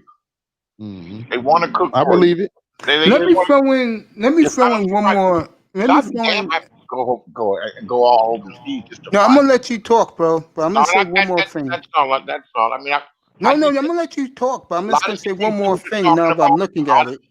A lot of the shit these dudes are talking about, like the brand new concepts. I was like, I did that shit already, Yeah. and then with no there's been times after a situation's gone bad with the woman, I'm like, fuck this. I'm focused on Let my me say money. this. I'm gonna focus on my money. Yeah. I'm gonna focus on my Let me money. say Get this my real hobby. I don't quick. want none of you around me for a minute. So I guess there were times and periods where 2 or 3 months I go big time. I didn't know they had a name for it. And what's part saving yourself? Oh God. Yeah. Let me say this real quick. It doesn't hurt that this old gizzard had a beautiful fuck what she says. There's a beautiful black woman on his side to get him fucking nominated. Don't think that they push that fucking old ass over the hump. With whom? That could Come have on. that could have turned them off with a lot of people too. I think it was an anti-Trump vote. Oh, I do believe that too. What's up, brother? I think they cheated. Okay. They cheated. They had dead people voting. They had people in prison voting. Nigga, they stole it from they did my nigga Trump dirty. Now, There you go. your nigga, that's Trump. This is Yeah, they did. What makes Trump your nigga? I mean, what makes Biden yours? No, he ain't mine. None of them mine. But just what makes Trump your nigga? All right, he did the prison reform that let out like 300 something thousand people. Like 94 something percent of them was black men. He defunded Planned Parenthood that was killing 300 something thousand black kids every year. He cut the tax rate. Changed it to where you can get a government job without a degree. I mean, he did a lot of shit for niggas. I mean, he cut my tax rate. My let shit was brothers breathe a little bit with entrepreneurships, owning companies of their own. You think these two? You could think have always owned a company on your own. you wouldn't think these two extortionists is gonna do that for niggas? Hell's to the fucking no. I will comment about that tonight. Harris don't like niggas, bro. Like, I'm from California. I can tell you. Brother, Dusty, tell this family what she did to you. You had up close with this woman. Go ahead. Oh yeah, I know her up close. She was a prosecutor in a case for me. I was 15. I got caught with like a pound and a half of some weed. She tried to charge me as an adult, and the deal that she offered me was 20 years. Oh hell no! As much as I think Where she's was you at? very attractive woman, I will bury that bitch tonight. Where was you at? You was in the skull? In the Bay Area, yep. And she must have been in San Francisco because she was the DA for San Francisco. Right, I got caught out there. Yeah. So I'm gonna fuck with you a little bit. Don't take it any kind of way. So do you bear any? No, just a little bit, because they trying you a 15-year-old as an adult. No, it's Gucci, big dog. It's Gucci. Yeah, I ain't fucking with you. I'm from California, and I've been in San Francisco years ago with that much weed. Just was lucky enough not to get caught. So do you bear any responsibility for having X amount of weed? You was really getting it on at 15. Well, I mean, of course, I bear responsibility. I mean, it's not her fault, but I mean, looking back, I mean, I don't think it's fair to charge a 15-year-old as an adult. I mean, I'm not 17. And it's not no violent shit, and it's some shit. It's not a violent shit. And then the deal that you offer me was 20 years. I mean, if I didn't have a few dollars, I would probably still be sitting in there. She was It was Right? the amount. It was the amount, though. She was the actual prosecutor. She was a prosecutor. We ain't talking a couple. Man, don't make me pull out the papers because I got No. I believe you. I'm not doubting. So hold on a second. So this was before she was the San Francisco County DA. She was just a prosecutor working her way up. She was a prosecutor. Man, that's some cold shit. And this was back when she was still fine. Like, I hated that Man, bitch. you know, my boy. You gotta tell me, Dusty. I'm gonna let you have it, Beasley, in a second. No, You gotta tell me how nice her panty line looked when she was young, bro. I'm curious. Bro, she ain't like, I don't know, bro. Like, I like dark bitches, so she Now, I wasn't my don't cup of tea.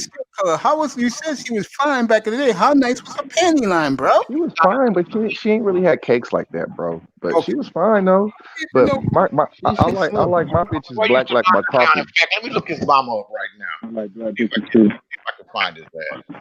I love a black ass. I love that. I test speak, bro.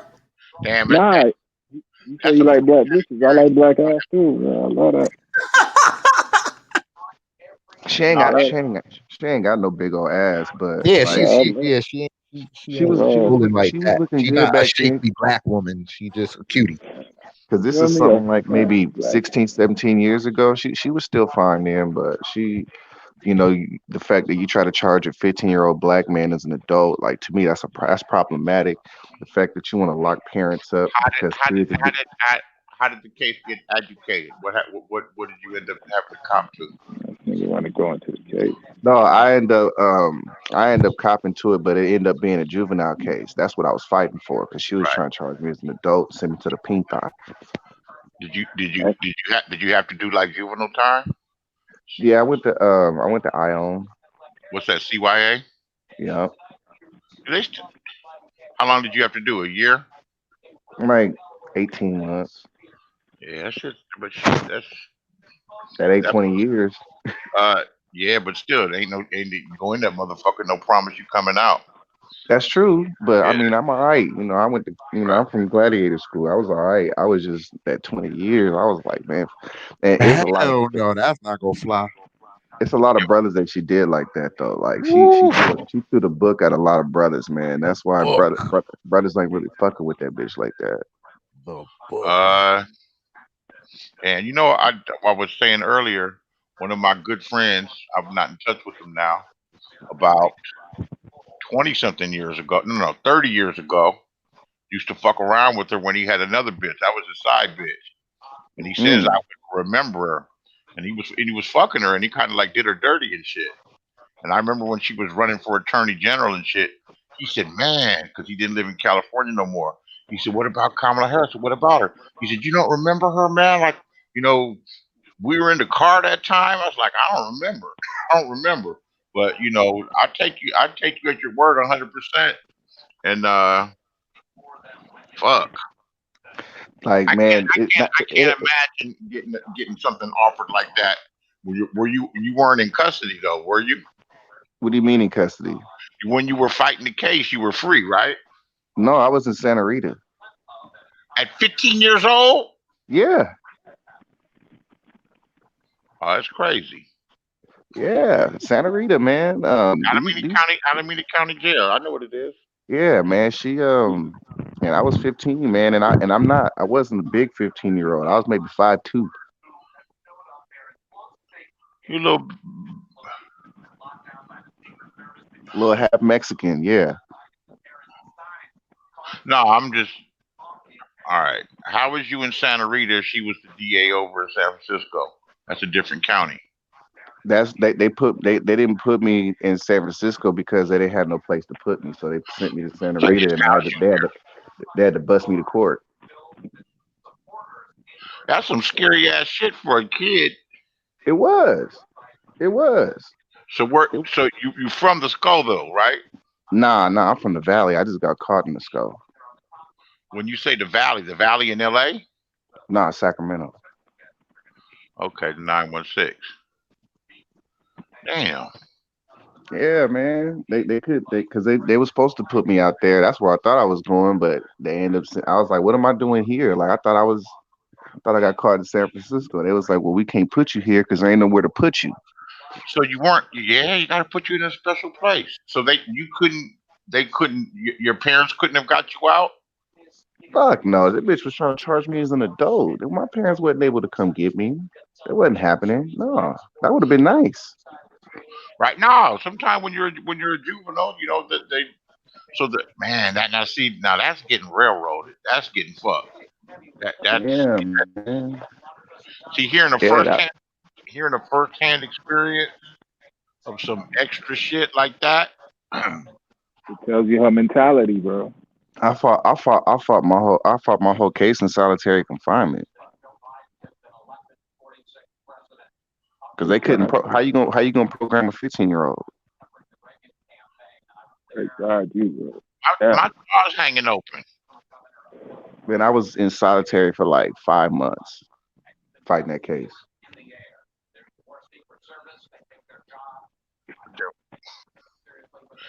And Santa Rita's no goddamn joke. Man, I ain't no gangster. I was like the nerd in my family. I wasn't supposed to be in no damn Santa Rita. You're just selling weed. Man, you feel what I'm saying? I wasn't no gangster. I wouldn't cut like that, man. I was a nerd, man. I helped motherfuckers get good grades and graduate, man. I just happened to get caught. You know what I'm saying? I wasn't no nerd when I was that age, but I used to sling weed in school. I had 2 or 3 motherfuckers selling joints. I used to after school I'd do my homework and I would roll joints for hours. For hours. That's them old days, man, back when people couldn't roll. Yeah, no, but I would roll joints for hours. They sold singles. I give you 5 of them. You bring me $4 back. And That's a long time ago. I'm older than you, but it's still the same damn thing. It's what's you know. Hey, It's still the same. It's still that's why I can relate to what you're talking about. Yeah, that was a long time ago. Great. It was. It was. OG. Hey, I gotta call you OG.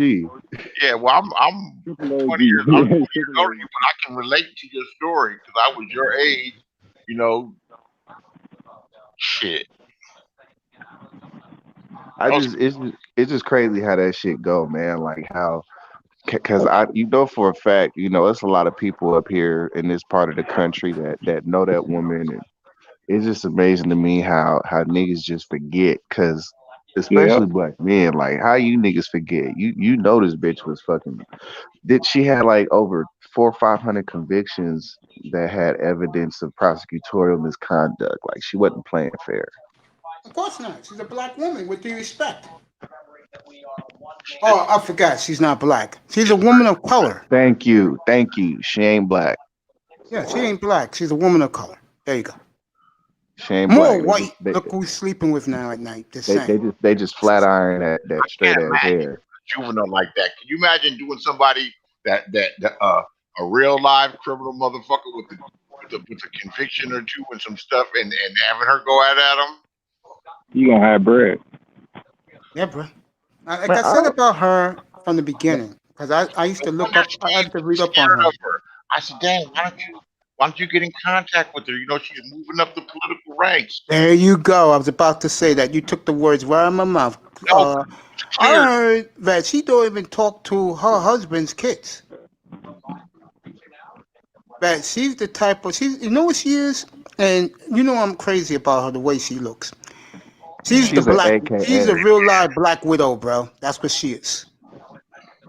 If she don't get what she wants, if she don't get what she wants from you, and you got power, bro, she's gonna make sure you pay the price. Bro, she's gonna be a nightmare for this country, and I'm gonna tell you. I agree, why. and she's gonna run a lot of it because that old fucking bastard's too old. I bet you that bastard have people tying his shoes in the morning, Joe Biden. And it's the problem I have with bitches being in charge, right? Like this bitch, like, do you really want her making a decision about China? You know what's gonna happen with China?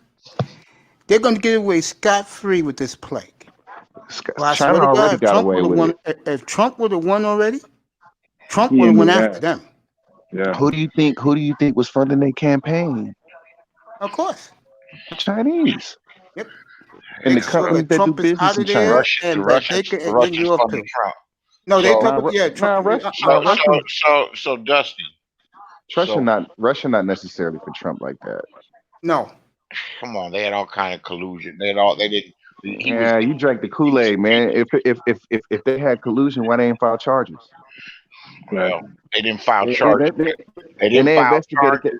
They did because they, they couldn't put all the pieces of the puzzle together. bro, they investigated that nigga for 2 years and found nothing. If they had found something, why they didn't indict him? Well, you can't indict a sitting president, number one, and Did not Clinton get indicted? No, Clinton did not. You can't. You don't. The Justice Department does not indict a sitting president. So what's the definition of impeachment? Impeachment and indictment is something else. And impeachment is an indictment. No, it's not. And I'm going to tell you why. All right. I'll tell you why. An impeachment is a process to remove somebody from office. An indictment is charging you with crimes. So when people start impeachment proceedings, the thing that starts the impeachment proceeding is the indictment. No, it's not. It's not. Latino women do look good. Technically, I guess you could. They're bringing charges, but they're bringing charges not to put you in prison or to put you in jail. They're bringing charges to remove you from office. Now, but those charges is an indictment, big dog. It's an indictment. So when they tried to get Clinton up out of there, all right. I'll give you some leeway there. That's an indictment, but it's not how the word is normally used. Go ahead, you're black. It's not the most common usage of the word. All right. So when they brought the charges against Clinton to get him impeached, they filed and it was an indictment on him for adultery. They filed charges on him. It wasn't adultery. It was for perjury. Perjury. Okay, perjury, right? That had to do with that adultery, right? So the grand jury did an indictment. So the grand I jury never laid hands or had any sexual relations or intentions with that woman. I know what I'm talking about. That was his exact words. It wasn't a grand jury. They brought charges of for perjury because he lied about having sex with Monica Lewinsky. That's right, and he said, "I never laid hands or never had any sexual relations or intentions with that woman." That was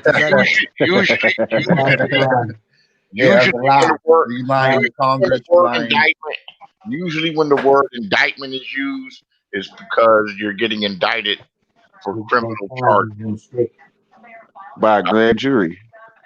No, dude. Yeah, well, you can get indicted by a grand jury. You can get it. That's an indictment, but that's not. He was impeached, and actually, it turned out the same way that it did with Trump. That it went through the House, and the Senate didn't decide to remove him from office. Aaron Black, go ahead. No, I was just agreeing. But you can't lie before Congress, and you can't lie. You know what I'm saying? We have to be able to trust the president. He lied. He straight up lied. Clinton did, yeah. Clinton not only lied to the American people. Listen, he lied to his wife and all of his friends, all of his close associates. He looked them all in the eye and lied. He's a cold, lying ass motherfucker. Yeah, that's right. He lied to all of his friends. Lied to his wife.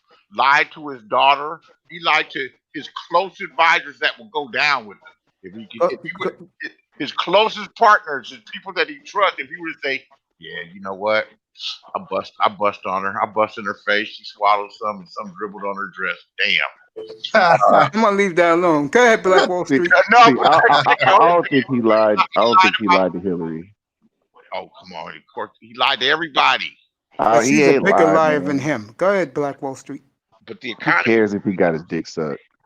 Well, you know, I didn't care. I didn't even pay attention. I just knew Monica Lewinsky was a fat pig, bro. I remember when this shit happened. I remember being out, hanging out at the restaurant, the bar, where all the motherfucking players would come kicking it. I want my president to get his dick sucked.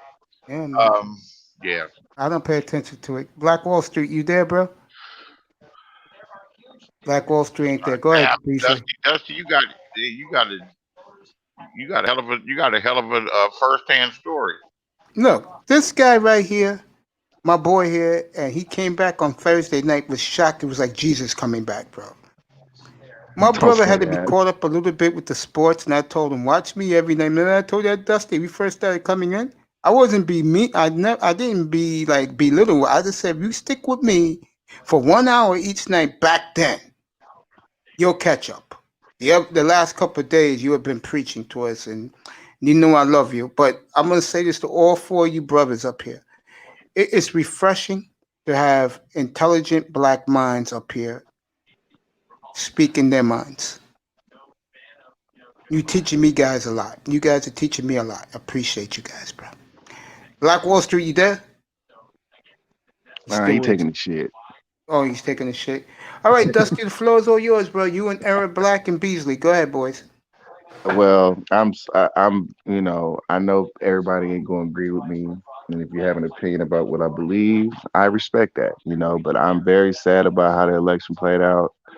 A lot of good things was about to start happening for us, you know.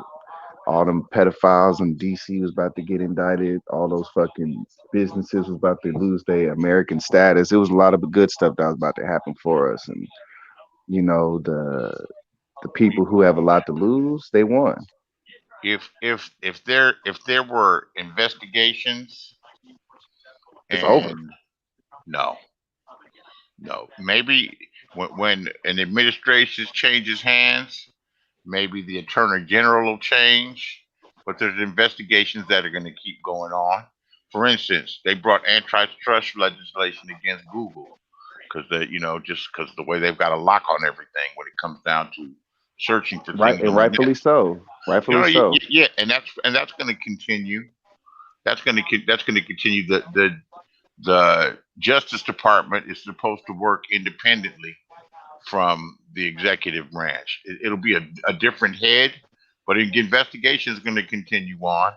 Whatever Well, no, investigation is going actually, on. the indictment that I'm talking about was actually an indictment filed by the president himself. He indicted like um, Alphabet, Google, Facebook, Zuckerberg, a bunch of people. The president doesn't indict people, brother. He actually filed an indictment himself. You know, he's the chief. The president can't file indictments. Oh, while Yes, you he guys are can, arguing, let because me the get the president. proof. Now, you don't know what you're talking about now.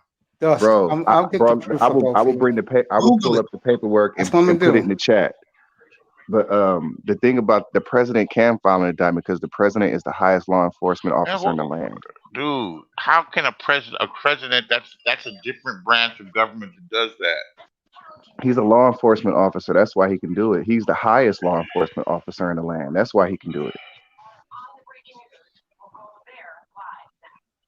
Can't do this with y'all, man. If I bring it up right now, and it's true, bro, then hey. It's not The true. presidents can file indictments. Yes, they can. Show me. Go ahead and drop it in the private chat. Give me a second, big dog. I got you. No problem. No problem, big dog. Because I had to see it myself too. I know that the Justice Department that they're the only people that can indict someone. A president can indict. He could file for an indictment. Now, can he? He can't do nothing after that, but he can file for the indictment. He can't file for an indictment. Right now, bro. Just give me a second. This ain't nothing to.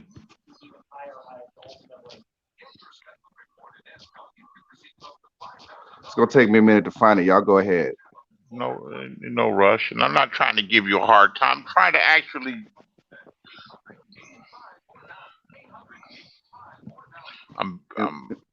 Go ahead. No, it was an indictment that he had filed. I'm still looking for it, but he had filed an indictment against a bunch of companies and a bunch of people. Obama was in it.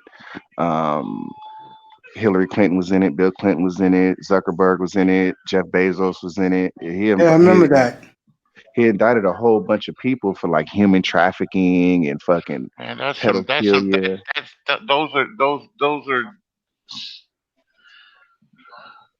That's not true.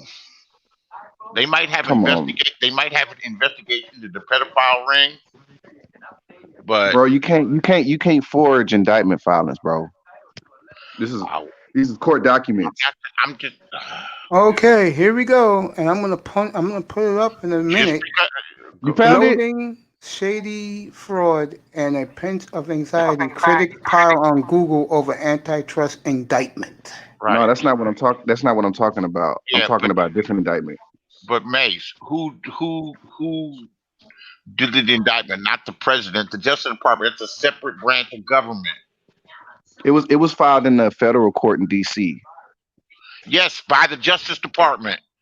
No, it wasn't the Justice Department because it shows They're the the petitioner. only people that's who's responsible for criminal things. So as far as because I Oh, got the indictment, I had the indictment paperwork, right? On the indictment paperwork, it shows who the petitioner was. It has the petitioner and then it has yeah, the that's that. respondents. If it says Donald Trump at the end and versus these other people, when you get indicted by the U.S. government, by the feds, it'll say the people, the United States of America versus the defendant. First, the state. The head law enforcement officer is the attorney general. The president is the commander in chief, and he's the command. He can fire the attorney general, so he has a lot of power. So you don't think the president is a law enforcement official? I got I'm right saying here. he doesn't indict. He can maybe The antitrust case against Google is a good thing, but not Trump's involvement. It's not. Where's this case at? Give me a second, y'all. I had it on Take your Discord. time, bro. My boy posted that shit on Facebook. No, it wasn't on Facebook. It was on Discord. And it showed the first page where it showed Trump as the petitioner, and it showed all these other people as the respondent.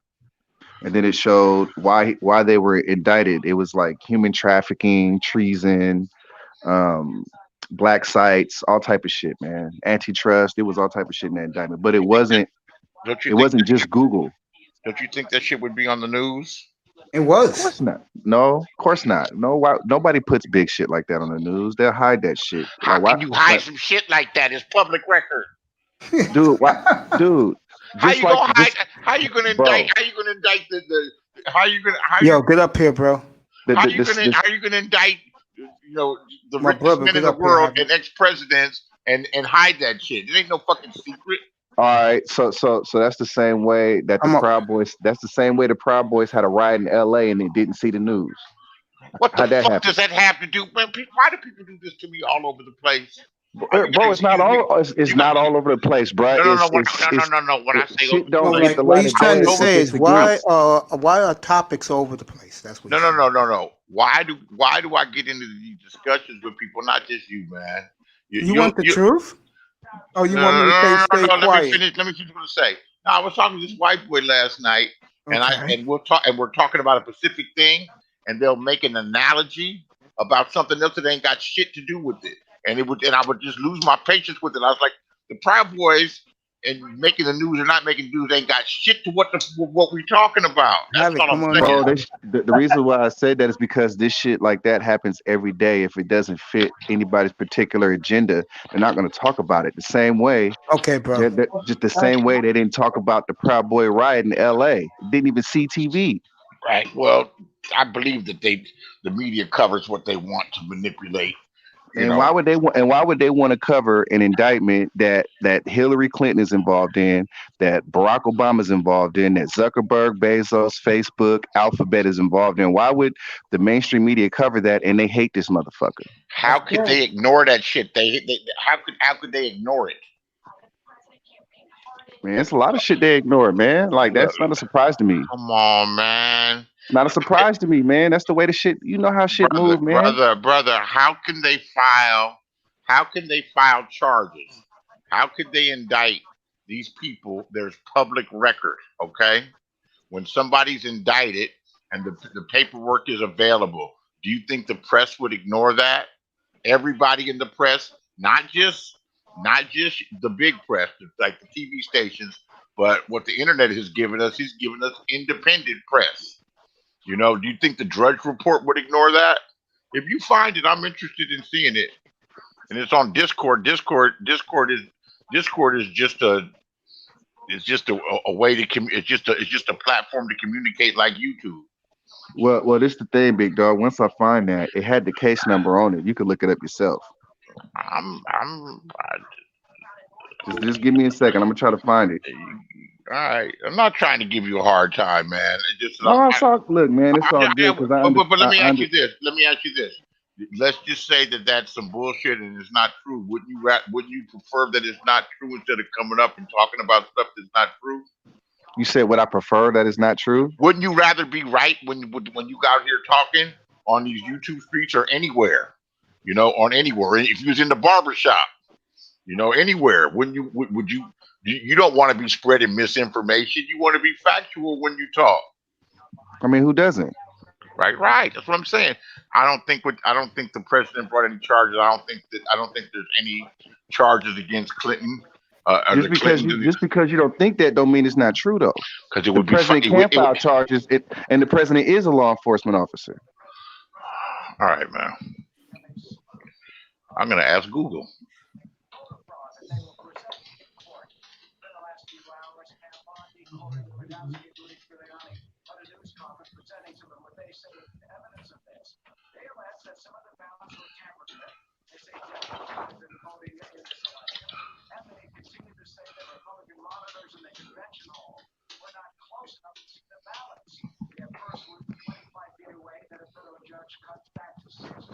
Hey, baby. Hey, Beasley. Look, I had baby a question for you. said hi. Okay. Hey, Beasley, you a Dodgers fan? Yeah. All right, I'm a Dodgers fan too, man. We finally got one, man. There we go. Yeah, I'm happy about it. We should have got Mookie Betts years ago, huh? Sure did good, and they got him for a lot of years too. That was a big pick. That was a big acquisition. Made the difference. Yeah, man. Yeah, it's crazy. The Department of Justice. This is what Havoc's saying. Department of Justice, along with the 11 state attorney generals, filed a civil antitrust suit in the U.S. District Court to stop Google from unlawfully maintaining. He didn't say the rest. Yeah, that's a civil suit against Google because Google's got a lot. Remember, if you remember, there used to be a bunch of different search engines, and Google put them all out of business. There aren't those others, or maybe they are, but now the Google, it's antitrust because it comes like already preloaded on your computer, whatever computer you buy. Well, I think the reason why they're pulling the antitrust is because it's a monopoly, and there's no competition. Exactly, and rightfully so, because they're abusing shit. They should be indicted. Exactly, it gives them a lot of power. It gives them too much power because all you got to do is check with Google and they can find everything that you search. But you know something? All the shit you want to talk about Google, any question you could ask it, you're gonna get some answers. So I'm about to ask him right there as the president. Say what? I'm gonna ask him right now as the president of law enforcement officer. Oh man, you can ask Google. You know, I ain't smart. You can ask Siri though. Wall Street, go ahead, bro. I've been calling for you. Oh nah, I'm just trying to catch you're taking care of business. I know, bro. Yeah, I was just trying to catch up with what's going on. I'm just listening on right now. The latest is that according to my boy Dusty up here, that Trump is suing Google and all the bigwigs like Mark Zuckerberg, and Beasley wants to see proof. What's your opinion about it? Trump is a sore loser, man. No, this was recently. This was before the election. This is like a year ago. So why was he trying to sue them for? What, Dusty? No, this is like a year ago. What it was he filed an indictment against the Clintons, the Obamas, the Bidens, Google, Alphabet, Facebook, Amazon, Jeff Bezos. I want to say Epstein was in there. A bunch of deep state type shit. He filed an indictment against them people for human trafficking, for black ops sites, for false imprisonment, and some antitrust shit.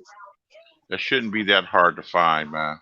I heard about that. An antitrust case against the tech company.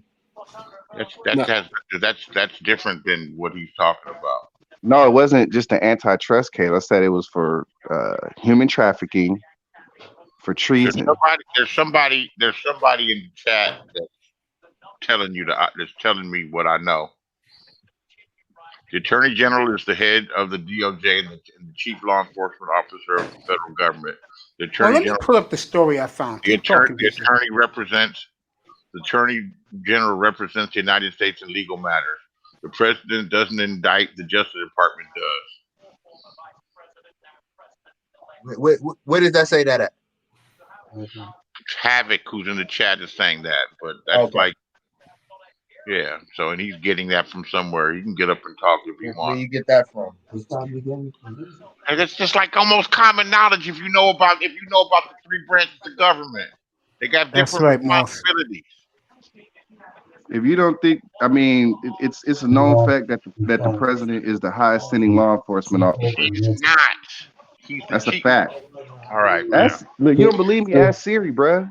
I don't have to ask Siri. Produce your documents. Find your documents, because that's just some shit somebody made up. Okay, somebody made it up.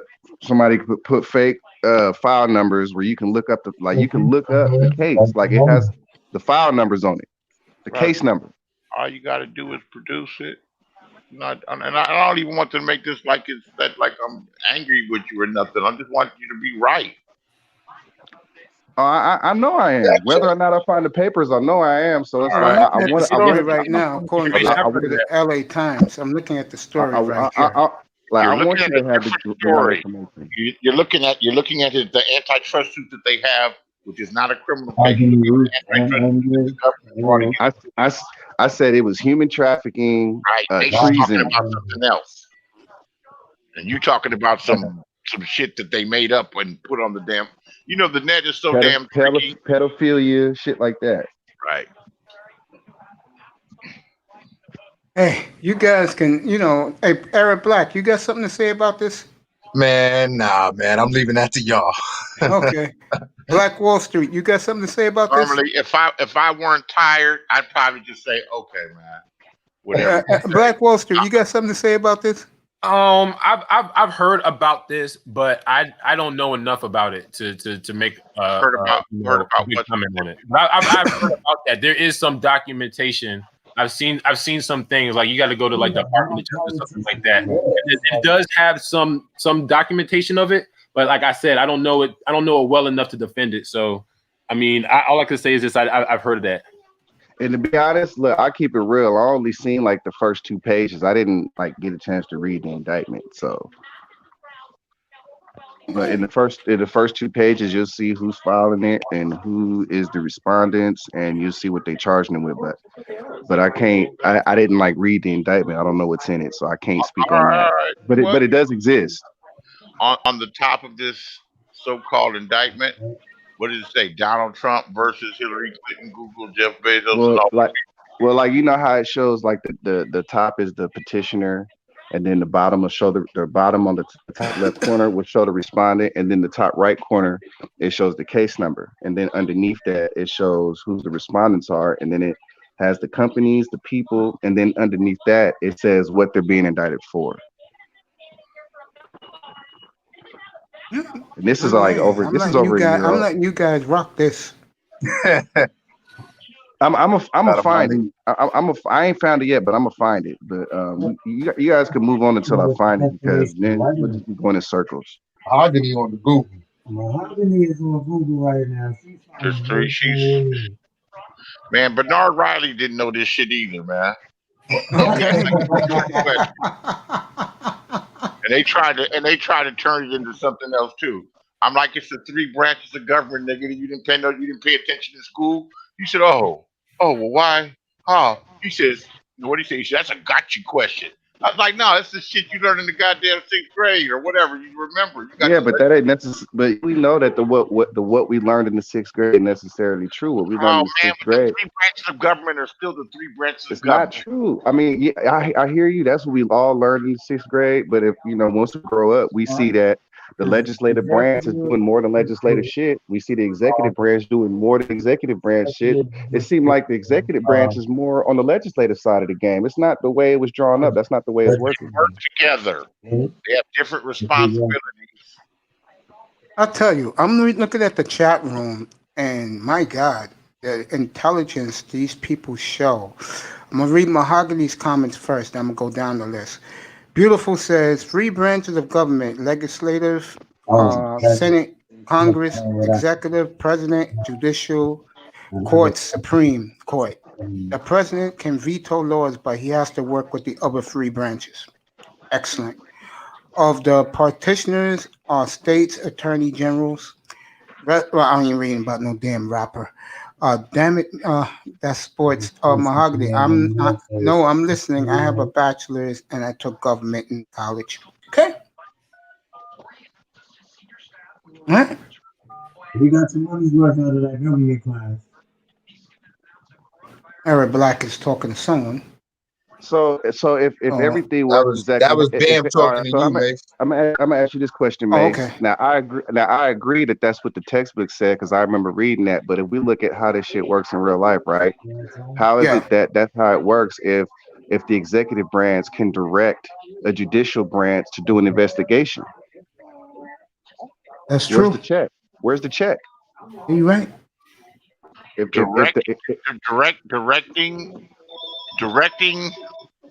Directing someone or recommending something be done with that the president doing that is different than bringing the charges. Hold on a second. I'm saying, but where's the check though? Like, go ahead, bro. If they can't say no, we don't find the need to do charges, then where's the check? If they can't say that, then where's the check?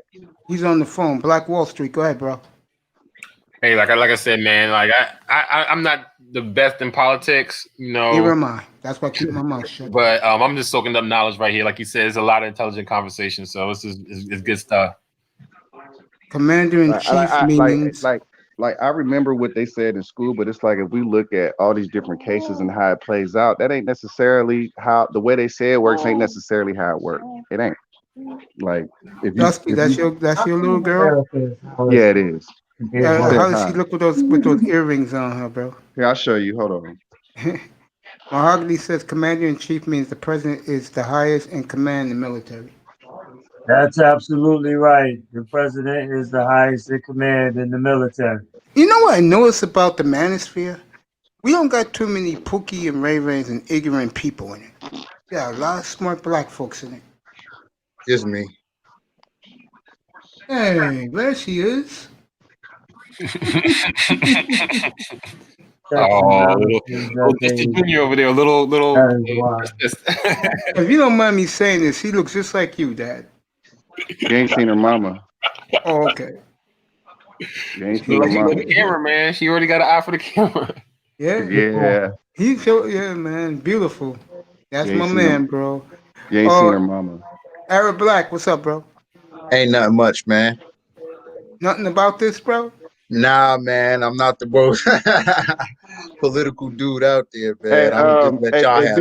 Hey, Beasley, can you drop your email in the chat? Or not in the chat, but he's in on the the phone. chat? I'll tell him when he pops off. I'll tell him. Yeah, he's talking to his niece on the phone. Okay, I'm gonna have to. Let me say this right now. Let me say this.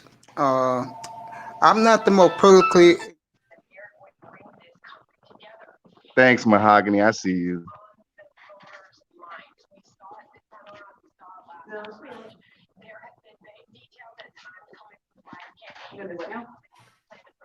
What you were saying, Mace? Like I was saying, is that I was saying about the conversation we're having. I've been more enlightened these last couple of days. And by the way, Mahogany said you have a beautiful daughter. Yeah, I seen that. That's why I said thank you. I see her. I appreciate it. I'll show you guys all the other ones. I need more of this up here on light days, like today. I mean, this has been terrific. I'm gonna let you guys continue, but this has been terrific. Black Wall Street, I owe you one, bro, because we was gonna talk about stocks and bonds today, bro. Hey, man, it's all good, man. We just and you know that conversation went way to the left. Hey, I ain't gonna lie, man. About stocks and bonds, y'all might want to sell. That's why his name is Black Wall Street, bro. That's why I brought him up here. I'm selling. I'm sorry. Because I don't like if you got them, you want to sell them now. That way you don't have to pay extra taxes next year when they raise them up. The market likes Trump. I'll say that much. The market likes they Trump. do. They love Trump. I'm gonna say this right now. I gotta get Wall Street up here. I gotta get Big Time up here and Tacman. That if you're into investing, have these three guys alone on a panel talking about you two, Dusty. Yo, Eric Black, do you play the stock market, my brother? Eric Black. Yeah, I got some peoples who are into it. I have to learn more about it. But I got some people. I could turn you on to some guys. We could connect. We can make things happen. Yeah. Because it's fascinating, and Black Wall Street haven't scratched the surface what he can do. Because we was talking about his football team on Thursday. It's amazing the minds that enlighten not only myself but others in the chat room when we talk about anything but balls and strikes, bro. And I appreciate you intelligent Black brothers for bringing your expertise to the table. You know what I think? And I don't give a damn if niggas hate on me or not for saying what I'm about to say. I think a lot of niggas in the manosphere cannot handle intelligent talk. You agree with that, fellas? That's kind of why I fell away. I agree with you, bro, because it's like everything always devolves into what bitches want, what we want out of a bitch, or how the women in our community is failing us. It's like it's always going to devolve into those three things. And I agree. If you want to critique that, I don't mind, but depends on what part of the manosphere. That's true. I think it's most in the manosphere, man. But if you ask me, go ahead. No, you go ahead. No, I was just saying, if you ask me, I think anybody who has problems in whatever situations that they have is their own fault. Like women have a nature and they're going to be who they are. You know, that it's not who they are, it's what they are. And if you can't handle that, that's a you problem. If you the man, it's always your fault. Wall Street? Yeah, I mean, I just have to agree with what they were saying. I mean, it's unfortunate, but at the same time, there are a lot of jewels. I mean, this channel in and of itself is a breath of fresh air to me, you know? So, I mean, you just got to take from it from what you can. I mean, like we were talking about this earlier, it's just like sometimes it could just be like overwhelming, just all the the negativity and all the different, the personalities and everything. But, you just have to kind of just use your own discernment and just try to get what you can from it. But, we have places like this. We have other places where people are doing positive things. So, like sometimes just talking about sports is enough to get my mind off that shit. Like, don't get me wrong. Like I'm on our team. Like I'm about us. But after 5 years of listening to this shit, and then you got these new age motherfuckers coming in who really don't come from the game like that. Like it's like y'all niggas talking all this game goofy shit, and it's like there was a time back in like 2016 when you can send somebody to this space and you kind of knew what was going to happen. And nowadays you send somebody here, they'll fuck around and be even bigger sucker than they was when you sent them. I spent lots of time in the manosphere. I found the manosphere by accident. I did too. By accident, and I got trial by fire. Because I was trolling over with dumbass Reg the bad guy, his slow ass. And they thought I was cool with them, and they called me up there, and I'm arguing. I got angry men shouting at me and everything, and BGS and Cerulean and shit. And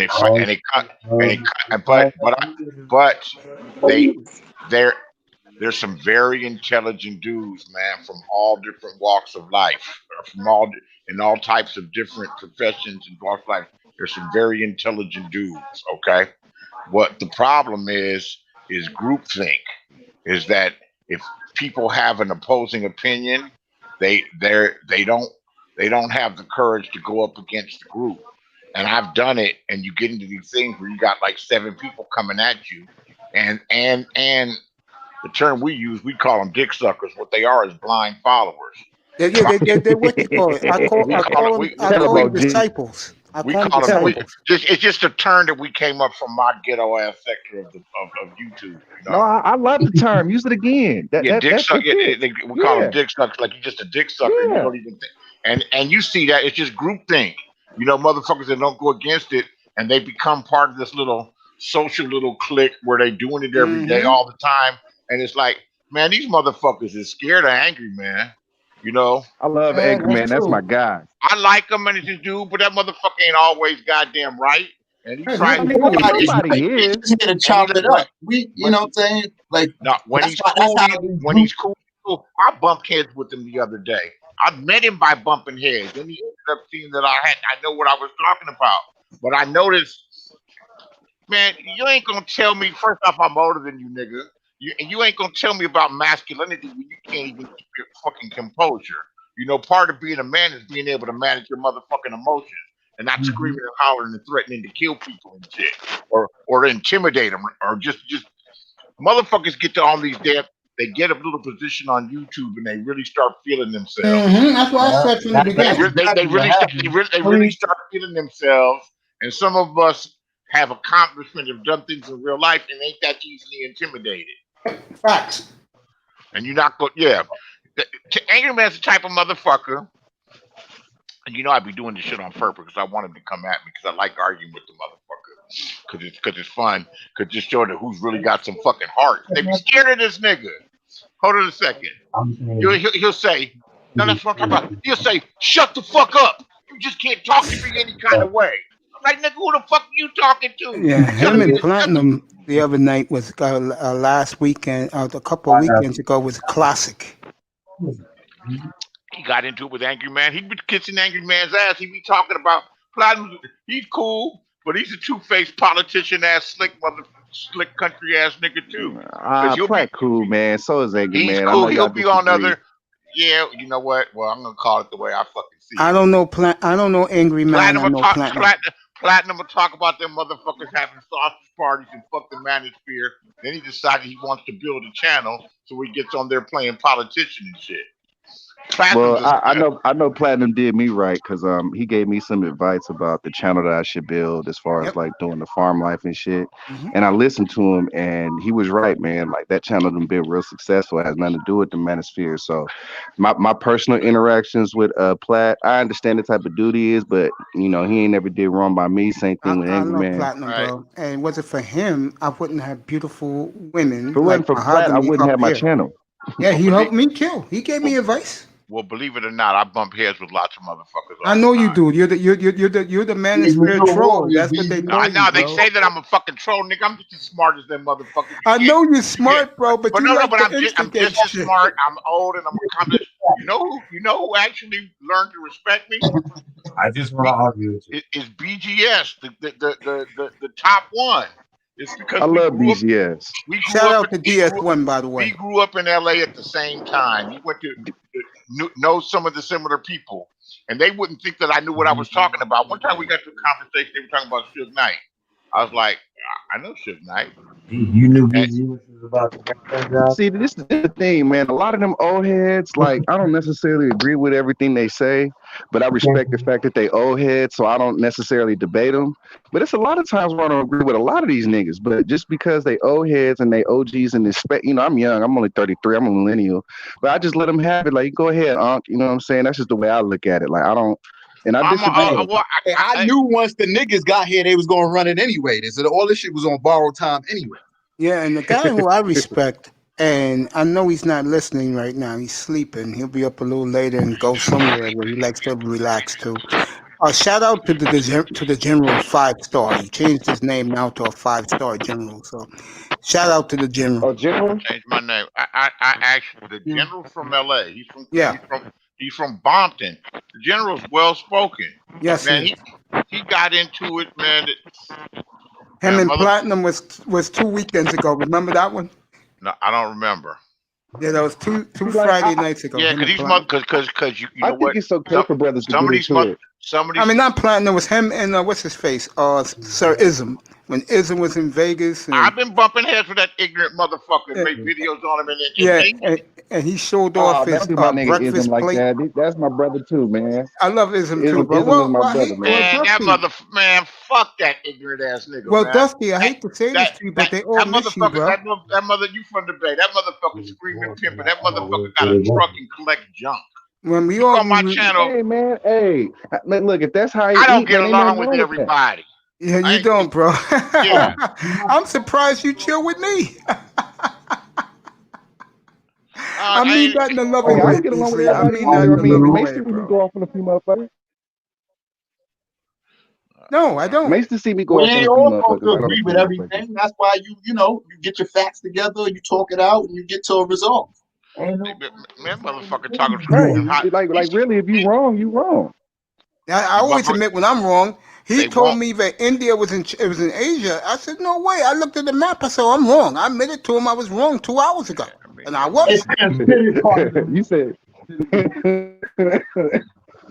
I said, I was wrong, I said Joe Beasley. Burrow I wasn't said, I'm gonna do sorry. shit, and I said, it ain't over. It ain't. and I said I Tua mean, was gonna be left-handed breeze. I had to eat that. Mahogany is I loving you, said Tua was Beasley, man, by left. the way, in the chat room. I get checked all the damn time by motherfuckers, and I know what I'm talking about. Of Whether it's course you do, bro, in but you're the different areas. troll, Hold so on a they're second. going to check I'm you. not a troll. I'm not always trolling. That don't mean that. Y'all got a part. No, I say that in a loving way, man. Relax. I have you on my panel, right? If I have you here, that means trolling on your I channel. appreciate you, But bro. I find people, and know what I do? I'll be humble. I was doing this shit. Some white boy started because some white boy was over there with Bomb Cherry and them, the Viper Pit, and I'm telling the story of he was out seeing Cast the First Stone, and what it was a woman that was committing adultery, and they chased her down, and they were about to stone her to death. And the way the story goes is that Jesus stepped in and said, "Hold on a second, let he who was out sin cast the first stone." It's a simple story. I got it. And he was questioning that shit. So instead of just like telling me he didn't know what the fuck he was talking about right away, I actually took the time to mute myself, went and double checked on the net. And I'm like, what the fuck are you talking about? You just agreeing with me just to disagree? You're wrong. Mahogany, You don't know. here's the link, baby. No, Come it back up if you want ain't to. that Beasley. What it Here's is the link, people baby don't girl. read that motherfucker. That's what it is, big Come dog. back up. Motherfuckers don't read. Motherfuckers Yep, ain't read that's that it. shit Exactly. since their grandma made them go to church when they was 8. Or know what else part of it could be too? I got this reputation as this gigantic troll when I'm not always trolling. So they want to troll a troll.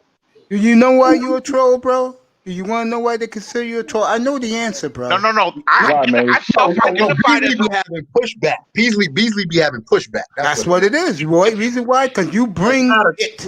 And a lot of these niggas can't deal with that, bro. A lot of niggas are used to their sheep that bows down to anything they say. You don't do that shit. That's why they nicknamed you what they nicknamed you. No. What's the nickname, man?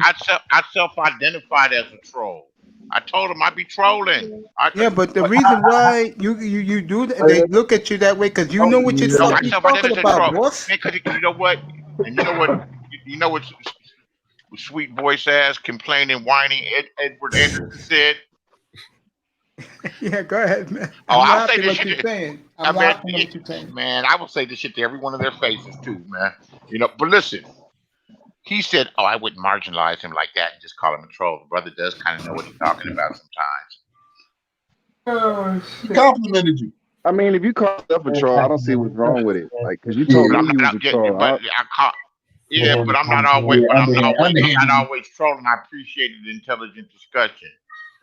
See, me, I can have a conversation with a troll. Like, what's his name? Archer's a troll. I had a conversation with bro. Like, just because a motherfucker disagree with you don't mean you can't, cross your swords and really prove your point. Like, and it's all love. Like, I ain't got no problem with people who disagree. I don't have any problem with anybody who disagree with Dusty. Be like, the nigga's a coon. He voted for Trump. Hey, it's all love. See, that's in different spaces. They got the spaces now. The management, they were saying the same thing. My nigga Trump. That was big in this space. My nigga Trump, and it's still gonna be. My nigga Trump. Hey, man, Trump did a good shit. Look. I know the news. I know the news can have agendas, but I've been watching the news.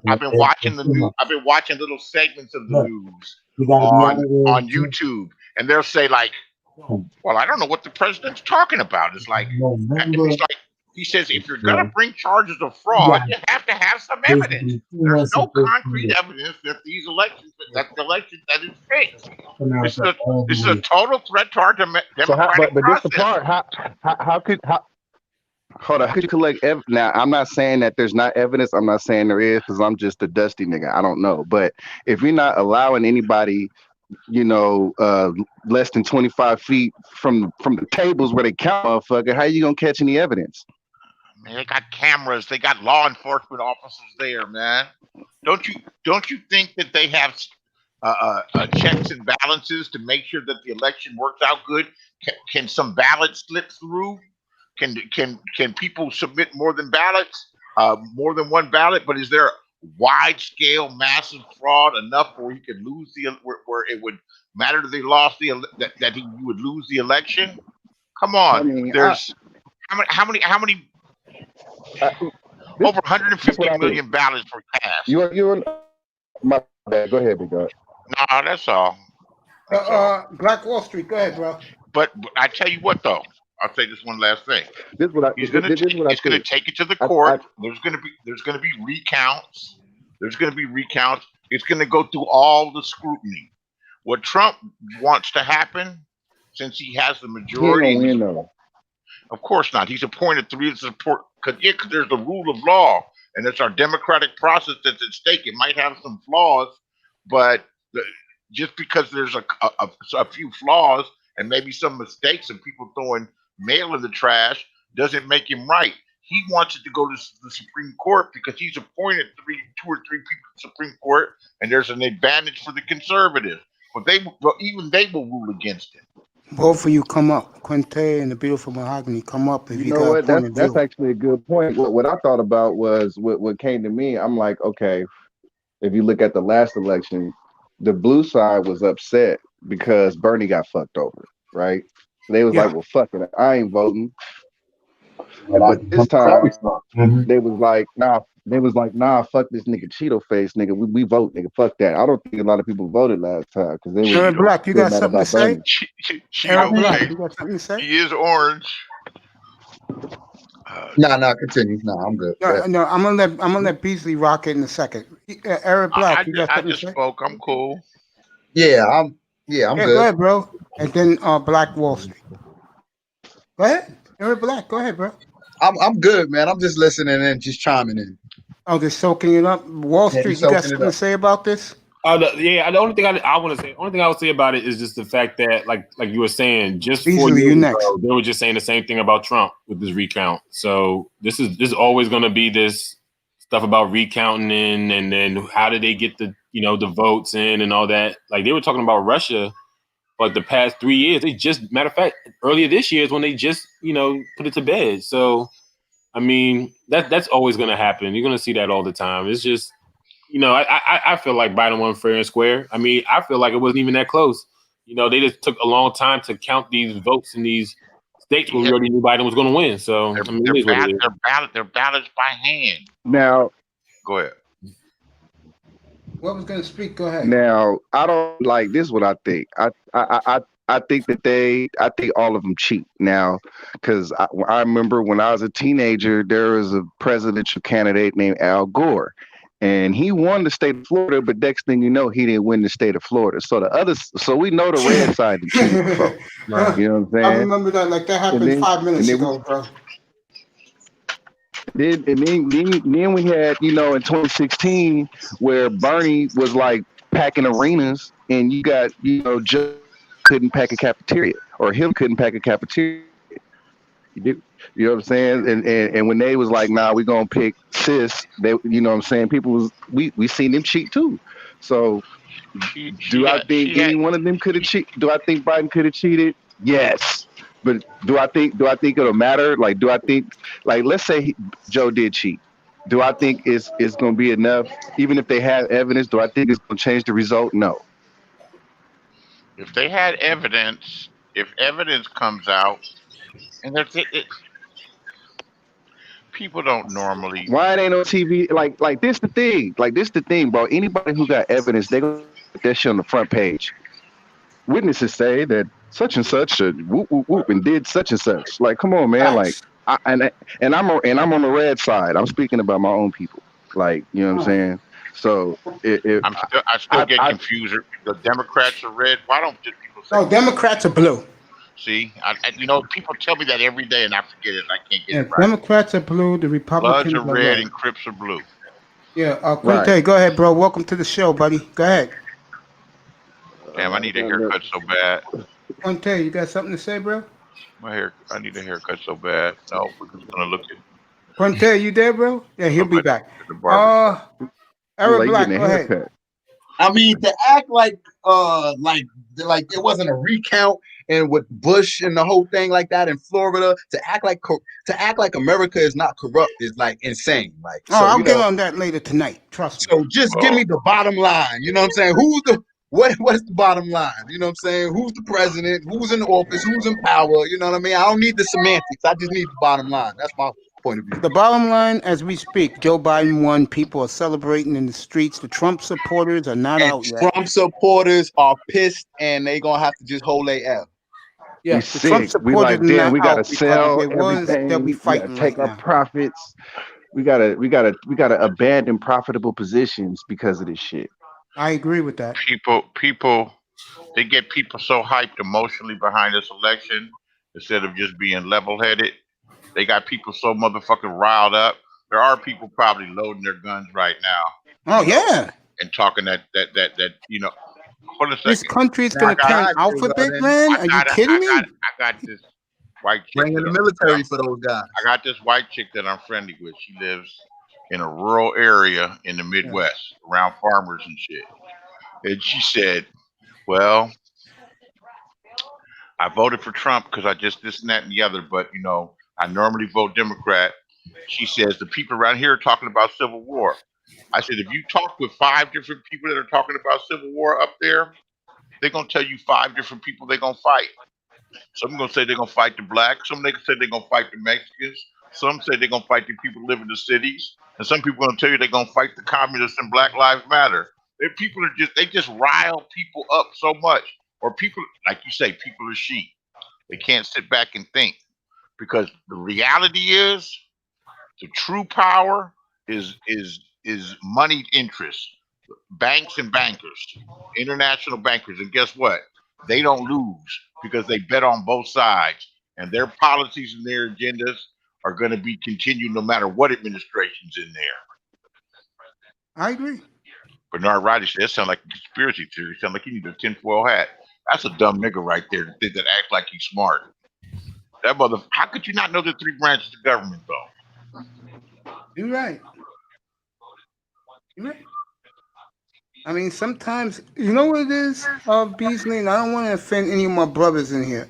Yeah, let me do it. What you got here a lot is a lot of niggas are this stuck in their own world, bro. And I'm not into politics. I'm not going to sit and act like I'm some fucking genius. But that said, when it comes to the presidency of this country, you better pay attention to it. You better know what's going on. It's interesting. It's power, it's always been interesting. This one's been really interesting. Yeah, you got me into it. I ain't talking no goddamn balls and strikes. I'm talking Joe Biden. That's all you need to know. I'm talking about it. Yeah, well. Family stretches to every corner of this country. All right, Edward Anderson's on now. Soul Provider's on now from the Manosphere. They're the only 2 brothers on now. Again. Yeah, I don't know. Really, I mean, I guess it's going to be all right and everything. Black men should really think about it. Never mind. You're going to hear my peer reviews later tonight because I'm going to go nuts, bro. And everybody's my target, bro. You're going to take out the Uzi and just start spraying. That's right. That's James. What's up, bro? What up, gentlemen? Mason, what's up, bro? You got anything to say about this shit about Joe Biden becoming president?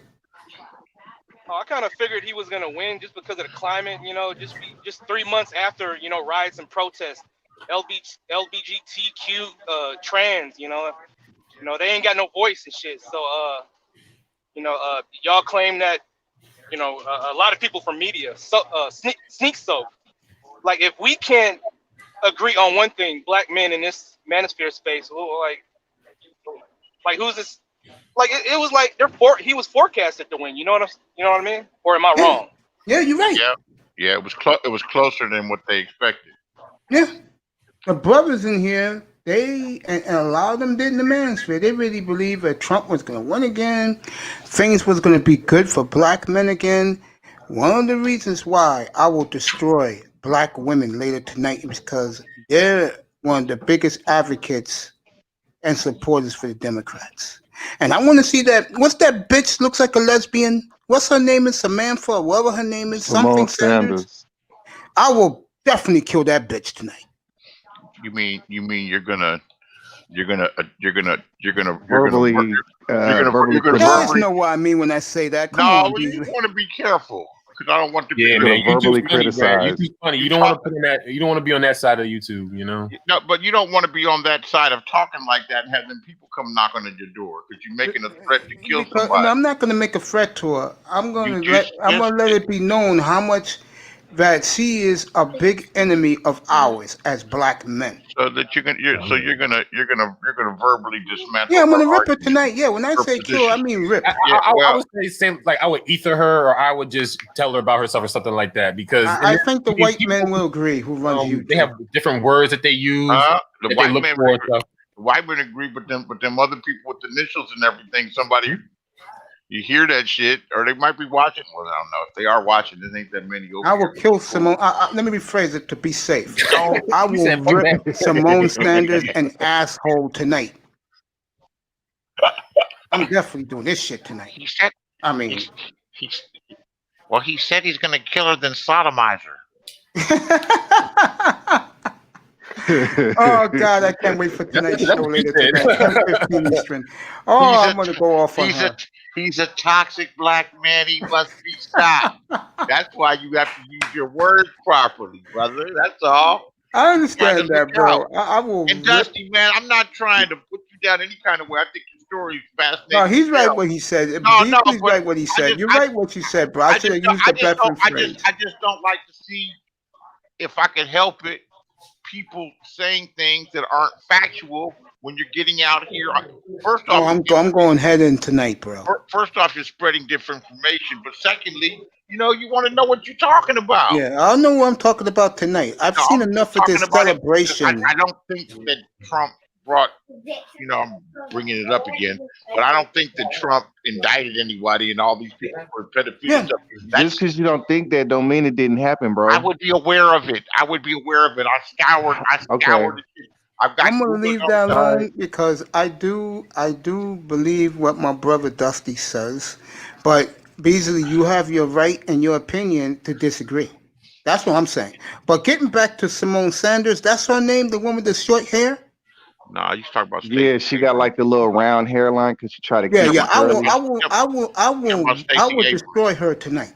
She wear a ball fade. Yeah, her and the black women, I will rip. She over there in the barbershop with Just James. Yeah, I'm gonna rip them tonight. There you go. That's how you put it. She getting that round hairline, looking like a mushroom. Oh yeah, I will get them. I will get the African American woman tonight. That's for damn sure. I will kill the white man tonight. There you go. You just can't. You can't help saying some shit that's gonna get you in some kind of trouble. That's me, bro. I mean, when I feel Sal's HQ gave you a salute, Dusty. Sal's, what's up, my brother? I'm gonna give you a little salute right now. Hey, look, guys.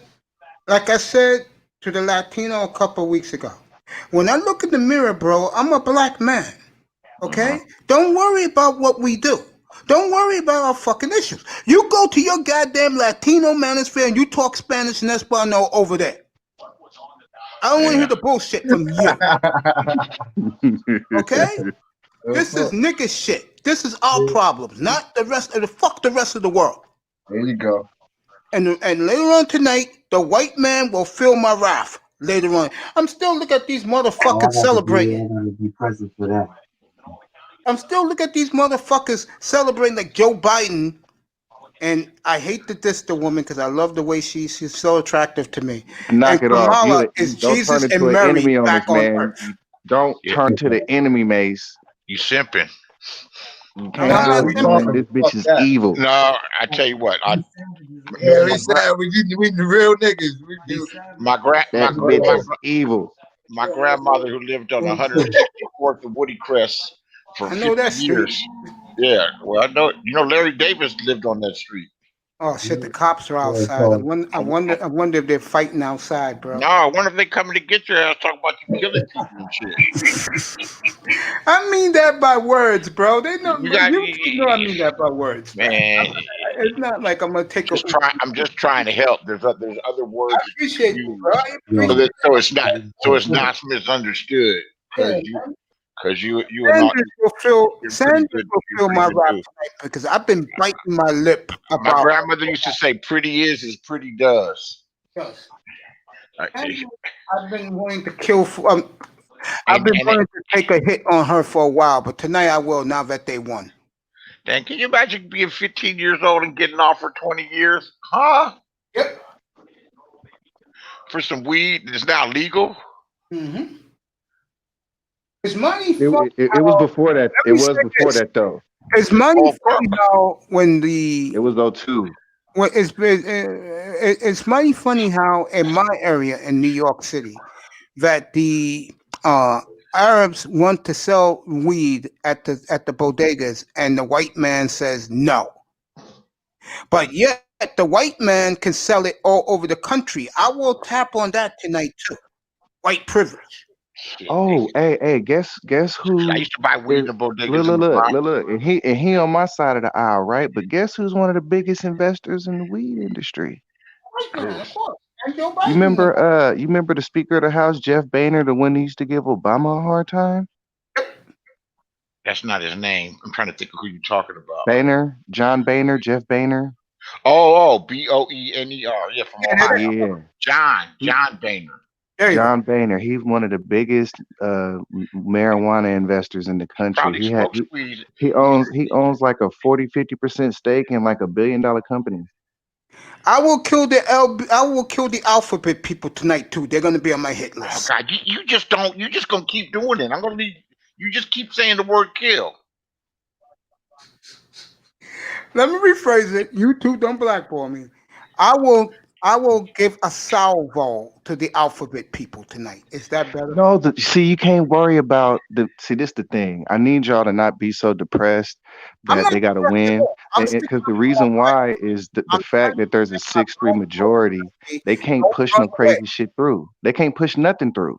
I want my black brothers to stay and fight like I am, and a lot of us brothers are going to fight. Mr. Miami's begging me, don't do it. Fight for what? This the thing. Like they won, man. It's over. They won. So what you got to do now is accept the fact that they won, and now this is how we got to move. It's as simple as that. Do me a favor. There you go. If you want to hear from Marco, find him. Tell him I'm doing this tonight. Tell him I want him on the panel. Man, they're all they. All of them are they. Either side of they. That's my best part. You keep hearing me, fellas. Brothers with this complete solid. I could understand an anti-Biden, anti-Kamala Harris position. South HQ. When the last time you saw a bunch of white folks in Midtown Manhattan like this? Oh, I'm killing them too. I will blast them an asshole later. Damn, you just really gotta pick some. It's like what I hate. You gotta pick some different words. What I hate is that how he's laughing about this shit. How we about this shit like it's funny. It's not funny, bro. That's how angry I am. I'm keeping it until late tonight. I'm going to speak very strongly against their positions and how they feel. I don't know, but kill you know you're on the panel tonight. Just come on up, and I'll be doing my monologue, and I'll be firing fastballs. I'm gonna be firing curses. I got enough things I'm dealing with right now to have to some motherfuckers knocking at my door because they're talking about killing motherfuckers. I'm cool. My man Sal says a terroristic threat. My man Sal says this is sad, man. At its highest level, it's sad. I'm highly pissed. Look, the reason why you can't be upset is because you have to understand the way the landscape is right now. They really can't make no moves. What you mean? Anything that these socialists want to do, they're not going to be able to do it. That's why you really can't be sweating it. You just gonna have to pay the extra taxes and wait 4 years for Kanye. Let me say this. I'm looking at Philadelphia right now, which is a black city, and you got all these these white bitches holding up Kamala Harris posters. All these white folks all of a sudden remember what fucking Center City and South Philly is celebrating. Oh, I am going on. And white women, you're getting it too. Who cares, white women, you're man? getting it Like too. this the thing, bro. Like, who cares? Like, these are drones. These are drones. Let me read Sal. Mace Taggart and everyone else in here. Get your food and water. I see a major shutdown coming. Australia people are being forced out of their homes. I see it too, bro. I know what you're talking about. You know what? There could be another shutdown coming. Oh, I know another shutdown's coming. It's already here in New York. They haven't set the date, but there's a second and third wave coming. A second wave now, a third wave in the springtime around Easter, they say. Well, the second wave is here. Lots of infections. Yeah. Lots of infections. There were 12,000 infections. That's the highest ever. And you got a president, people are supporting, that's acting like it didn't happen. I support Trump because he did something good for my brotherhood. I mean, so you think that the country should be shut down? I didn't say that. I'm saying that you have to take this virus seriously. I do. And you have to move accordingly. That when you have a leader, okay, that has a lot of influence, because not everybody thinks for themselves. And people follow leaders. When you have a leader that is discounting science and acting like the statistics that aren't coming out aren't factual, and it doesn't make any sense. In fact, he proved how negligent and how stupid he was, because there's no reason in the world for him to have got coronavirus. No reason in the world, if he really got it. So if that's the case, then back in January when he was like, okay, we're going to shut everything down coming from China, why you got Speaker of the House going to Chinatown wearing Chinese clothes, you know what I'm saying, kissing people in the mouth on TV? Don't worry, I'm blasting that tonight too. I can tell you why. Because this is Speaker of the House. They call him xenophobic, but everybody said, well, he didn't do anything. He didn't handle it the right way. Right? Well, shit, he tried to shut it down, and you called him a xenophobe. I didn't call him anything. I don't think he. Not you. I'm talking about the TV and people who I talk to. So excuse me, brother. I can tell you why. Because Nancy Pelosi is a representative from San Francisco, and San Francisco is 30% Chinese. That's right. Seattle's like 50% Japanese. She's speaking to her constituency. When word of the coronavirus is coming, I had a friend who's a conspiracy theorist that believes every conspiracy theory. That told me about the coronavirus. It might be the real deal when there was only 56 people dead in China. I was like, yeah, we'll see. Yeah, we'll see. Like, another conspiracy theory, another. Put them on the list tonight too. The Chinese. Yes, I wouldn't be me if I didn't attack the gooks tonight. So. Well, you go. Oh, no, you call them gooks too. This motherfucker's you're just a savage. But. That's not reflection of the feelings of Dusty. When word of the virus was getting more publicly known, he said that it was a hoax and that it was a phony and that it's true. Don't even worry about it. And then when the scientists sat him down and explained to him and his aides, this shit's not no fucking hoax. This shit's a dangerous ass thing, and you got to go to take precautions. And when he followed the scientists, he took this shit seriously. He's on TV every day. They're taking precautions. They're shutting down. The economy's fucking falling apart. And it came to the point where he had to decide. Then he's got to get reelected. He played politics with this shit. But they played politics on the other side too. Could anybody have handled it better? Man, who the fuck's to say? This is some once in a lifetime shit. This is some once in a lifetime shit that never happened before. How do you handle some crazy ass shit like this? So, I'll give them a pass there. But denying it first off, and then now discounting it is irresponsible, highly irresponsible. But what's more irresponsible though? Like, what do you like in your opinion, right? So you have what you just said as far as you know, Pelosi being confusing about the severity of it, being a little vague about it, whatever the case may be. Mm-hmm. You know, versus a tangible action. We're gonna shut traffic down from China, and you get that blocked. So what do you think is worse? That wasn't blocked. People fell into line. It was blocked, my brother. When he shut down the air traffic and the sea traffic from China, it was blocked. I agree with that. They didn't allow him to do that. Yep. And let me add on one more thing to this. And Beasley, you can rock it, bro. I'm gonna give you a second. Blue side. Oh, God damn it. Please call them Democrats and Republicans, man. I call them the blue people. The blue people are, see, I just asked you. I don't even know. Let me go look at the map.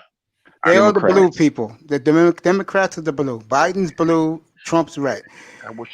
Let me say this about that, what you just said, Dust. I couldn't agree with you more. And like I said, if I'm a black man right now in this country, you got a decision to make. Are you just going to let things be status quo? Are you going to run away and jump on a plane with your passport, don't come back? Are you going to stay and fight everybody because everybody's our goddamn enemy? I'm tired of black men being passive and thinking about themselves, because I'm going to tell you right now, and I respect Beasley everything in the world, how he feels. Kamala's going to wipe us out, bro. You better believe it, black men. No doubts. And I'm going to say this later tonight. Kamala is going to try her hardest to wipe us out. She ain't going to have to try hard. You know all she's going to have to do? Shut the country down and keep black men from working. That's it. Yep.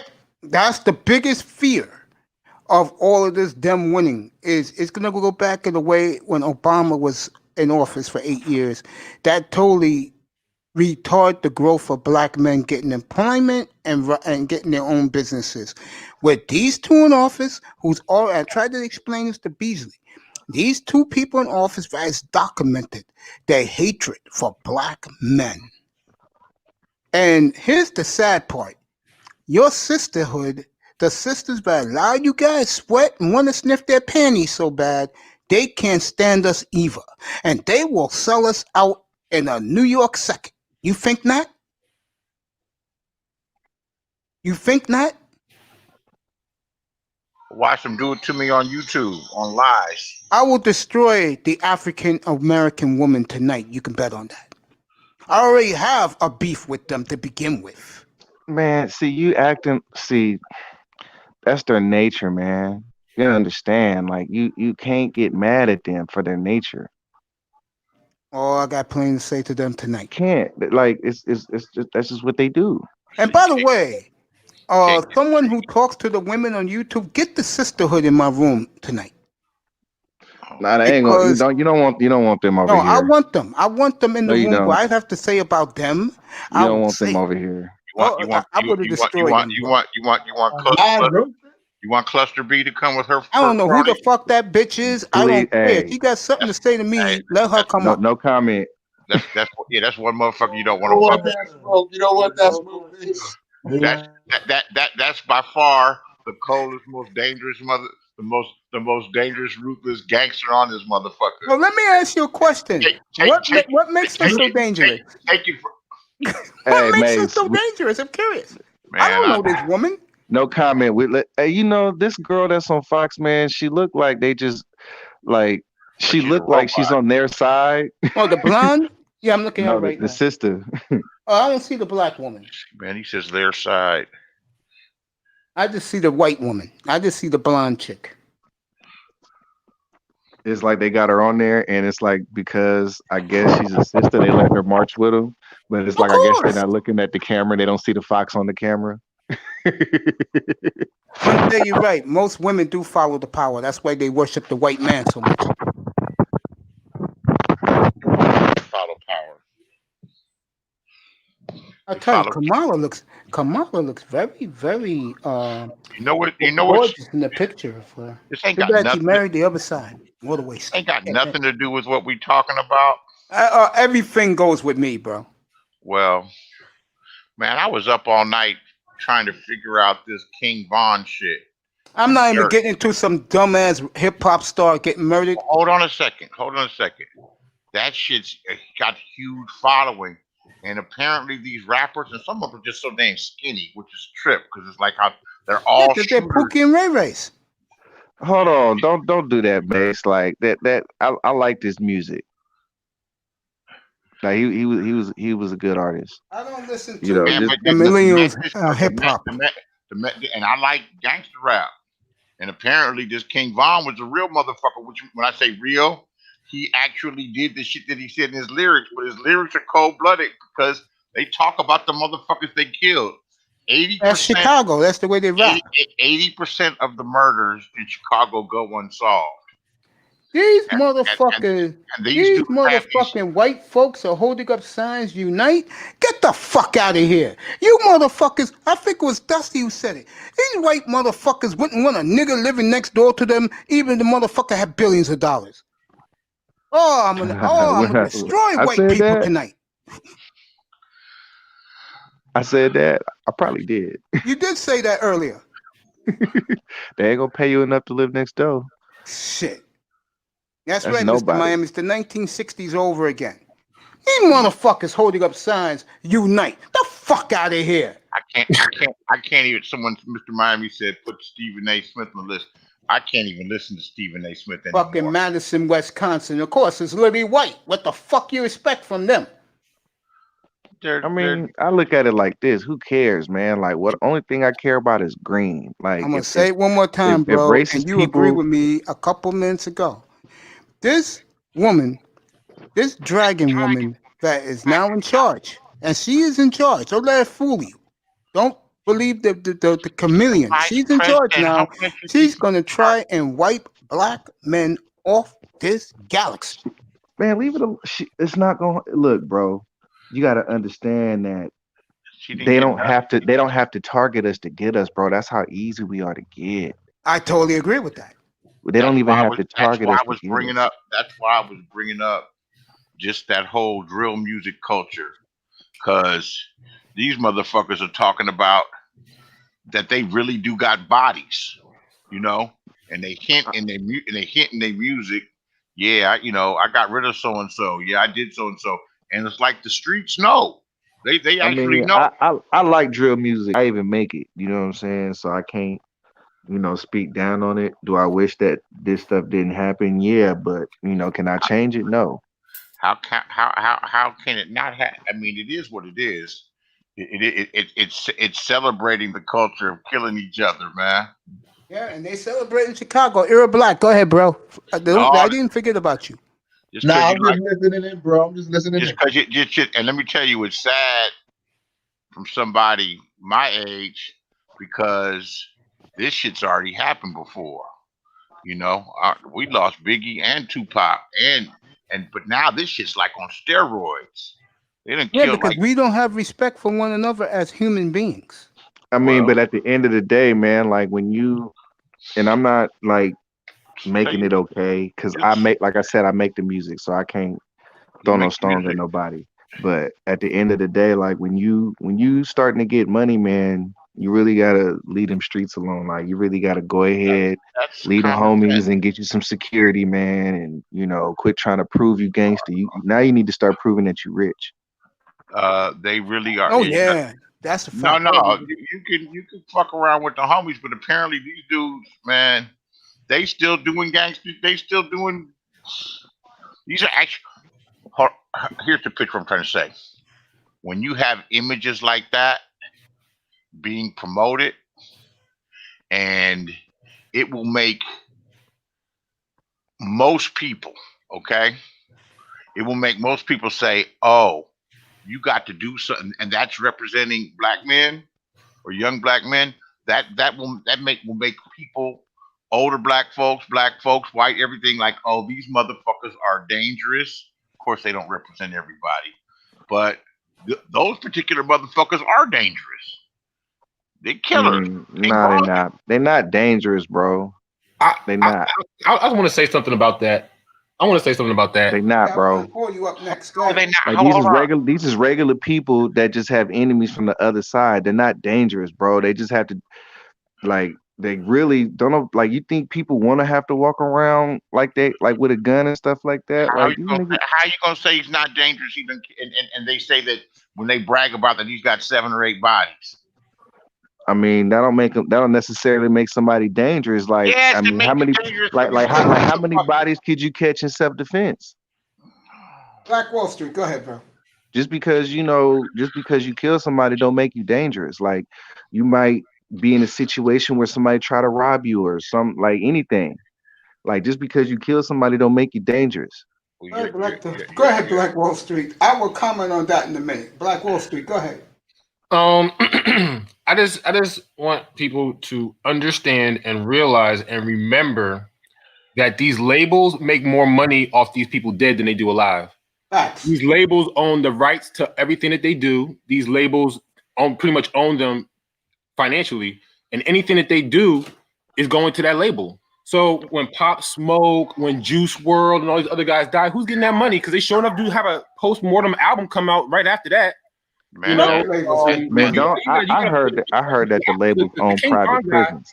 I just heard about him. So that means that me just hearing about him means that he was about to blow up, quote unquote. Man, he had been blown up, bro. King Von been out for a couple years. That money going to somebody else. Private prison. Do labels own private prisons? The private prisons are the companies. What's it called? The CCC, something about the Correctional Association of America. That is a publicly traded company, which means it's on the stock market. You could own shares in it. That's not inconceivable. That's. I mean, it's fucked about up. It, man. Like Biggie, Tupac, they made so. I mean, Biggie went diamond when he died, right? Off that Life After Death.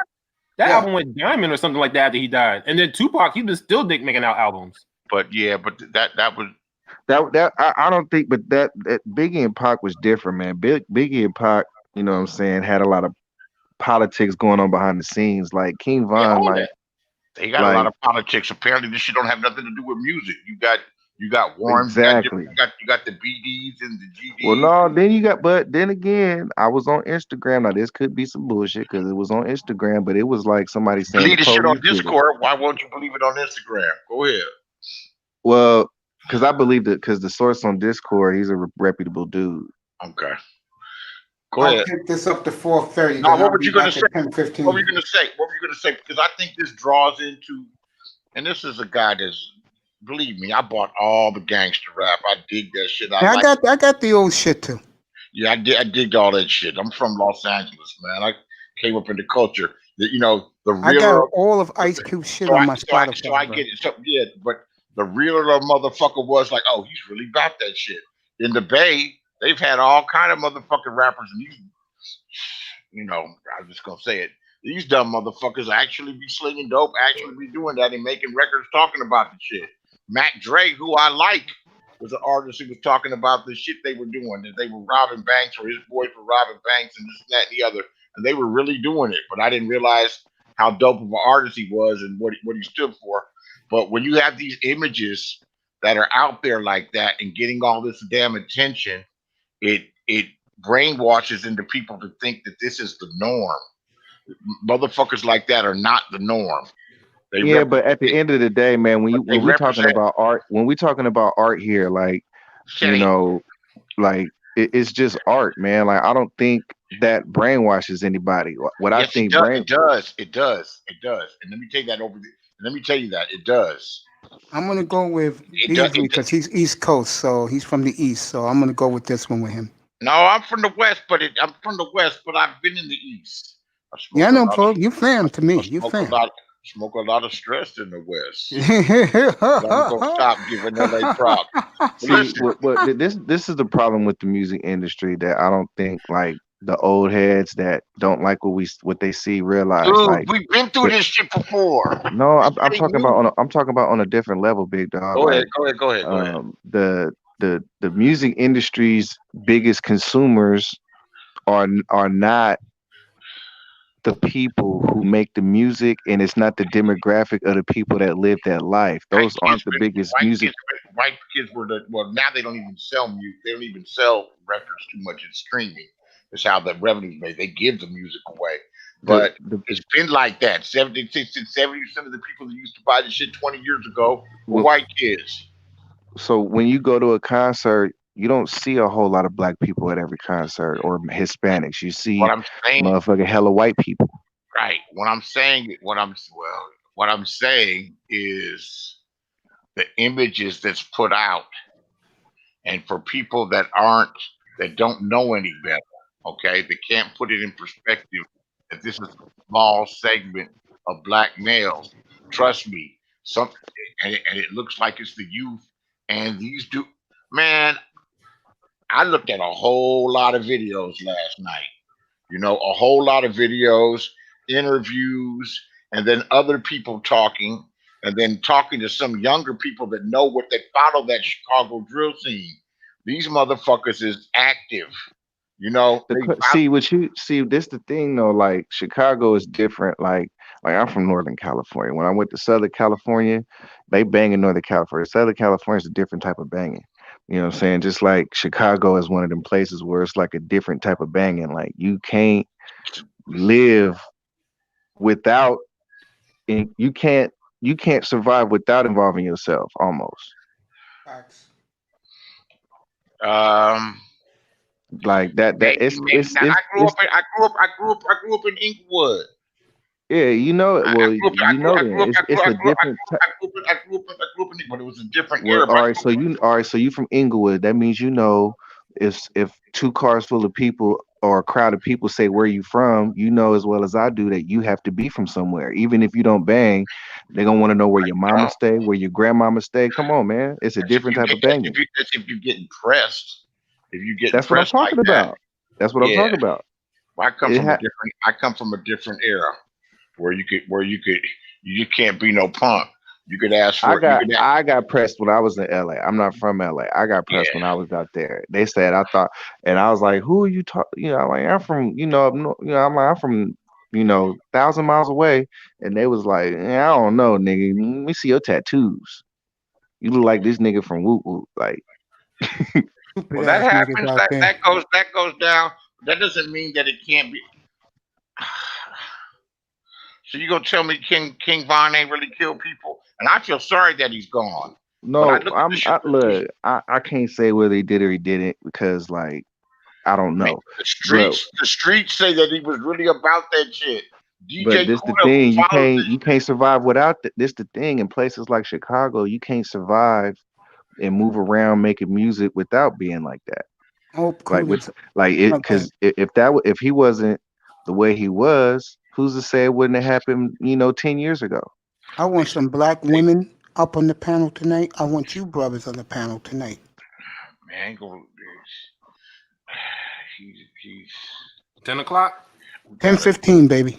We got a generational gap, and I get what he's saying. Look, the reason why part of the reason besides, I guess, the beats being good, but the lyrics are all negative. And it's been about 10 years. And I said, I'm just tired of listening to motherfuckers talking about slinging. Man, we can't just throw the kids away, man, knowing the shit that they went through. They young black men, they went through the same shit we went through with the family and mama and grandmama and whatever the case may be. You know what I'm saying? They went through it, and he can't have no ankle monitor. He ain't gonna tie up my phone line. You know what I'm saying? Like, they done went, motherfuckers done went through some shit. Like, and just because they had to do what they had to do, don't make them dangerous. Man, these motherfuckers is dangerous. They killers. They only dangerous to the niggas from the other side. That's it. I'm gonna leave that alone. Even worse is genocide. We killing each other. That's it.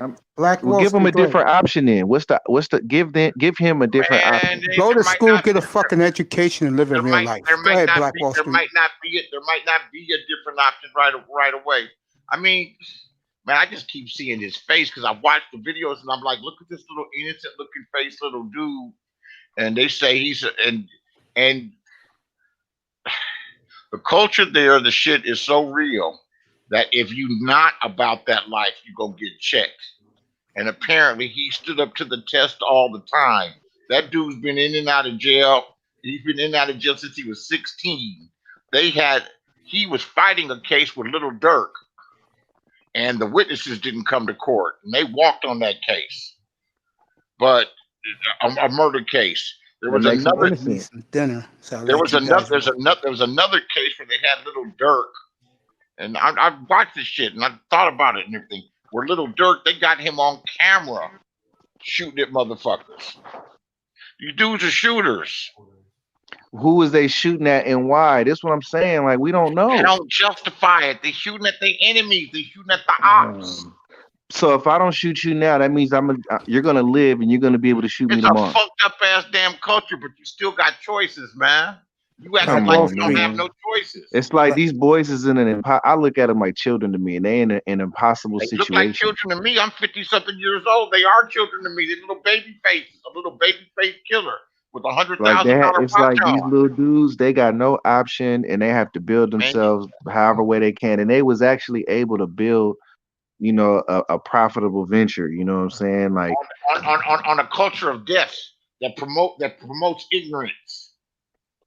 And I'm telling you that from years of experience watching this shit.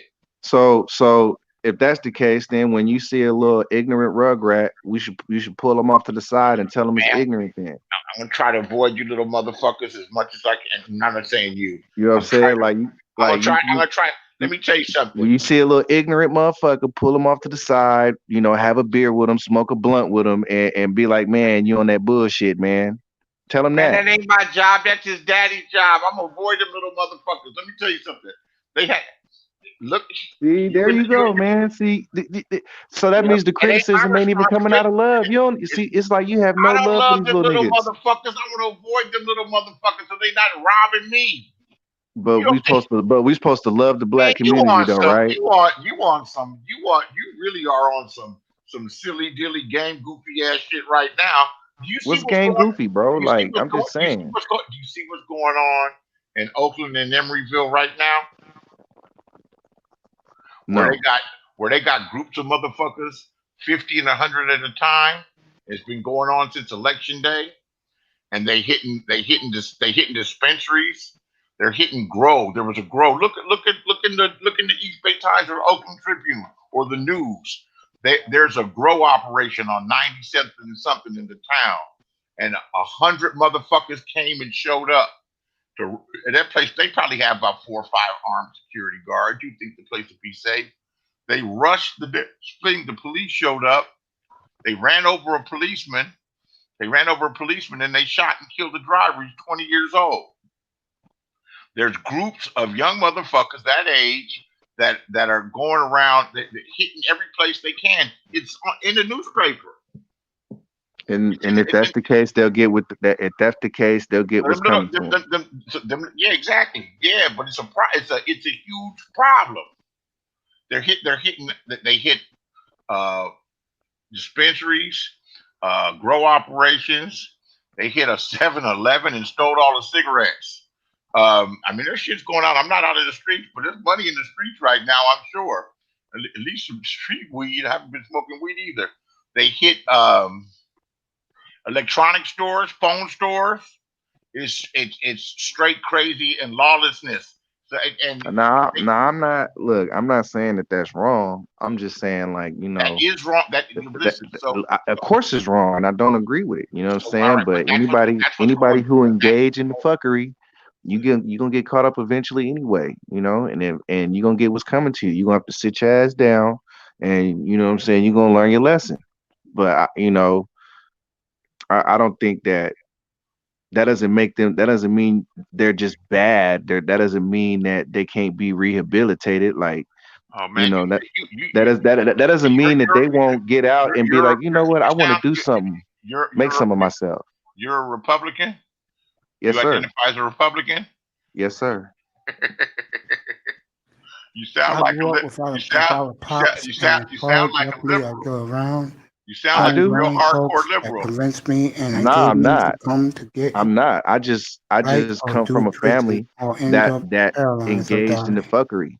Most of And I us was the that only grow up, nerd in the whole family, so I pops grow up understand. I've mad seen at the them up world. close. Facts. I grew You up know, with a and I farm. I was understand that just because they may engage in the fuckery don't make them dangerous. None of them was dangerous to me. Yeah, because it's your family. But still, like even their friends, you know what I'm saying? All of them was considered dangerous to you, but they weren't dangerous to me. I'm a barber. Like that's my main clientele is street niggas. They're not dangerous to me. I don't want to talk too much about myself and the things that I did and the people that I was around when I was younger, but I understand the camaraderie, the love, the generosity of some dudes of some notorious ass motherfuckers that are doing life in 126 years that would give you the shirt off their back. You know, that would feed you when you was hungry. That will come defend you and help fight. I get all that. I don't understand there's bad people, but if you don't know them and you their enemy, yeah, they give it. There's another side to it. I get what you're saying, but if you think that's what I meant when I said that they only dangerous to the other side. They're not dangerous to nobody else. They're not dangerous to the community. They just dangerous to the other side. Yeah, you dangerous to the community. Yeah, you dangerous to the community. It's not limited to the other side. Man, you gotta broaden it. Hopefully, as you get older, you'll broaden your scope. Because I mean, my scope. Look, I understand where you coming from because it's right. Like it's not wrong. It's just that it took me years to get here. But I used to talk like you.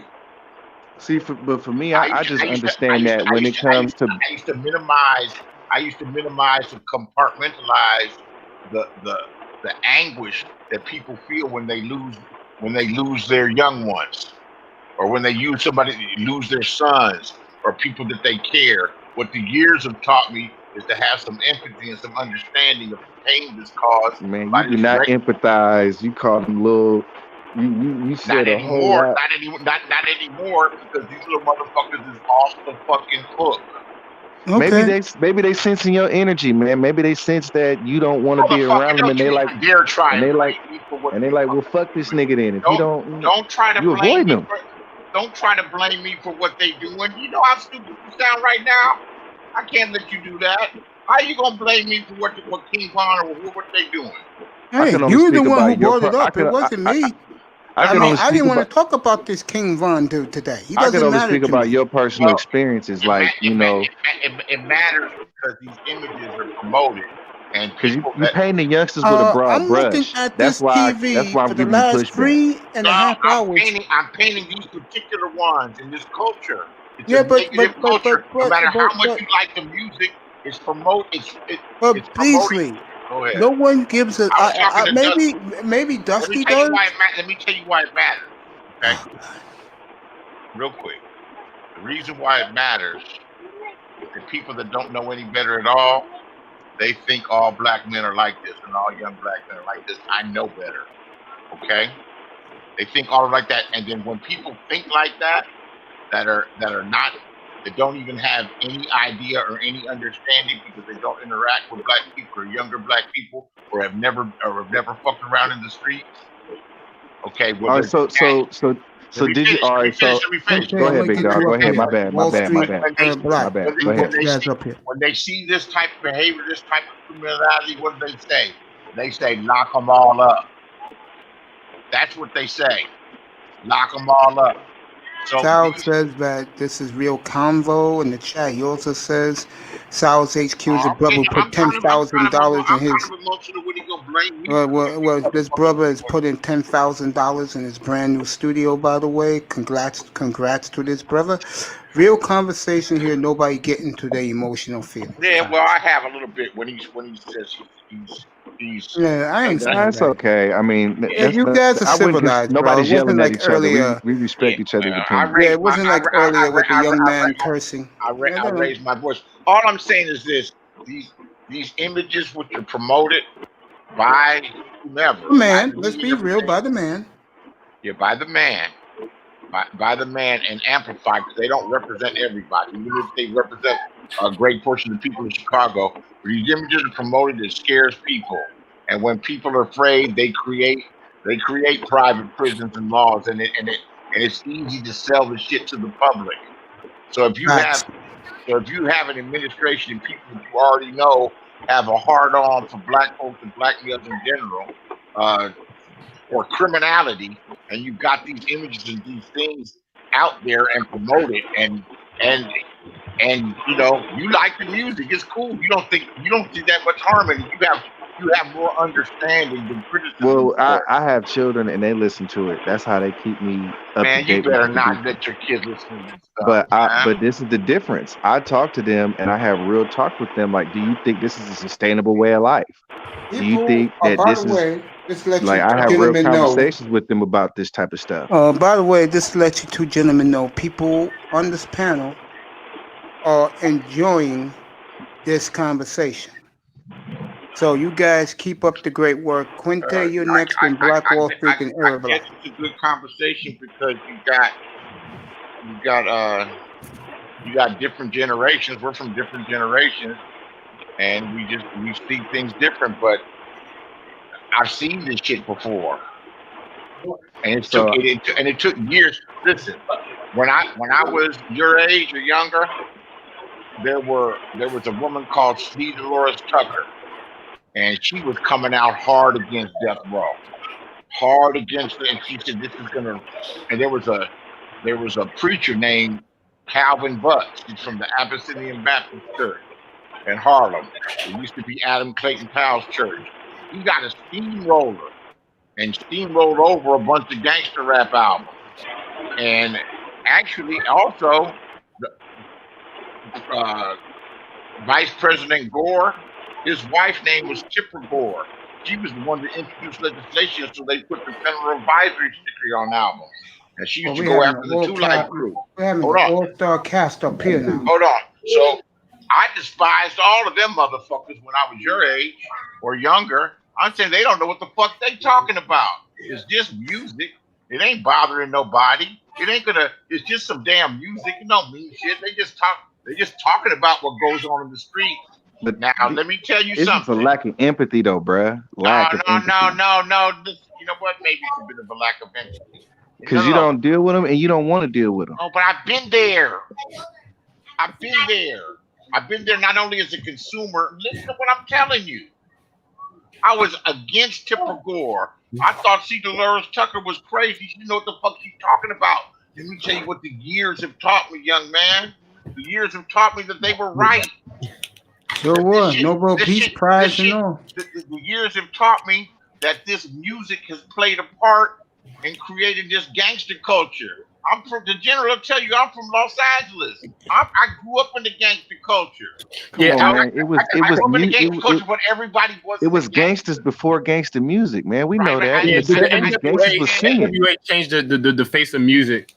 But I actually gotta go. I gotta start taking these kids out to the store and stuff. Yo. You better be here 10:15 tonight, 10:15. I'm gonna stop by, drop by, see how it's going. But this is an awesome conversation. Thank you for bringing me on again. Hey, I love you, bro. Really you have a great afternoon, bro. Black Wall. I gotta dodge these take the kids, bro. The kids come first, bro. Those type of things out here. Yeah, I love you, bro. Have a good afternoon. Enjoy your dinner. All these people dancing in the streets right now. Yeah, I know, bro. Good luck with that, getting through. Y'all have a great one, y'all. I'll see y'all later. Too, man. My brother in the DC area, the DMV. Do I have empathy? Because you don't have because I have relationships with people that rap, people that engage in that lifestyle because of my profession. So I engage with people all the time. You know what I'm saying? Like I'm always constantly in the mix with young black men. They're human beings, and I'm removed. And most of them are what you would probably consider dangerous. You know what I'm saying? And I just don't think that they're a threat to anybody. I'm dangerous. You know? Most of them want a job. Yeah, most of them want to work. Man, you making excuses for their choices. I'm just saying. I'm not making excuses. What I'm saying is, if they do something, they're gonna have what's coming to them. You have to sit your ass down and deal with the time. If you do some fuck shit, you gonna get your time. That's on you. That's on them. That's not on me, and that's not on you.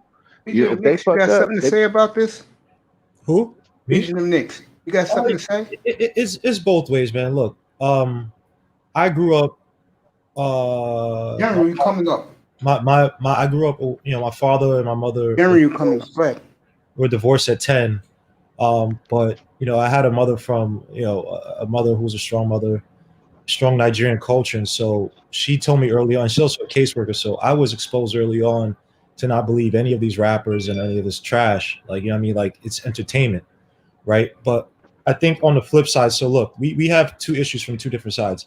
Young people do have to take more accountability for their actions. We do have to be smarter, right? I mean, if you want to play that type of music in front of your kid, that's your prerogative, that's your business. But you also have to realize that there's a lot of power in words and power in music, right? I mean, some people believe there's spells and all that stuff. You got to realize that, yes, the way we take in certain frequencies may not be the same way our kids or our relatives might take in certain frequencies. But on the flip side, I'll say this about the older generation.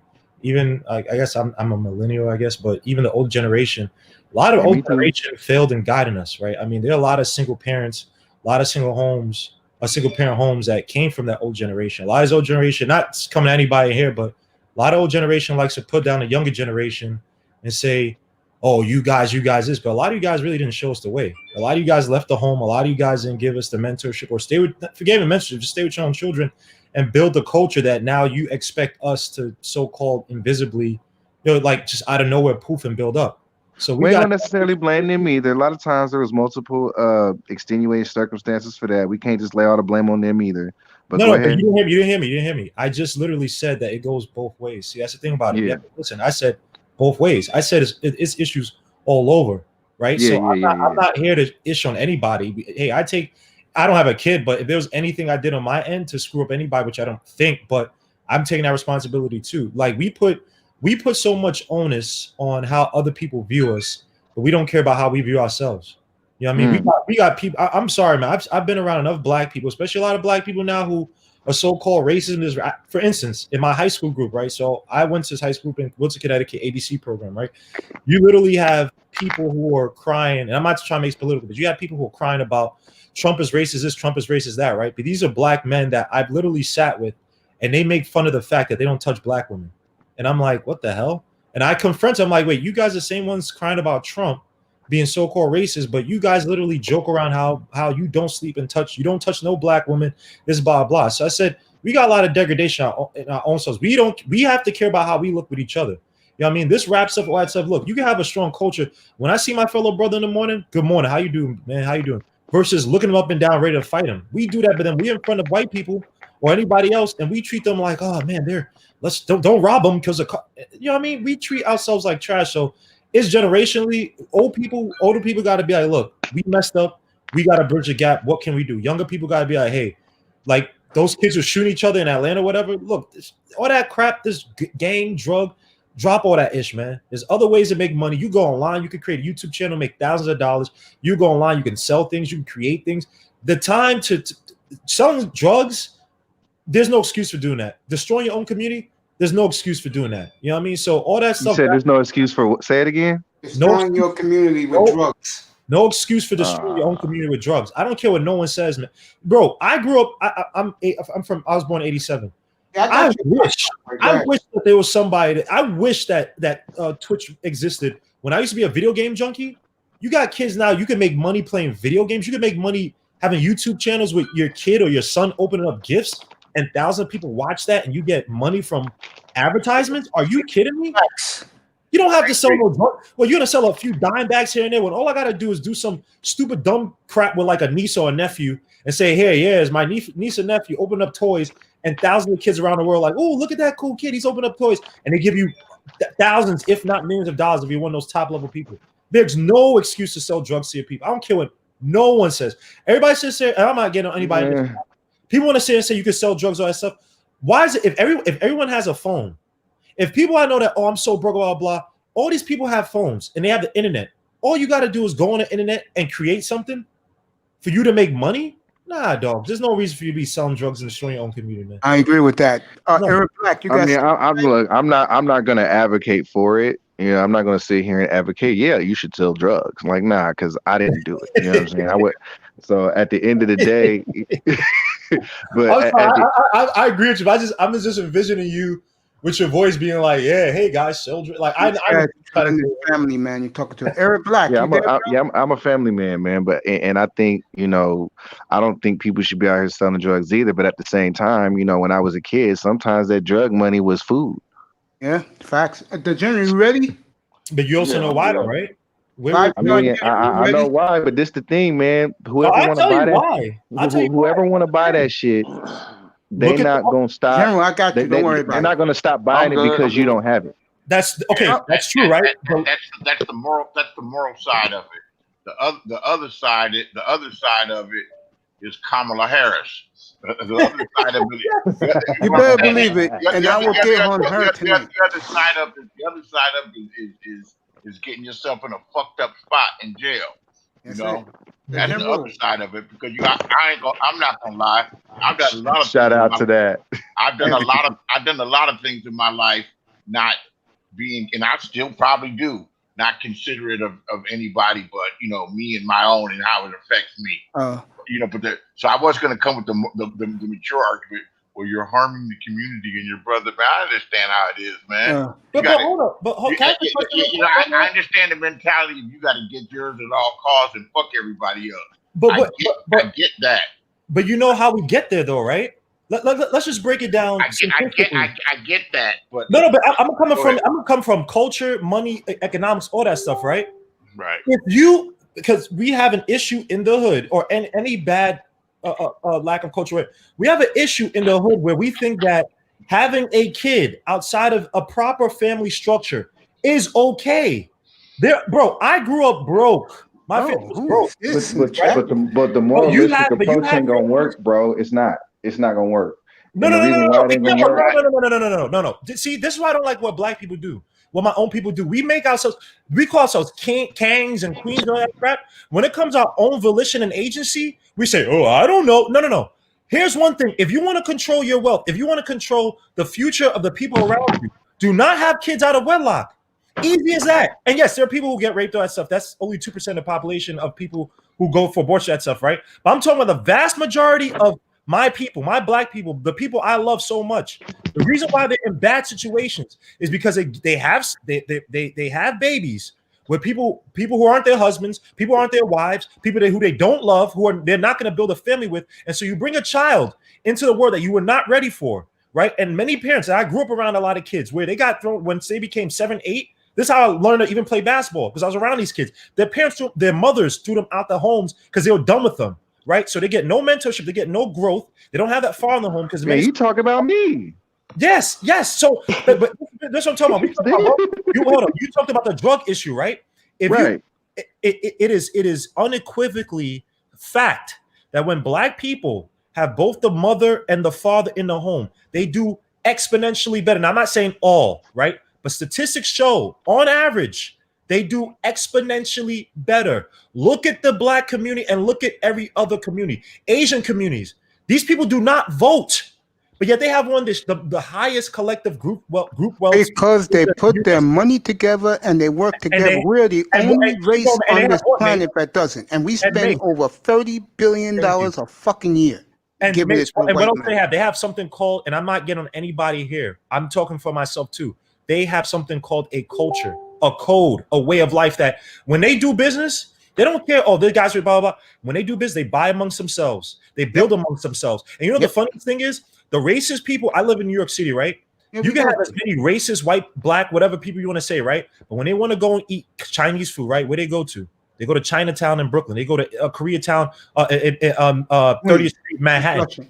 They know, and Flushing. So all these people that talk about racism, blah, blah, blah, they know, they like, oh yeah, give us some money, give us your money. And the Jews are culture. If you don't want to travel, you get some of that greasy ass Legion Chinese food. There's always Chinese. Legion, put your go down to info Chinatown in the private chat. I got you. Hey, Legion, you ever asked them young brothers why they say they wouldn't touch a sister? Oh, I know, bro. They're tokens. I know, bro. I grew up with them. And I grew up because I went to high school with him, and I went to college with people like that. One thing is that, well, one kid I know, the one kid who I really despise, right? And it's an issue with a lot of, because my parents are Nigerian, right?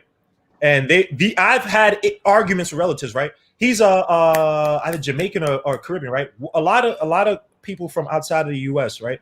They look down upon Africans, yeah. They look down upon a lot of African Americans, right? So he grew up in his head. First of all, he's here, by the way. He's not in his Jamaica. He's here in America. They look down upon a lot of African Americans and think that they're better than them, right?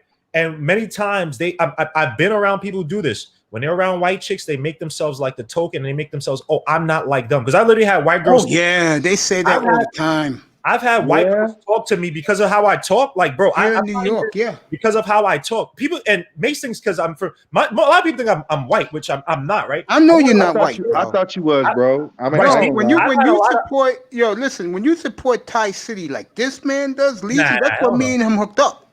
But you know why? You support Thai City, you ain't white.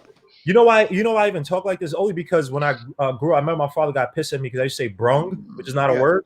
So I just had this weird. Man, I make sure I pronounce every word correctly. Yeah, no, but I'm not. I'm just saying just how. But just back to the black dudes you asked me about. I'm telling you, I've had white girls say certain jokes around me, and I check them like, yo, what are you talking about?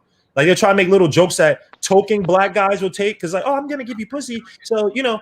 Yo, hey, blah, blah. And I've had, I remember, who's the kid who died in Florida? Not Tamir Rice, Eric Garner. Oh, no, Trayvon Martin. Trayvon Martin. I remember I was at a bar, and it was two white chicks, and it was one chick talking to a coworker of mine, another chick talking to me, and she made a joke on. This is literally just after having like, why the F do you think that's funny? And this chick was almost crying in tears, trying to take it back. I was like, I know what it is. It's like they think that you're token. And that kid, I'm telling you, you got to watch out for a lot of people who use the racism angle. There are a lot of black, and if this happened when it was a transition from Bush to Obama, this happened with a transition from Bush to Clinton. There are a lot of black people who don't give a damn about other black people, right? But in front of other white people, this is what they do. They try to take the mantle of when the politics kind of could feed into, oh, this is my image, blah, blah, blah. They try to feed into, oh, racism this, racism that, racism that. But amongst their own people, they don't want to be around their own people. They don't want to party. They don't want to do business. They don't want to be around. When in front of other white people, they take on the mantle of, yeah, I'm black. Hear me roar. And then when it turns from Republican to Democrat, I've seen it with Clinton. I've seen it with Obama. Then they keep quiet because now you don't have to get a president out. Let me say this. Hey, yo, hey, Legion. Hey, yo, oh, my bad. Hey, Mace. Yeah. Let me say this real quick. And I'm saying this because I've seen exactly what you're saying. Because you know, like I said, I'm on the red team, you feel me? And I see how them niggas be doing that shit, bro. They really do. Like they say little shit, man, and that shit be out of line to me. Bro, Mr. Tony Davis, salute to you, bro. Go ahead, though, Mace. My bad. Go ask any black person. I've personally seen that. Ask any black person, right? And look, I'm apolitical, right? But the thing that I found interesting about Trump was that he was not a part of the system, right? And Harvard said this. I'm not saying this. Harvard said the U.S. is a bureaucratic oligarchy, right? That is not that. There's no everybody said there's no democracy, right? You have powerful groups that finance power in the U.S. That's basically what a bureaucratic oligarchy, or at least what an oligarchy is, right? Trump was not that. So when people were saying, and I've asked many black people, this is the derangement that I'm getting with black people. This is why I'm pissed at my people, because like if we're talking about racism, right? So let's build as a group, as a culture. Let's build amongst ourselves like everybody else. They got more mad at what Trump tweeted, right? And they got more mad at what the media said Trump said about so-called racism, this and that. Mind you, he's the only president that actually has denounced white supremacy. There's videos of him saying this, constantly saying, I denounce the KKK, I denounce white supremacy, I denounce all these hate groups. Passed an executive order on September 22nd, I believe, 20th or whatever, 22nd, 2020, to denounce white supremacy and hate groups, right? Obama had a bear with a racist cop. Obama did nothing. Shout out to Tony Davis. Thank you for coming, my brother. When people talk about racism, is it policy or is it what the media is telling you? Because the media is telling because the people don't read a motherfucker. I'm gonna give Tony a wrench. I already gave Kelly a wrench. They voted in a dirty prosecutor in Kamala Harris. This person kept an innocent man on death row Yes, jeez. Did she really do that, Legion? Did she really do that? Yes, Kamala Harris. Oh, I believe you. I know this. I've been saying this all week. She locked up black parents because of truancy. Truancy is when your kid does not come to school, they come to school late because of whatever issue. Same Kamala Harris that kept black men that the state advised I'm loving every minute of it. Had petty crimes because she wanted them to fight the forest fires in California. She said it herself, we couldn't get rid of them because of, we needed the labor. She said this. By the way, when the housing crisis happened in California, who did she lock up? Go look this story up. She locked up a black loan officer, a female, by the way, for all the people that think that she's for women. She locked a black. She is not pro-woman. She's a dragon lady. For her job, but she did not lock up. I think it's a Steve. What's the guy's name? Steve Mnuchin, who was running all those loans. Pretty Kelly, stick around. California. You want to come up to the platform? Here's the link. You're talking about Biden. Biden wrote the 94 crime bill, never apologized for it, said, I did it, did not want his kids to grow up in the racial jungle, create the 100-to-1 crack coke laws. If anybody doesn't know that, that means that because it was everything you're saying, everything you're saying is right, but the crack cocaine powder disparity existed before. Right, ladies. Right. Now I got my brother. Everything else you're saying is right on you're point. fine. My brother, my bad. Ready? General, why? Because they be doing that shit. They know how quick it can go. Okay, fine. General, the general, 5-star general, salute to you. Go ahead, all yours. All right. Cut the man off and I've been rant. Yeah, I've been listening in to us. You want to listen in? All right, bro. You want to talk, General? I'm giving you the platform. Yeah, I'm here. Can you hear me? You got it. Go ahead. It's all you, bro. He's building in. He's coming in cold. Yeah, I'm coming in cold, man. Right, instead of coming in hot. Yeah, go ahead. I'm just saying, is it policy we voted on, or we voted on ego? Or we I don't know. Let the general speak, bro. I'm sorry, General. My bad. No, it's okay. So listen, man. Listen. You can sit here and point out all the degradation between the candidates. All right. What did Trump do to the Central Park 5? Do you know? Do you remember? Yes. Oh, he one of those guys condemned. I was in New York. I was in New York and this shit happened. That was like April of '89. Okay, he wanted those 5, and this is the future president you're talking about. So what if he wasn't even the president at that time? He was just a celebrity, and he took out a 2-page ad in the New York Times talking about how those 5 innocent, later to be found innocent young black men should receive the death penalty. When he was asked about it again, instead of saying, hey, the justice system, there was a mistake made and, those guys should not have. No, he doubled down on it. That's what he does. And you know something that. But hold on, but anybody, any of you guys live in New York City at that time? Let the general finish. I'm sorry. Yeah. Go ahead, General. So you have to understand, this guy has always had a racist past. He's had for years. He would not, and he still doesn't. They still won't. He's had people to come out and say, "Yeah, I worked for Mr. Trump for almost 20 years. He would not rent to black people, even the ones that could afford it. He wouldn't allow them to rent." I believe it. For years, he's done this. I believe it. And that doesn't make him a racist. Not only for years, he continued to do it after he was fined for it, after he was prosecuted for it, wherever they prosecute you for that shit. And he took all the penalties and continued to do it. But you know why? Wait. I'm sorry. There is no also know why. This guy, and then he'll have what's called token. He'll make comments to let you know where he stands as far as race is concerned. All my blacks, all my African Americans. That's putting ownership on a group of people. All my blacks. A hell of a Freudian slip. My nigga. I think he wanted to say. I think he wanted to say my nigga and couldn't, so he said my African American. That's hold on. You got all right. So can you guys let General finish his point? Man, I know it's a hot conversation and I get it, but you got to slow down. You got to take your time. We got to listen to each other so you can understand what I'm telling you. Exactly. Let him talk.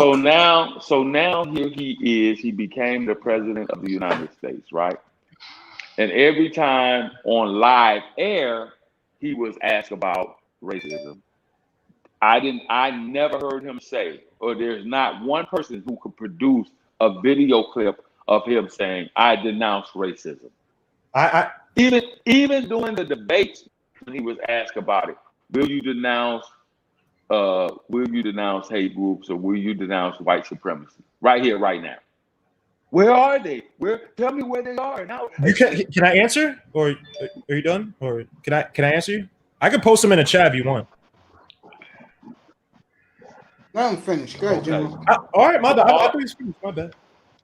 So all I'm saying is, when the prime time, when he was asked that question on a national presidential debate, all he had to do is say, "Check my record.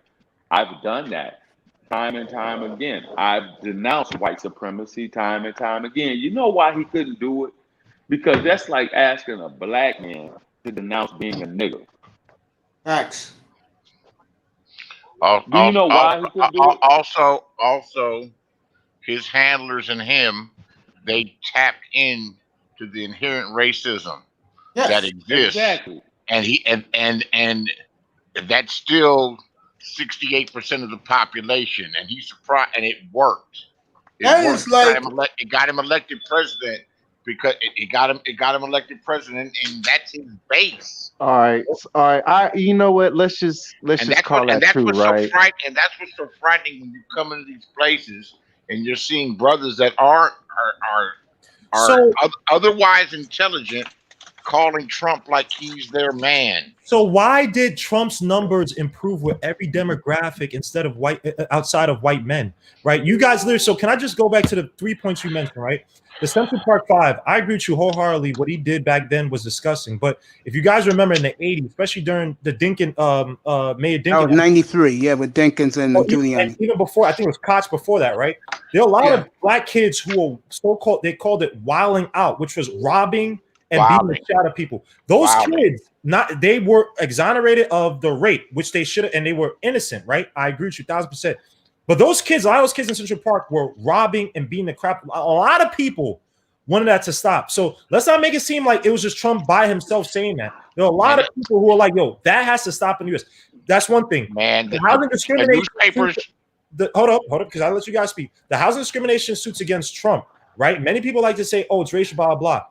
I literally, when I got out my apartment maybe 5-6 years ago, right? Yeah.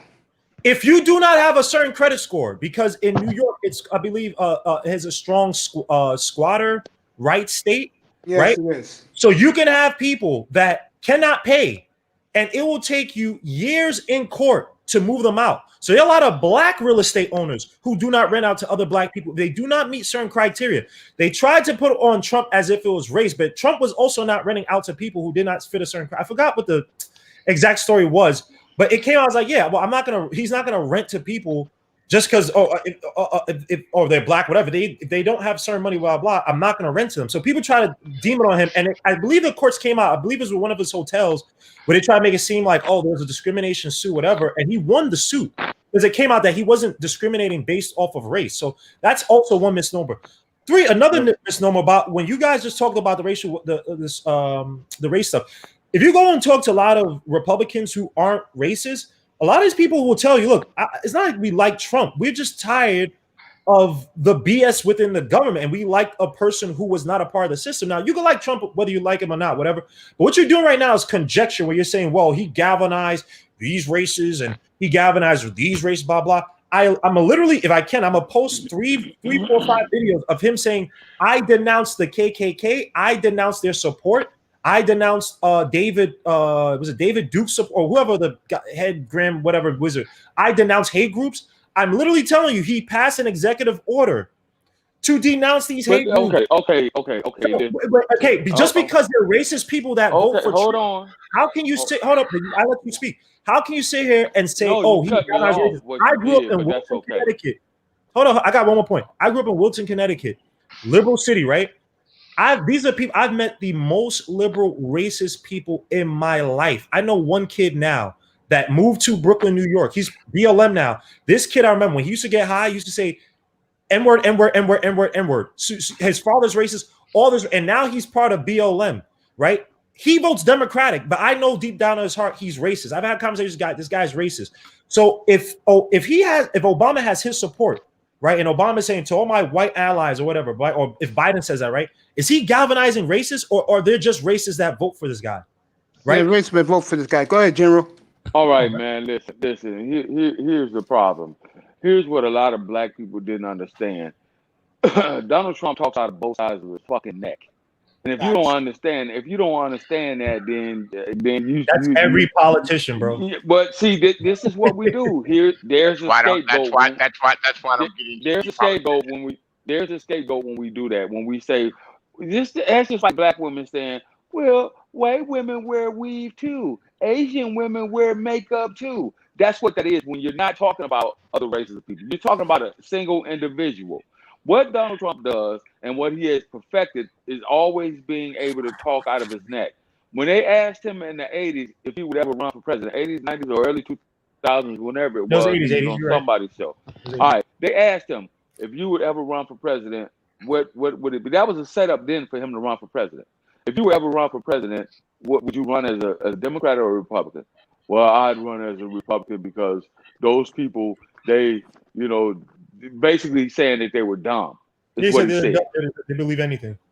Right, they believe anything, and that's what he did. When all of his views fit the typical New York Democrat, the New York liberal. Because he knew that he could come up there with all. He knew that he could come up there with all of the rhetoric. He knew that he could talk out of both sides of his neck, which all politicians, most if not all politicians do.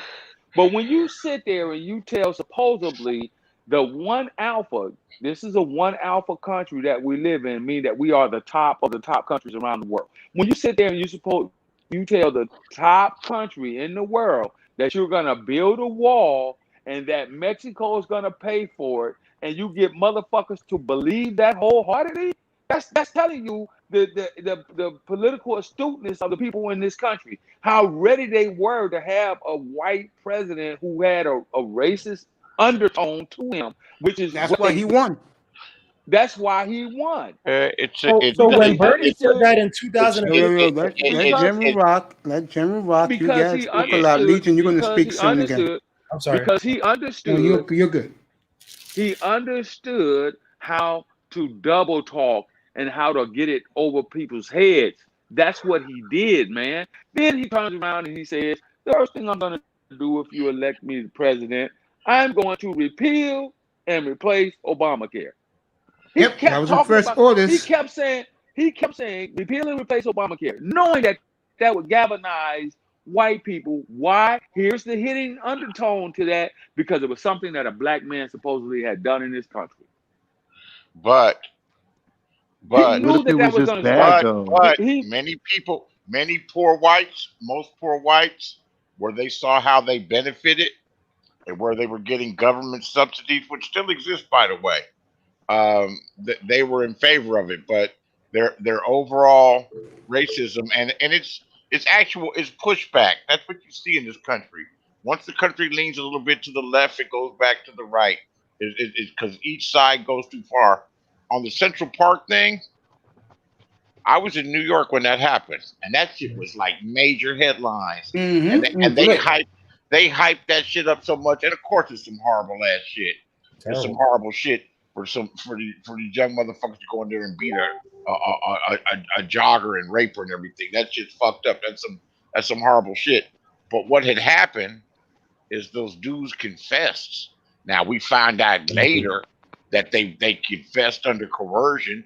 They were young and sleep deprived, and and thought that if they just convinced they were gonna walk out of there, they ran game on them and everything.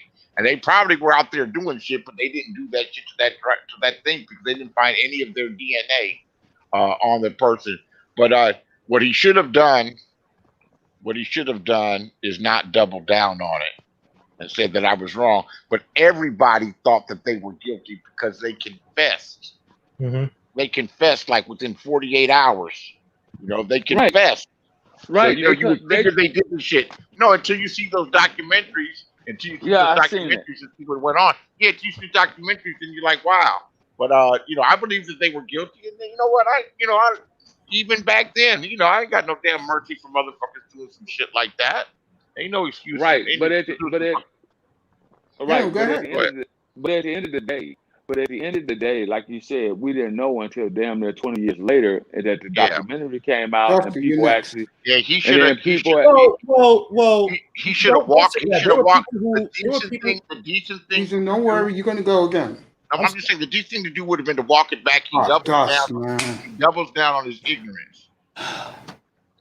And then you want to talk about Kamala and her record. Okay, name me a prosecutor that doesn't have dirt on them that has not locked up innocent people. Sir. She locked up the most in California. Hold up. Why is it that you got? And I agree with you on the things you said about Trump. I'm not here saying Trump is great or whatever, right? But how is it that you name all these things that Trump may be doing, right? But he got into power and never passed a law like Biden has done. He's never been as draconian in his ways as Kamala has been. So when we're talking about, he's galvanizing racists, what would you rather have? Someone smack your mother and say, I don't give a damn, I smack your mother, or someone kill your mother and say, well, I thought I was doing the right thing. But here's what you. I'll let you talk, right? I know, but it's a back and forth. Because you keep, but you keep doing it. So here's the thing. I wasn't done. Here's the thing, and we can have a back and forth. It's okay. But here's the thing: what you don't understand is, your ex-president Donald Trump, he set things in play that's going to affect your great grandchildren. What policies has Trump set in play for my great? Listen. It's not. Let him tell you. It's not about policy. It's the people that he's put into position. These conservative judges that he's put. These 152 conservative federal judges that he's put in power that are lifetime fucking appointments. The Supreme Court is fucking overwhelmingly now the majority of conservatives. So what type of laws do you think they're going to pass? Do you think they're going to pass laws? I'll tell you some laws I don't mind. Because first of all, I love how black people think because the judges are conservative, they're not going to actually be for them. There are a lot of black people in many ways. If you take out politics, if you talk about deep, this Christian blah blah. A lot of us are very conservative. So let me tell you, in some of the ways, I actually hope these judges work. In many places where they're allowing kids to take drugs as early as 8 years old to become transgender, I want judges to rule against that. Go look at what's happened in California. SB 145 was just passed. You know what that is, bro? In liberal California, a judge can basically say if a gay person had sex with an underage person, right, raped them, whatever, a judge can, and if it's a gap of only 10 years or less, a judge could come in and say, oh yeah, that wasn't rape, and that person doesn't have to go on the pedophile list. That's a liberal state passing a terrible liberal law that no one better than I at, or everyone, because Trump is so evil. I want conservative judges to rule against that. I want conservative judges to protect against children. But these are the same. But these are the same little kids from taking drugs that allow them to become transgender. And when by the time they're 15, 16, and they realize what the hell am I doing, now they want to commit suicide. I want those judges to do that. You're cherry picking. I'm not cherry picking. Hold up. You're just cherry picking and saying, you cast a wide net upon all the conservative judges and say that's gonna be bad for black people. I'm literally giving you a reason. Do you know what conservative? See, this is the problem. This is the problem. A lot of Negroes do not know what conservative is. Being a conservative is. What is to be a conservative? What is it? What is their ideology? Less government. Less government. A more private industry. Less government in my pockets. Less government in my lifestyle, in my culture, in my religion. Right? Please, am I wrong in any way? Okay. Yeah, you are correct now. It also means to conserve the status quo. That means that they want. No, it doesn't. That's yes. That's what conservatism means, bro. Conservatism. That's not what conservatism means. The status quo changes all the time. How you can? Wait, hold up. If it's a change. Listen, man. I'm not trying to argue with you. Listen, I'm not trying. I've been through a few fucking presidents. From goddamn Nixon from Nixon to Reagan to Carter to fucking both of the Bushes. I've been here on this earth for a little bit, and I've over the years I've come to see how things operate in this country.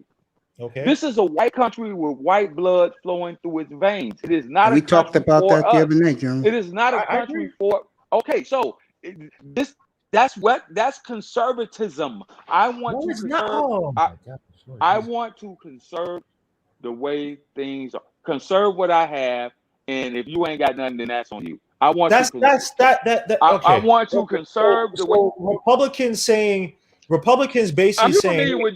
Are you familiar with Dr. Claude Anderson, who's been Yes. around a way long You time? know what? I gotta agree with the general. And Dr. Claude Anderson would say. Dr. Claude Anderson would say. Let him speak. Hey, Legion, you're gonna get your time, bro. Let the general finish, and then you go next, and then I'm gonna get Dusty up here. Dr. Claude Anderson broke this shit down. He said, if any black person is running around calling themselves a conservative, they're fucking foolish. Conserve what? What do you have to conserve? Donald Trump and the Republican Party want to conserve the money and the power in this country for the white section of this country. That's what conservatism is. That's all that is. That's all that is. And the liberal side wants to do all this other shit. When people think about being a conservative and all this other shit, look at what the definition of the very word means. Dr. Claude Anderson broke this shit down. He said this is why Donald Trump used the slogan, "Make America Great Again." Tell me a time in this country when America was ever great for black men and women. I agree with you 1,000,000,000%, but let me help you out, bro. It works on both. Neither of these people give a damn about us, right? I'm not. Hold on. Let me speak. I'm not sitting here. Kamala Harris. I'm not a Biden and Kamala. Let me first quantify something for you. Mm-hmm. I'm not a Democratic by choice. I'm not a Democratic because they got fucked up views and fucked up shit just as the other party does. Neither of these individuals or of the four individuals, neither of them really have the best interest of black people at hand. I'm on that train. Facts. I'm with you. So, but here's the thing: when you bring up the Kamala and the liberal thing, is like this thing with Trump, and that's why I say with most presidents, right? The most they can do for black people is not get in our way. That's it. When we talk about wealth, first of all, I mean the president's weak. Your money it comes from the Federal Reserve, which is not even a freaking federal institution. It's a private bank, and they print out money. And it's a private institution that basically has the U.S. buys balls, but that's a conversation for another day, right? When you talk about wealth, both sides are. Do they got one black person that work at the Federal Reserve? I mean, I don't want to know. But they have some, but they have some. But the Federal Reserve, if you read up the history of Federal Reserve, I forget which president it was. It's Truman. I can't remember which one was crying and saying, "I apologize for signing." Woodrow Wilson is the one who signed it in Woodrow Wilson? Okay, Truman, my bad. Woodrow Wilson. They created the Federal Reserve in 1913, right? When Congress was not in session. Right. When Congress was not in session, and basically what he did, he handed over the finances of the government to private bankers, which is something that even the founding fathers fought. Were against. The reason why the Civil War was the money changers have been around for a long time. Right. That's basically what the bankers are. But just to add on to that same period of time the IRS was created by the same president, Woodrow Wilson, who was a huge racist and also a Democrat. He was such a racist that now in this modern era where they're ripping up and tearing down statues, that his school that he went to, that he became the president of Princeton, they took his name off. They made moves to take his name off of buildings that are in his name. Right. Well, let me say this real quick. For people who are going to watch this later on the replay, we have had a week of intelligent black brothers up here speaking their minds. General, I love you. Beasley, you've been awesome. Legion, you my boy. Dusty, you my main man. And Eric Black, you're terrific. And I just want to thank you guys for what you bringing. People in the chat room are loving what you guys are bringing today. So keep up the great work. Continue. And just to iterate, man, this is all love. So if I raise my voice, it's just me. You know, I argue. I talk. Yeah, I know how you are, bro. You're New York. York. You guys are all my Brooklyn. brothers, man. But You're Brooklyn, bro. Just on the liberal side, man. Look, I've seen it. The liberals want it. So when you talk about conservative thing, right? The liberals want it so you are sucking on the proverbial tit of the government, right? They come in, right? Look at affirmative action, for instance, right? You know who the main beneficiaries of affirmative action are? It's white women. White women. Black women. Affirmative action doesn't even exist. Affirmative action doesn't even exist anymore. It doesn't. I see it where now I'm looking at the same Indian and Asian people that I went to school with that do not like black people. Because everyone say, oh, white people are evil. A lot of Asian Indian people, they do not like black people. And now they're calling themselves people of color so they could go under the banner of minorities who've been oppressed. Hey, I see them here doing that shit. You live here, you see it like I see it. Motherfuckers. I'll kill them tonight too. You're a Nigerian American. Yes, I'm right. Yes. So you're and when people look at me, hold up. When people look at me off, let me make my point. All right, there's groups of people, and I kind of agree with them that you're eligible for a lot of these same programs, and I don't get them. Well, all right. I was born in smart. You don't need them. Let me say my. Legion, let him finish. I apologize. He's not letting me finish. I'm sorry. You're not Adolf. You're not an American descendant of slaves. Agreed.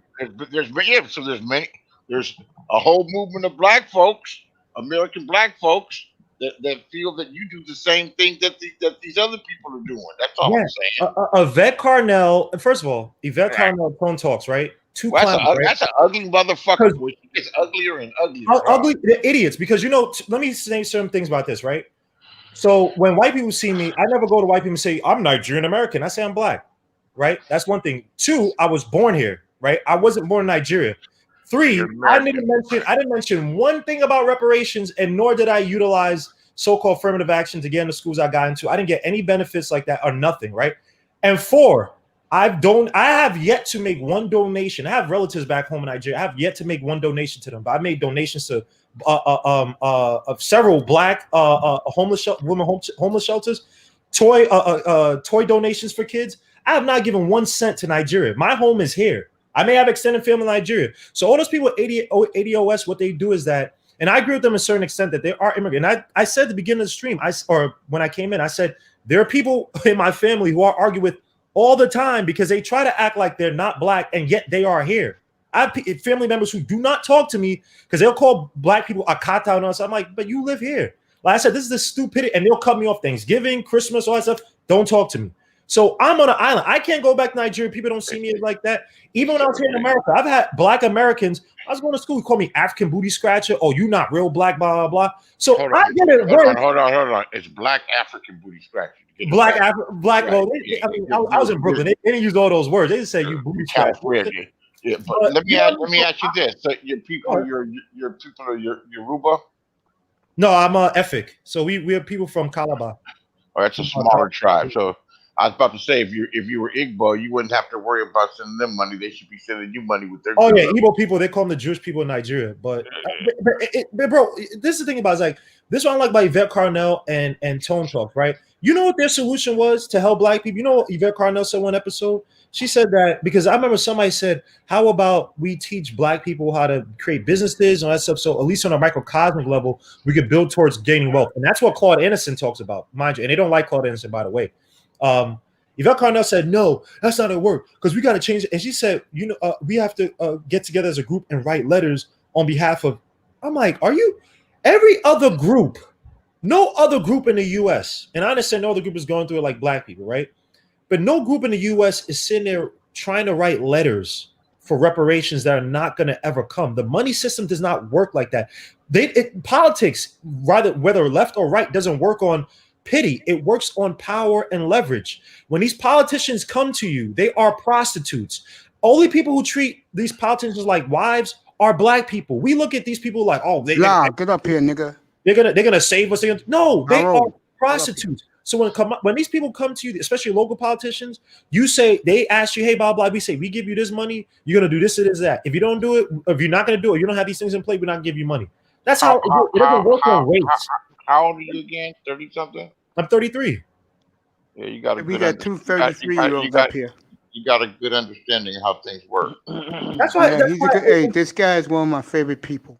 That's why when I looked at Trump, it's not like I liked, bro. I didn't vote for Trump. I don't like Trump. I think all these people are racist. But when I saw Obama got in, right, and it hurt that my mom was so, because I was like, this dude ain't gonna do shit anyway. But she's like, oh, he's blah blah blah. Yes, we can. When he got in, he literally had an interview with another black person who was like, oh, like talking about reparations, talking about what are you gonna do for. He's like, oh, Obama cut the interview off and said, that's not how America works. It doesn't work. I'm like, are you serious? You know how I knew? Because I bought into his bullshit. You know how I did, man. Because I did. I did too, man. I did too. And I'm from the city, man. I pride myself in you can't hustle me. If anything, I don't buy dreams. I sling them. Go ahead. But no. But go ahead. As soon as he named his cabinet, I was like, this ain't no change. This ain't no change. You still naming an ex-president of Goldman Sachs as your Treasury Secretary, and what he did is he looked the other way as the banks provided all of this stimulus money. This, what do they call it? QE, quantitative easing. Yep. And basically what you have doing that people don't talk about with this debt, and Trump pushed the ball along too. With all this money, they say, the socialist. You don't think Trump was a socialist with COVID and adding, handing out $6 trillion or more than that, where the debt say it's $25 trillion. What happens is this, and this is unrelated, but it's the bigger picture. What happens is this: that yes, the Federal Reserve are private bankers, okay, private bankers, and they're part of a consortium of private bankers. And when the debt becomes so high that even the tax revenue, and you're going to see some real rough economic times coming up. Oh yeah. And because Biden's going to order more stimulus, and there's going to also be some tightening. 56% tax is going to be taxed cross according to Biden. But none of us will even see. He won't be able to get that legislation through. Let me make my point. When it comes more and more difficult to even pay the interest on these trillions of dollars, the banks, which is the people that you don't see and that you don't hear, the true real power sources, the United States begins to lose, and we probably have lost. You begin to lose your sovereignty. You become a pawn of the money changers. Facts. And that's the push you see to the whole real new world order, and it's already really in place. It's just slowly taking over this whole country and every other allegedly supposedly free country. Well, I said this to Bernard. I said that to Bernard Riley. He said, "Hold on with that conspiracy theory stuff." That's hold on a second now. No, you sound like you got a tinfoil hat. Dusty, go ahead.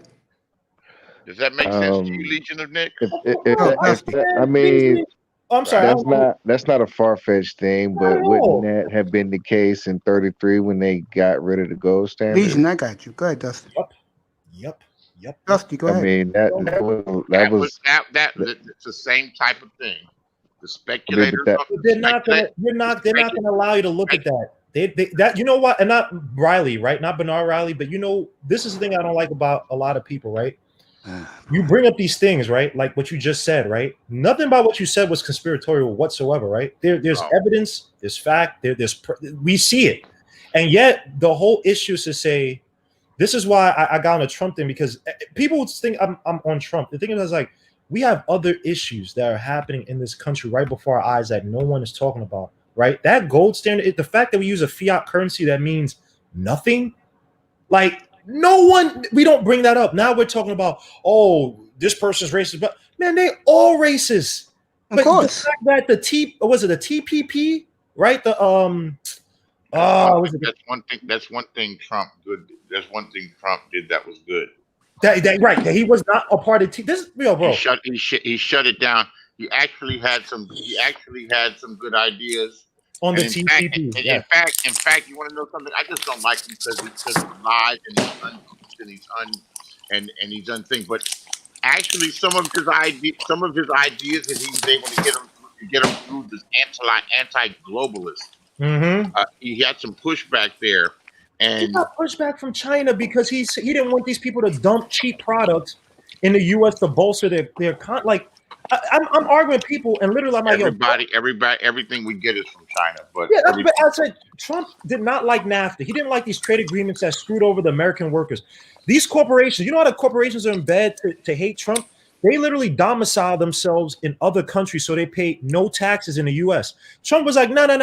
You got to come back and domicile yourself here or pay your proper taxes. That's why a lot of these companies, they were saying, a lot of nerve trying to get people to pay taxes. When he dies his own. No, some of his policies are the way that he thought he understands economics. He's just. What if he only took a $750 salary from his business? From his job? From what? What are you talking about? So if you have a business, let's say you have a holding company, and let's say you have a operating company. What if you only taking $750 from your company? As long as your money stays within your company, you can't tax it. Oh, you're talking about that's what. You can actually use that money and buy cash producing assets, and then the capital gains from that would be taxed. Yeah, as long as your money stays in your business, it doesn't get taxed. Yeah, but you know they all do that, right? That's why like Mark Zuckerberg don't take salary. You know, right? What if he only took a $750 salary? Yeah, but they all do that. Wait, I'm sorry, I ain't trying to cut you off. I'm agreeing with you, but I'm saying like, what are you bringing that up to? What do you like? What do you mean by this? Because he said he had some nerve with him only. You know what I'm saying? He had some nerve demanding companies to pay taxes to the country when he wasn't paying that himself. There's a difference between personal taxes and corporate taxes. Oh yeah, but those corporations owe us billions, bro. Like that, those billions could have been used to bolster our economy, right? Versus Trump's individual tax. You can buy property in the name of your company. Of course you can. Yeah. So I mean, if nothing is in your name, then it makes sense for you not to have no taxes. He doesn't operate publicly held companies where there's a board of directors.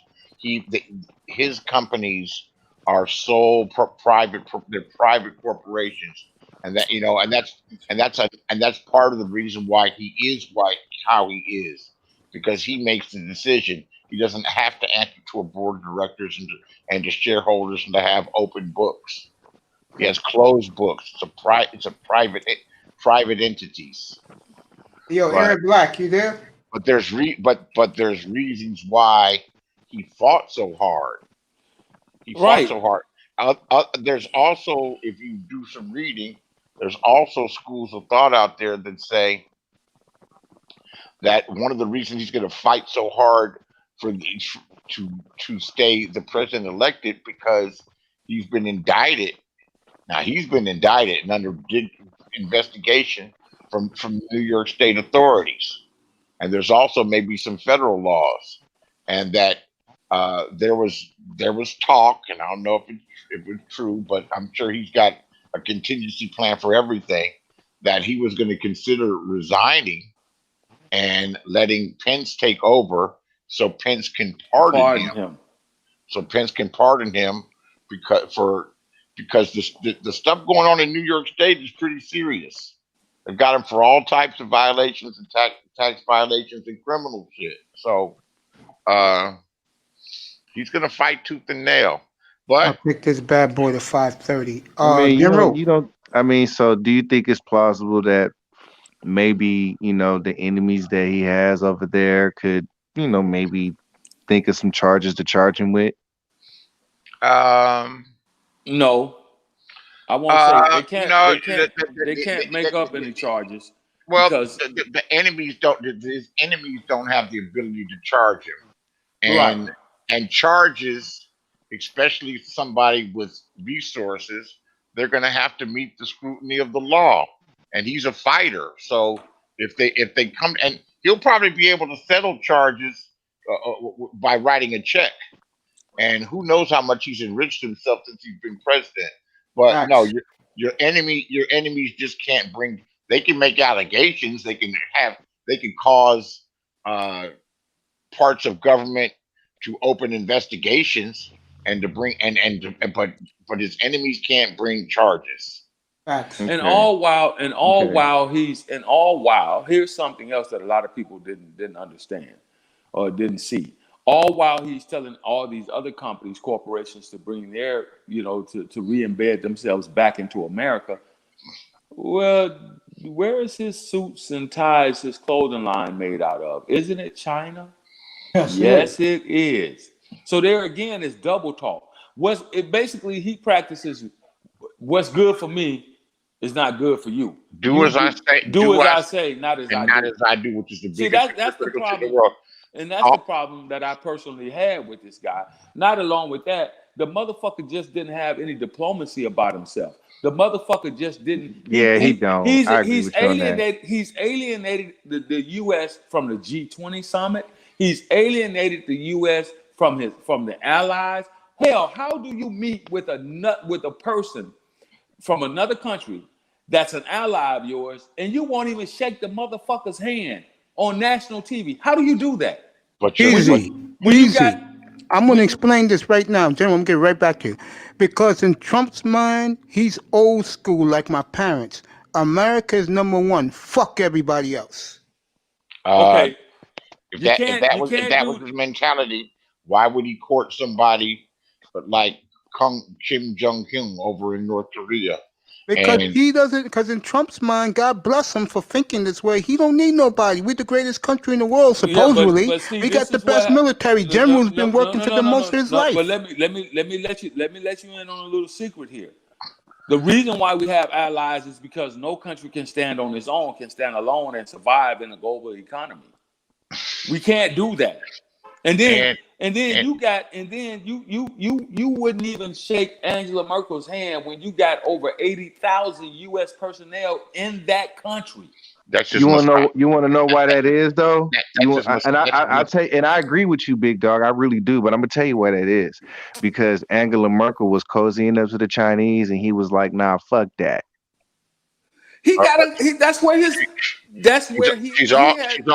She's also a woman. They're also members of NATO, and the United States finances the majority of NATO. And I'm guessing now, but I know that there's tons of military bases in Germany. Germany is not allowed, even 50 years, 70 years after World War II. Germany is still not allowed to have a military force, and the United States is the protection against the Russians coming forward. They're the protection. They protect Western Europe. So he also probably has some backwards thinking shit that she's a woman, and he doesn't recognize her having it. All of that's fine. I get all of that, but you must show diplomacy to another leader from another country. Of course you do. But he didn't have that same diplomacy with the Russian with old boy over there. Putin. He didn't have that same diplomacy with him. Man, and the people here that they didn't bring charges. Yeah, because he put an attorney general in place that's not going to rule against him. He put in right now, if you look at what's going on in the world, like everything just shifted away from Europe as far as like right now, like Germany is not really like a factor on the world stage right now. Because like right now, what are you talking about? Germany is the strongest economy in Europe. Right now, everything is about the Indo-Pacific right now. That's where everybody's concentrating on right now. You know what I'm saying? And Russia has coastline in the Indo-Pacific. That's why he deals with them. What's up? And so right now he's trying to disconnect from China, and he's trying to play nice with India, because everything that China gets, you know what I'm saying, they're trying to do the Belt and Road thing, and everything that they get has to go through the Strait of Malacca, and it could be easily blockaded. So China trying to bypass all that. You know, they're trying to, you know, build shit and figure out a way to get it to China without having to go through the Strait of Malacca. And all of that's true. All of that's true. But when it comes, and that doesn't minimize what goes on in other places in the world. And the United States, in order to protect its interests and the interests of the big corporations, the United States has to watch everything all over the world all the time. That's why people can make careers out of the military. There's and travel the world, because there's military bases everywhere. So they're watching everything at all one time. But everything you're saying is factual. But that doesn't minimize that they also are very concerned and have always been concerned about the allies in Western Europe. And that's what's scary, because he wanted to get rid of NATO. You don't hear anybody talk like that. And what NATO does. The reason why is because, like, in today's world, like, there's no reason to basically use NATO to keep Russia at bay, because Russia ain't a threat. Yes, they are a threat. Yes, they are a threat. Like right now, you know what I'm saying? Right now, the hotspot is the Indo-Pacific. We didn't stop concentrating on Russia. Right now, we concentrating on China. That's true. That's true. But that's because he's in their pocket. That's because he wants you. Listen, when it comes to world, like, importance, you know what I'm saying, China's kind of a big boy right now. You know what I'm saying? Well, China is, and since oil prices down, Russia's not. But they're both still frenemies. Well, let me interrupt, because I want to hear, because General works for the government and the military. General, comment on what these two are talking about. I'm curious to hear your point of view. If you don't think Russia's a fucking threat, you lost your goddamn mind. You've lost your mind. If you really don't think that Russia is a threat, you've lost your mind. If you think that Indonesia is where where we should be concentrating on, you're sadly mistaken. I'm telling you. I've been in briefings, because you got to understand, man. Russia has the third most powerful fucking military on the fucking globe. You know what it is also, General? Certain countries, they just have like characteristics and pride, and the Germans are really efficient people. You know, they build, and even after World War I, where they were smashed and destroyed, and their economy was in shambles because of the restrictions of the Versailles Treaty, they still were able to build up and rise and become a force that almost took over the whole world and took over a whole lot of the world. They just got real ambitious, real quick. That even all these years later, something about the character of these countries. You know, they feel like they should be the supreme leaders. And something else, Beasley, real quick.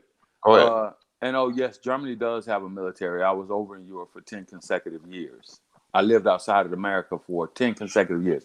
And they do have an Air Force, and they do have an Army, and they do have a Navy. See, I didn't know that. They tell us that that they're not allowed to have one, and that we're their protector. We're their military. Okay. All right. Well, okay. No, I mean, you know what? They tell us, if you've seen it, you know different. I'm not saying you're wrong. I defer to you. You know, if you've seen it, but yeah, that's not what we're told. Well, I've personally done joint training exercises with their military, with their Navy and their Army, and they do have a small contingency of an Air Force. Okay, but they do have a Navy, and they do have a fucking Army, a standing Army. No, I'm just soaking this shit all up, bro. Now, I wanted to hear General's opinion. Go ahead, General. So I gotta agree with the General. Like, Russia is a threat, but I'm saying in the context of China, they're not. Yeah, they're both threats. China's an economic threat. China They're trying to do whatever they can to All right, keep them out of the yeah, South but China Sea. they're trying to do everything except go to war. You got to realize China's a threat, but they're it's a different type of threat. I don't know. I mean, where do you think wealthy Chinese people and Chinese government, where do you think they keep their money? Hong Kong. Or big both their money? No, they keep their money in. Well, they may have some in Hong Kong. They may Hong Kong dollar. all countries all over the world. The most stable markets are the markets in the United States. They may invest in other places, but the Saudis, they all have money invested here, so they're part of the. They're not by destroying the United States. If the Chinese would work, they say they want to work and destroy the dollar and replace the currencies. But destroying the dollar, they're destroying their own investments. It's very complicated. I can't even. So, like, basically, right now, what we're trying to do is trying to disconnect everybody from China. Japan is bringing their factories back. I think Australia bringing their factories back. They trying to get out of China. You know what I'm saying? And basically, the biggest threat to China is India, because India is housing the Dalai Lama, who basically they recognize Tibet as another country. Like that's like that's why India is the biggest threat. What makes those countries threats is that as they become modernized and industrialized, is they have an abundance of people. They have people that work at very low wages. And in China, you have an autocratic government that makes people do things and tells people what they are going to do. And in India, and in India, you just have poverty and a bunch of people that are, you have people with jobs in India that sleep in the street. You got that now in the United States. So we're becoming a third world country. But what makes those countries powerful is that industry has moved over there, and they work for a very low wage. That's why those jobs are never coming back. Shout out to the beautiful, pretty Kelly for see, popping like in there and was watching the a chat room. moment. Oh, my bad, man. Yeah, don't worry about it. Thank you for what you're going to contribute in here with our business acumen. And it's 5 o'clock Eastern, 2 o'clock in the West. And again, another tremendous day of brothers talking their expertise about politics and the law and everything above this. And I'm going to let Dusty continue. Thank you, gentlemen, for being here. You guys have been great. Go ahead, Dusty. Real quick, there was like a good little 2 or 3 month, like the last 2 or 3 months that we had, where we kind of had them in a chokehold when we banned TikTok, because you actually had the internal people of China like, man, why is Instagram banned? Why can't we get on Facebook? It caused internal strife that was beneficial for us, you know what I'm saying, when he was applying that pressure, you know what I'm saying? And and then you got everything that's going on overseas. Like, China is known as just kind of being real belligerent, like they do what they want to do and don't really care, and he was really trying to get close with India and really trying to use they strong navy and use they mountain fighting expertise as a way to kind of fence them in, you know what I'm saying, and then start to basically, I see the Free Tibet movement coming real soon. China and India have been at war before. Huh? China and India have been at war in modern times. They was having some fights like last month. Well, it was a skirmish in Ladakh. They've been at war, like in 1970, 1969. They were actually at war. They're engaging right now. Like they're in Ladakh in India, engaging right now. Okay. I mean, what do you read to know this information? I pay attention. I don't watch the news. Or what are you reading to? Well, because I'm curious. What are you reading? You're not going to hide it, not divide it. No, I watch Indian news. I watch Chinese news. I No watch shit. Japanese news. No shit. Okay, on the internet, of course. Yeah, of course. All right. Thanks for talking about that. You're still not gonna find Okay, that so thing I'm that you. gonna Go I'm ahead. gonna let you in on a little secret. Good, Everybody talks about how China is so goddamn such a force against America. All right, I'm gonna read something to you real quick. This is unclassified. China was the United States' third largest good export market in 2018. I'm sorry, in 2019. Right. They're not even Right. number one. They're not even number one. This is how much of a threat China is to our market. They're number 3 on the list. They're not even the number 1 as far as what we export and import from. So you gotta read. Black people gotta read. I don't understand why people want to sit here and say China is a threat. China owns most of America. They do not. If it wasn't for America, man, they got 1.3 billion people in that country. If it wasn't for America, with the goods and services that we do exchange with them, the bulk of their population would fucking starve.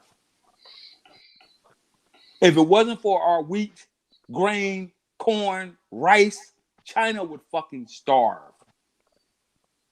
So it's more to it than just, China's a threat. They're going to take over America. And they have the largest economy because they got 1.3 billion people there.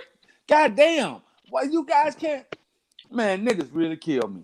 Of course they're I ain't say none of okay, that. well, I'm gonna help you. I didn't say that anybody here is saying that, but I'm talking about in the general construct of the conversation. Yeah, China. No, I'm not saying that anybody here has said that. I'm just trying to give you some insight. China taking over. China taking over. No, the only thing that China has done was go to Africa and invest. That's the only thing that China has done. Why does that scare most Americans? You know why it scares most Americans? Because Africa is a black country, the homeland, the motherland for black Americans. This is why you hear black people say this stupid shit. And right now, they're being kicked. They're trying to. The Africans have come to their senses, and they're like, no, this is a bad deal. You motherfuckers got to go. Y'all got to get the fuck up out of here. So don't be fooled. The debt trap. Right. So don't be fooled when you hear people say, China is the biggest threat to America. They are not. This is what news agencies will tell you. But if you read and you actually study the global economy, you'll understand that they're not. Again, they're number 3 as far as, I'll read it to you again. They're number 3 on the fucking list. Okay? For goods and services and trades. Number 3. They only trade imports. They had an import trade of an estimate of $76.7 billion. That's not even $1 trillion. In 2019, goods and services were estimated at $56.5 billion. Services imported were $20.1 billion. The U.S. service trade surplus with China, it was an estimated $36.4 billion in 2019. Do you know what the fucking GDP is of our country right now? We're at about 15, 16 trillion dollars, not billion, trillion. Do you understand that?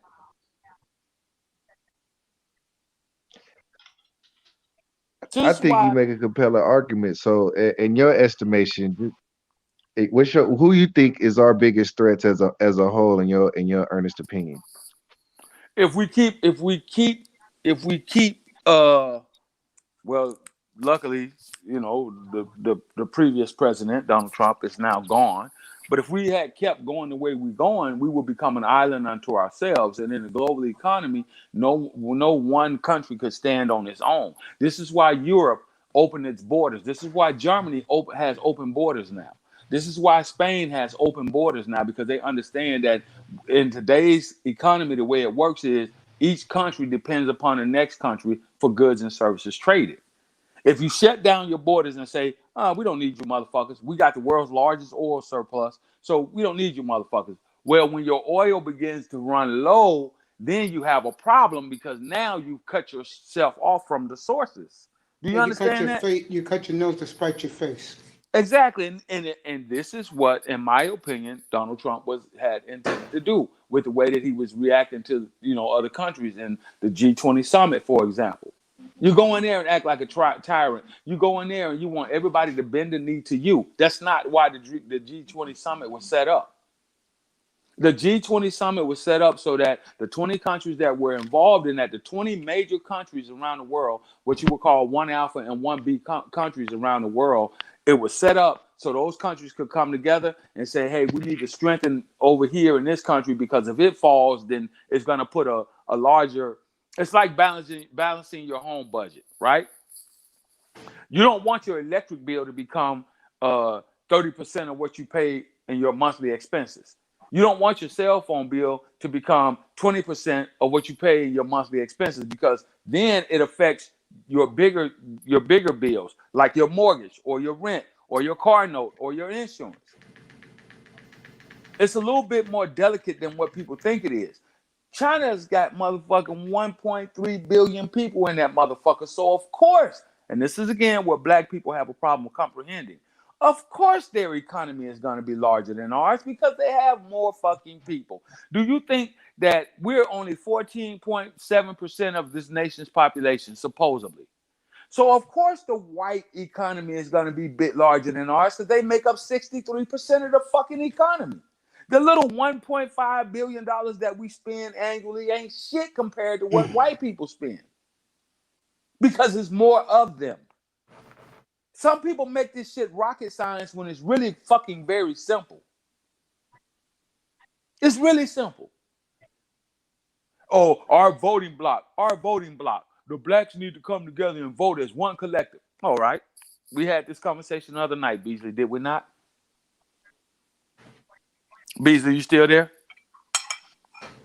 Beasley's on mute. I guess he's handling. No, I'm something. here. Now he's I'm back. letting him talk, and I'm like multitasking. But Yeah, enjoy.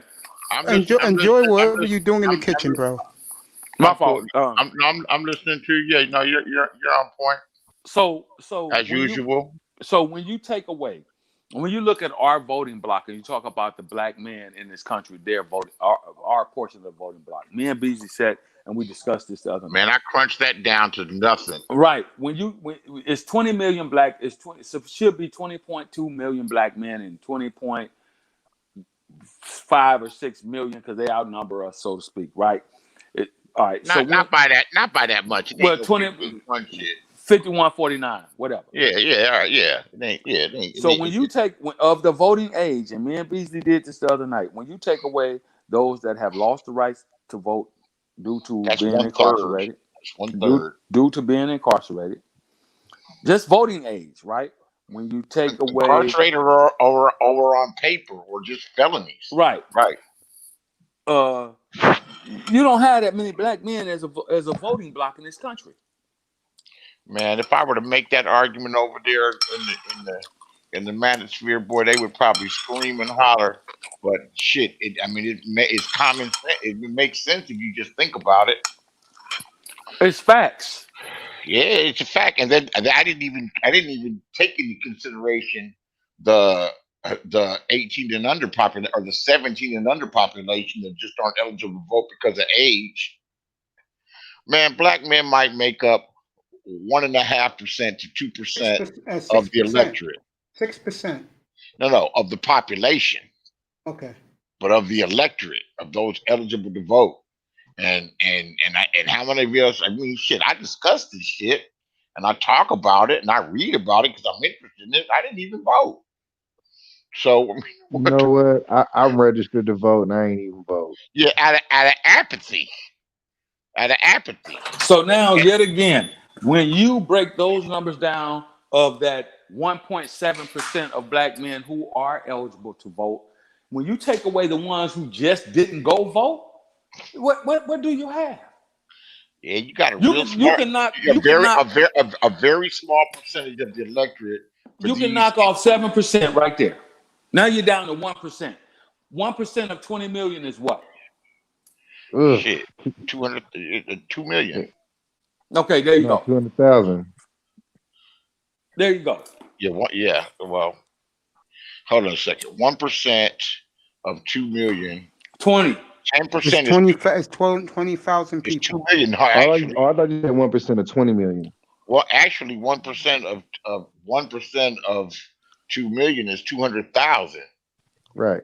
Yeah, 200,000. Yep. I think what this said. What's up, brother? 200,000 times 10 is Come on up. 2 million. Is 2 million, and 2 million times 10 is it's right. 20 million. It's 2 Well, million. the bottom line is black men are very small Percentage. We're of the very small electorate. voting block. Yeah. Very That's small why they voting don't block. count us at all. Well, you know something? Politicians think in terms of numbers. Yep. They That's don't what get they none don't think of of us. us at So all. why pay But them? we're a non-entity. Everybody thinks in terms of numbers, but you could say it's racism, but wonder why you get ignored. I mean, that should be the answer right there. Because there's not enough power there to make a threat. Right, but exactly. when it comes down to an election like what we just had, that 2 million becomes important for the most part. But overall, it doesn't. When you look at the country overall, if you're going to divide it down to states, then yes, 2 million is a lot of fucking people. This is why it came down to Philadelphia, for example, because that's where now you can say the black men in Philadelphia that voted, they had an impact on the election because it came down to that specific state. Man, which we know that the city of Philadelphia is an overwhelmingly black city. So of course, none of them let me get this out. That 2 million, if we all were there in Philadelphia, now we have a say in in how shit goes. But because we're such a spread out population, it's not that big of an impact. I'm not saying that it's not an important issue for us to vote, but at the end of the day, you have to understand how things work. And what a lot of people that have these conversations don't want to do is they don't want to talk numbers. You'll notice that. They'll talk about how we as black people, we got to come together and become a large voting bloc and all this other bullshit. Well, if we could get black men and black women on the same accord, now we got 40 million people. I said that earlier today. But you know what people don't want to do also, General, is they don't want to think with an open mind. Yes, facts. Okay. People have what they think and what they feel and what their position is, and then they look for facts to substantiate their position. And they ignore the other facts. So they're actually making arguments. See, I don't do that a lot of the time. I can get swayed either way. I try to have an open mind. And in fact, I do have an open mind because I've been corrected on shit and I'll be like, oh, okay. Well, I didn't see it that way. But if I see some facts and prove that I'm wrong, I'll go ahead and be wrong. You have people that have their opinion and they look for facts, no matter how flimsy. Because I heard Angry Man talking about they're cheating us out the election. I'm watching them do it. How come I go to sleep and it's this way? It Trump's ahead, and then I wake up and I sleep for 3 hours and he's behind because they're counting votes. Because they're counting votes and they're counting votes by hand. And those larger precincts where the cities are, it takes longer for them to count the votes. So they count. I mean, it takes long, especially when you're counting votes by hand. It's almost like common sense. I keep Beasley, let me ask you a question, Beasley.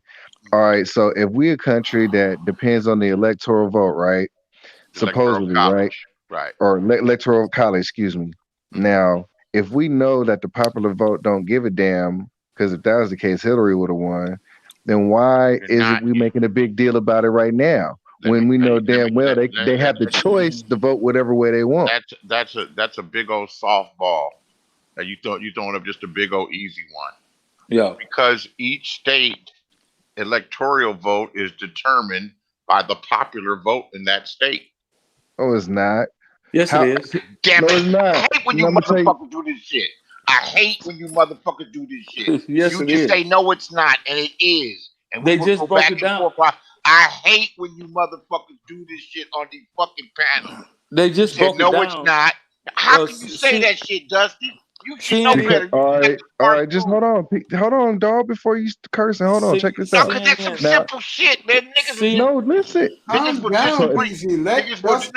No. Because you know what, motherfucker. He's explaining it to you. Hey, Beasley, you gotta if that's the case, so if that's the case, right now, and because that's what I was told too. But here comes the analogy. Go ahead.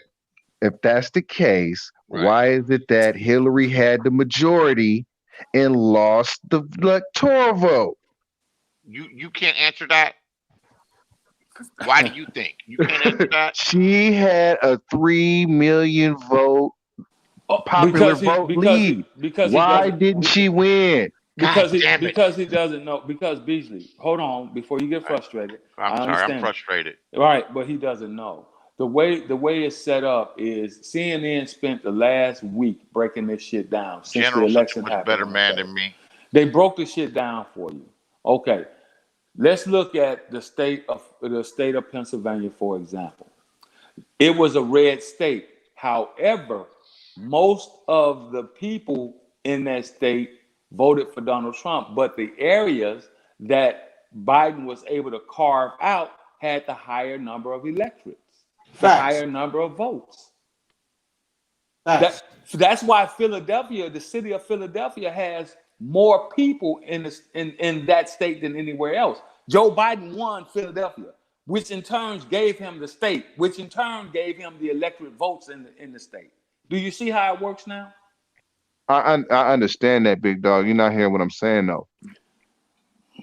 If the popular vote mattered before they used to tell us that night, like when Bush got elected, we knew that night. When Obama, the popular vote, when the popular vote that they talk about, that's all of the states, right? All together, that's the cumulative of all the states, right? But the popular vote of a particular state determines the electoral vote. So you can, and they've shown that you can have a larger popular vote.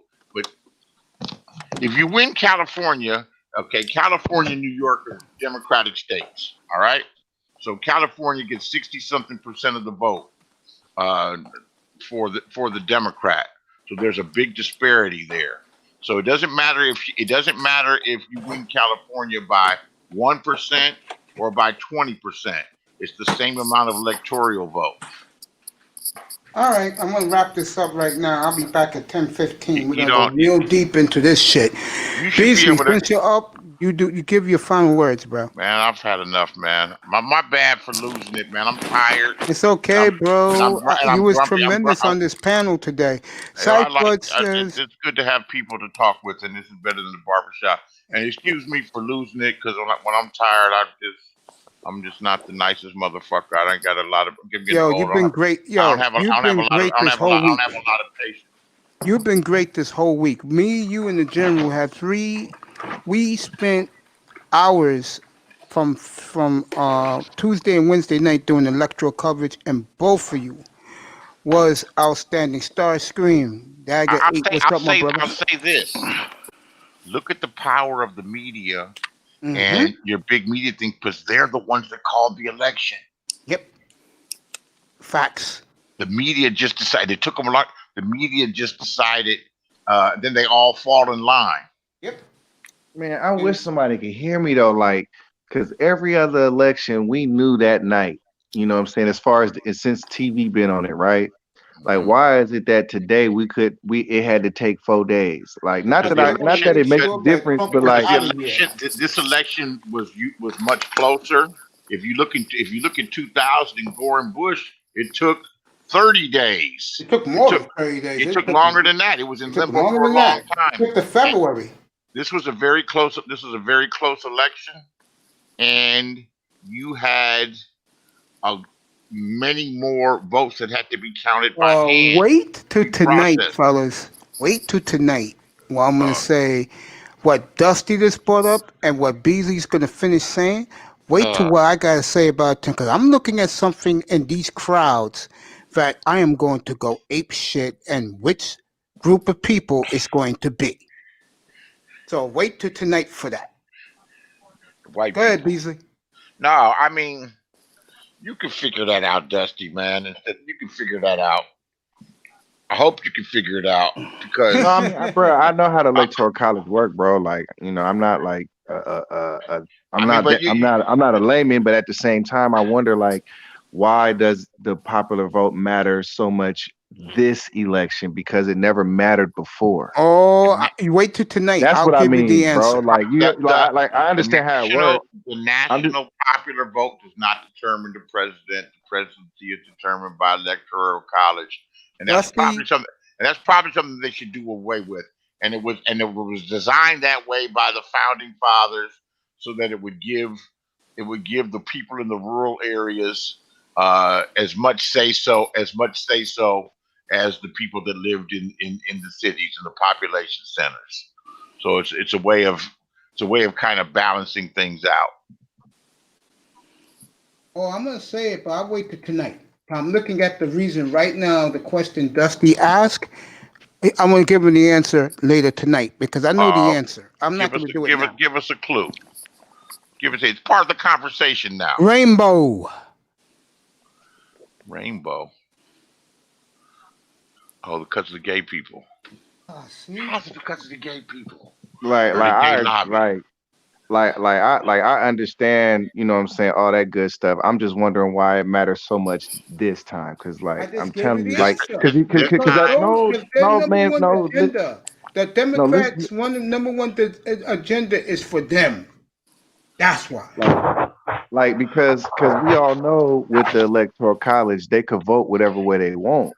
But they always can. And guess what? They haven't voted yet. That doesn't take place for 30 days from now, and then the election becomes certified. January 20th is the inauguration day. Yeah, but that gets decided before then. But To me, it's way been over, bro. Tonight, I'm gonna dig in deep on the culprits who I'm gonna bash tonight. Okay, you got this hit list and everything. Bash, that's much better than kill. You found a word. Slam. Slam. Yeah, politician. Slam. Yeah, slam. Yeah. Don't want you out here talking like that. That should get misconstrued. And the Democrats come take you up and lock you in Democratic prison forever. For making terroristic threats and everything. I ain't making no threats. I'm just gonna tell facts. When you say I'm gonna kill the white women tonight, yeah. Yo, that's just a figure of speech, man. Because I was heated, but I'm not gonna be like you yet. Tonight, I'll be like you. The reason why it took longer is because they had way more mail-in ballots because of COVID, and those aren't tabulated by machines. Well, they are, but they have to be. It has to go through the process of somebody opening the envelope, getting rid of part of the envelope, looking at it, checking it, and then it's scanned. So it's a hands-on process. It has to be processed, and that shit obviously takes a long time. Yeah, man, it's almost dinner time for me. Go ahead, Beasley. Do your last word, bro. I did it. I hope he gets it. No, that's not what I'm talking about, bro. Like, we'll talk about this tonight. Yeah. I hear what you're saying, though. What are you talking about? What I'm saying is the electoral college, they have the freedom to vote whatever way they want it. Right. They like the popular vote never really mattered ever, right? The electoral college has never gone against. Yeah, of course they can, but the electoral college has never gone against the way that the popular vote of the state. They've never nullified the election. They've never gone against what the directive is from the state. So that's never happened. All right. I'll go ahead, Dusty. Your final words, bro. That's never happened. So let me ask you this, just on something else. So let's just say it does happen this time, for the first time in history, for the first time in 250 years. They said, you know what? Fuck that shit. Fuck Biden. Fuck Kamala Harris. and fuck this, we rolling with Trump. And they made Trump the president. They made Trump the president, even though the American public didn't vote that way. Would you be happy? Do you think it's more important? Yeah. That's you. Do you think it's more important for your guy to be in office than the long-standing practice of democracy and election? No, I don't. All right, cool. No, I don't. Like as much as I would like that to happen, I don't think it would be good for our country. Well, yeah, right. Got to have a little bit more. General, final words, man. Well, you just gotta look into it a little more in depth, man, to understand how it actually works. Like I studied political science when I was going to college 30 plus years ago.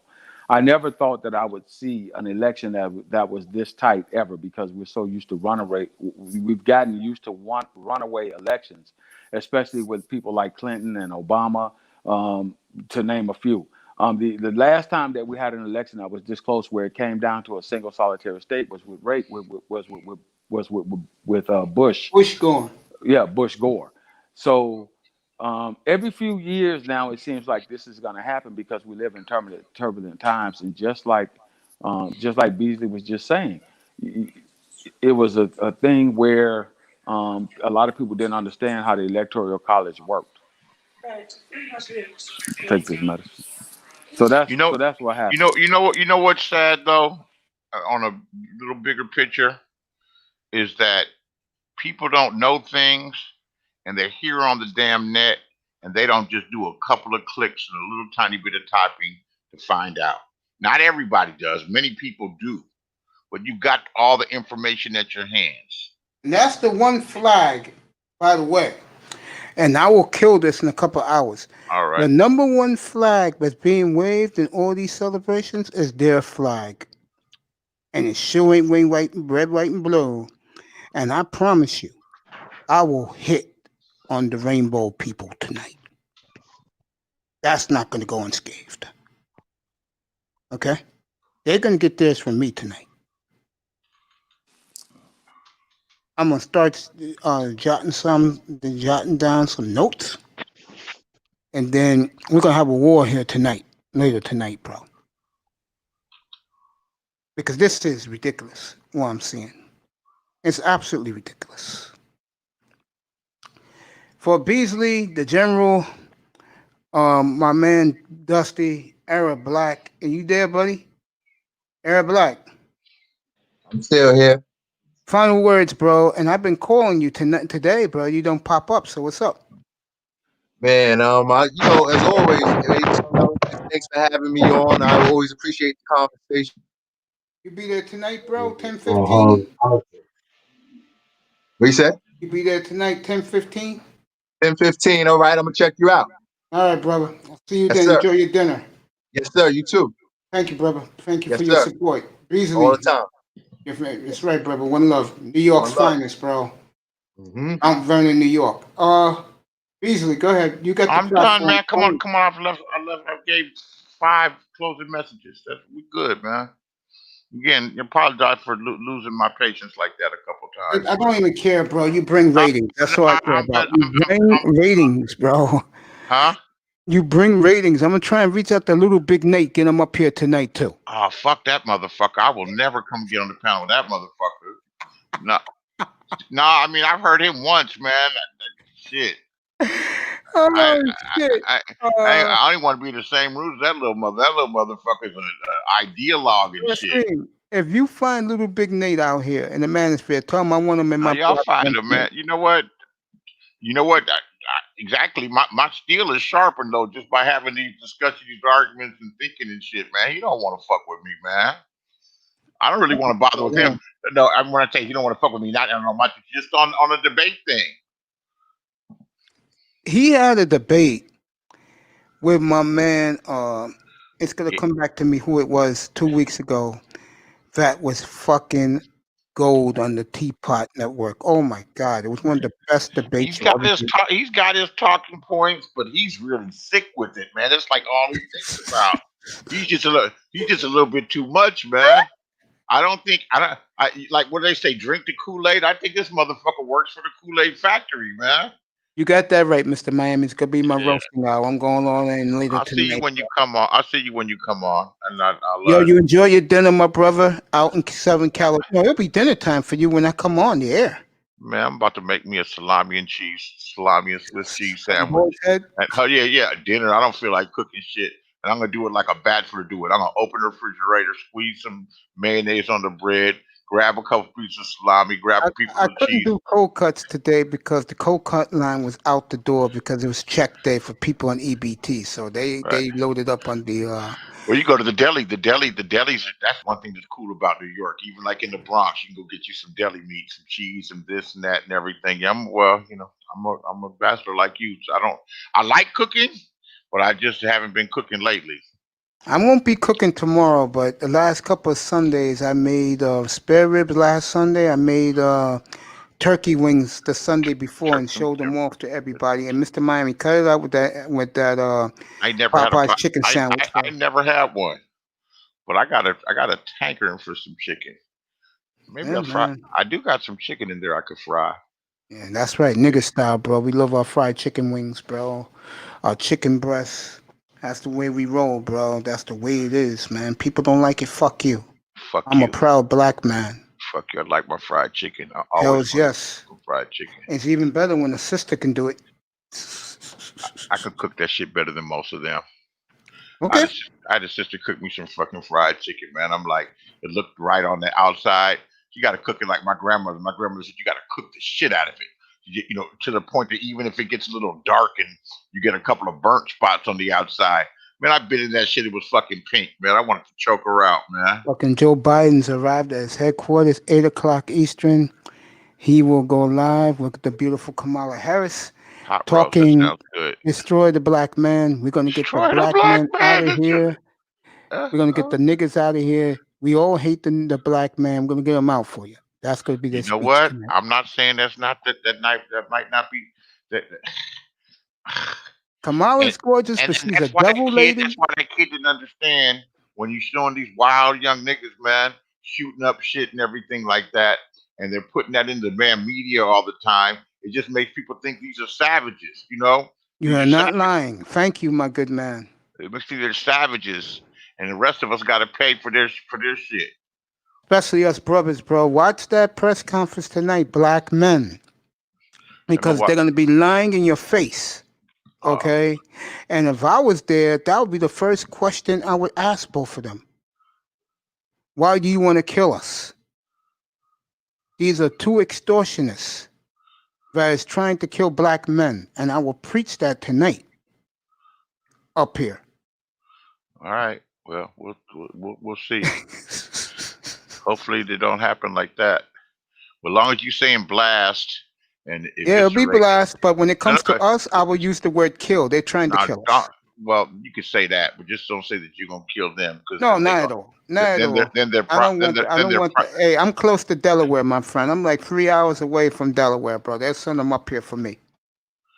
Oh shit! You don't think them people are in New York? That's what I said. They'll send them up here for me. All right. That's why I'm not gonna be cool tonight. That's what you say, Mace. Tell them like this. Pop your collar and say, I ain't no square from Delaware. That's right. I ain't no fucking square from Delaware. I'm a kitty from the big motherfucking city. That's right, Nick. I'm not a kitty, but let me just say, you got a beautiful rhyme, by the way, but that'll make me look a little flamish, if you know what I mean. My Uncle Horace from Queens used to say that shit. You know, it's flame time now, boy. They are flaming. When he was older and young, I think I said something slick to him. He said, "Nah, man, you got me fucked up." He said, "I'm not no square from Delaware. I'm a kitty from the big city. I've been using that forever." You better believe it. All right, you'll have it tonight, bro. Get ready. I'm gonna watch some news. I'll catch you later. You're my man. Support everybody. Starscream, Mr. Miami. I love you guys. The beautiful, and I mean beautiful. Where's my lady at? Who has shown nothing but love to me since she's been here tonight. Safe, but don't smoke rocks. Where is my beautiful thing? There it is. The beautiful, gorgeous Miss Pretty Kelly. God damn, she's pretty. Let me pop her up right here. Boy, look at that pretty thing right there. Looks a little bit like a young Stacey Dash, bro.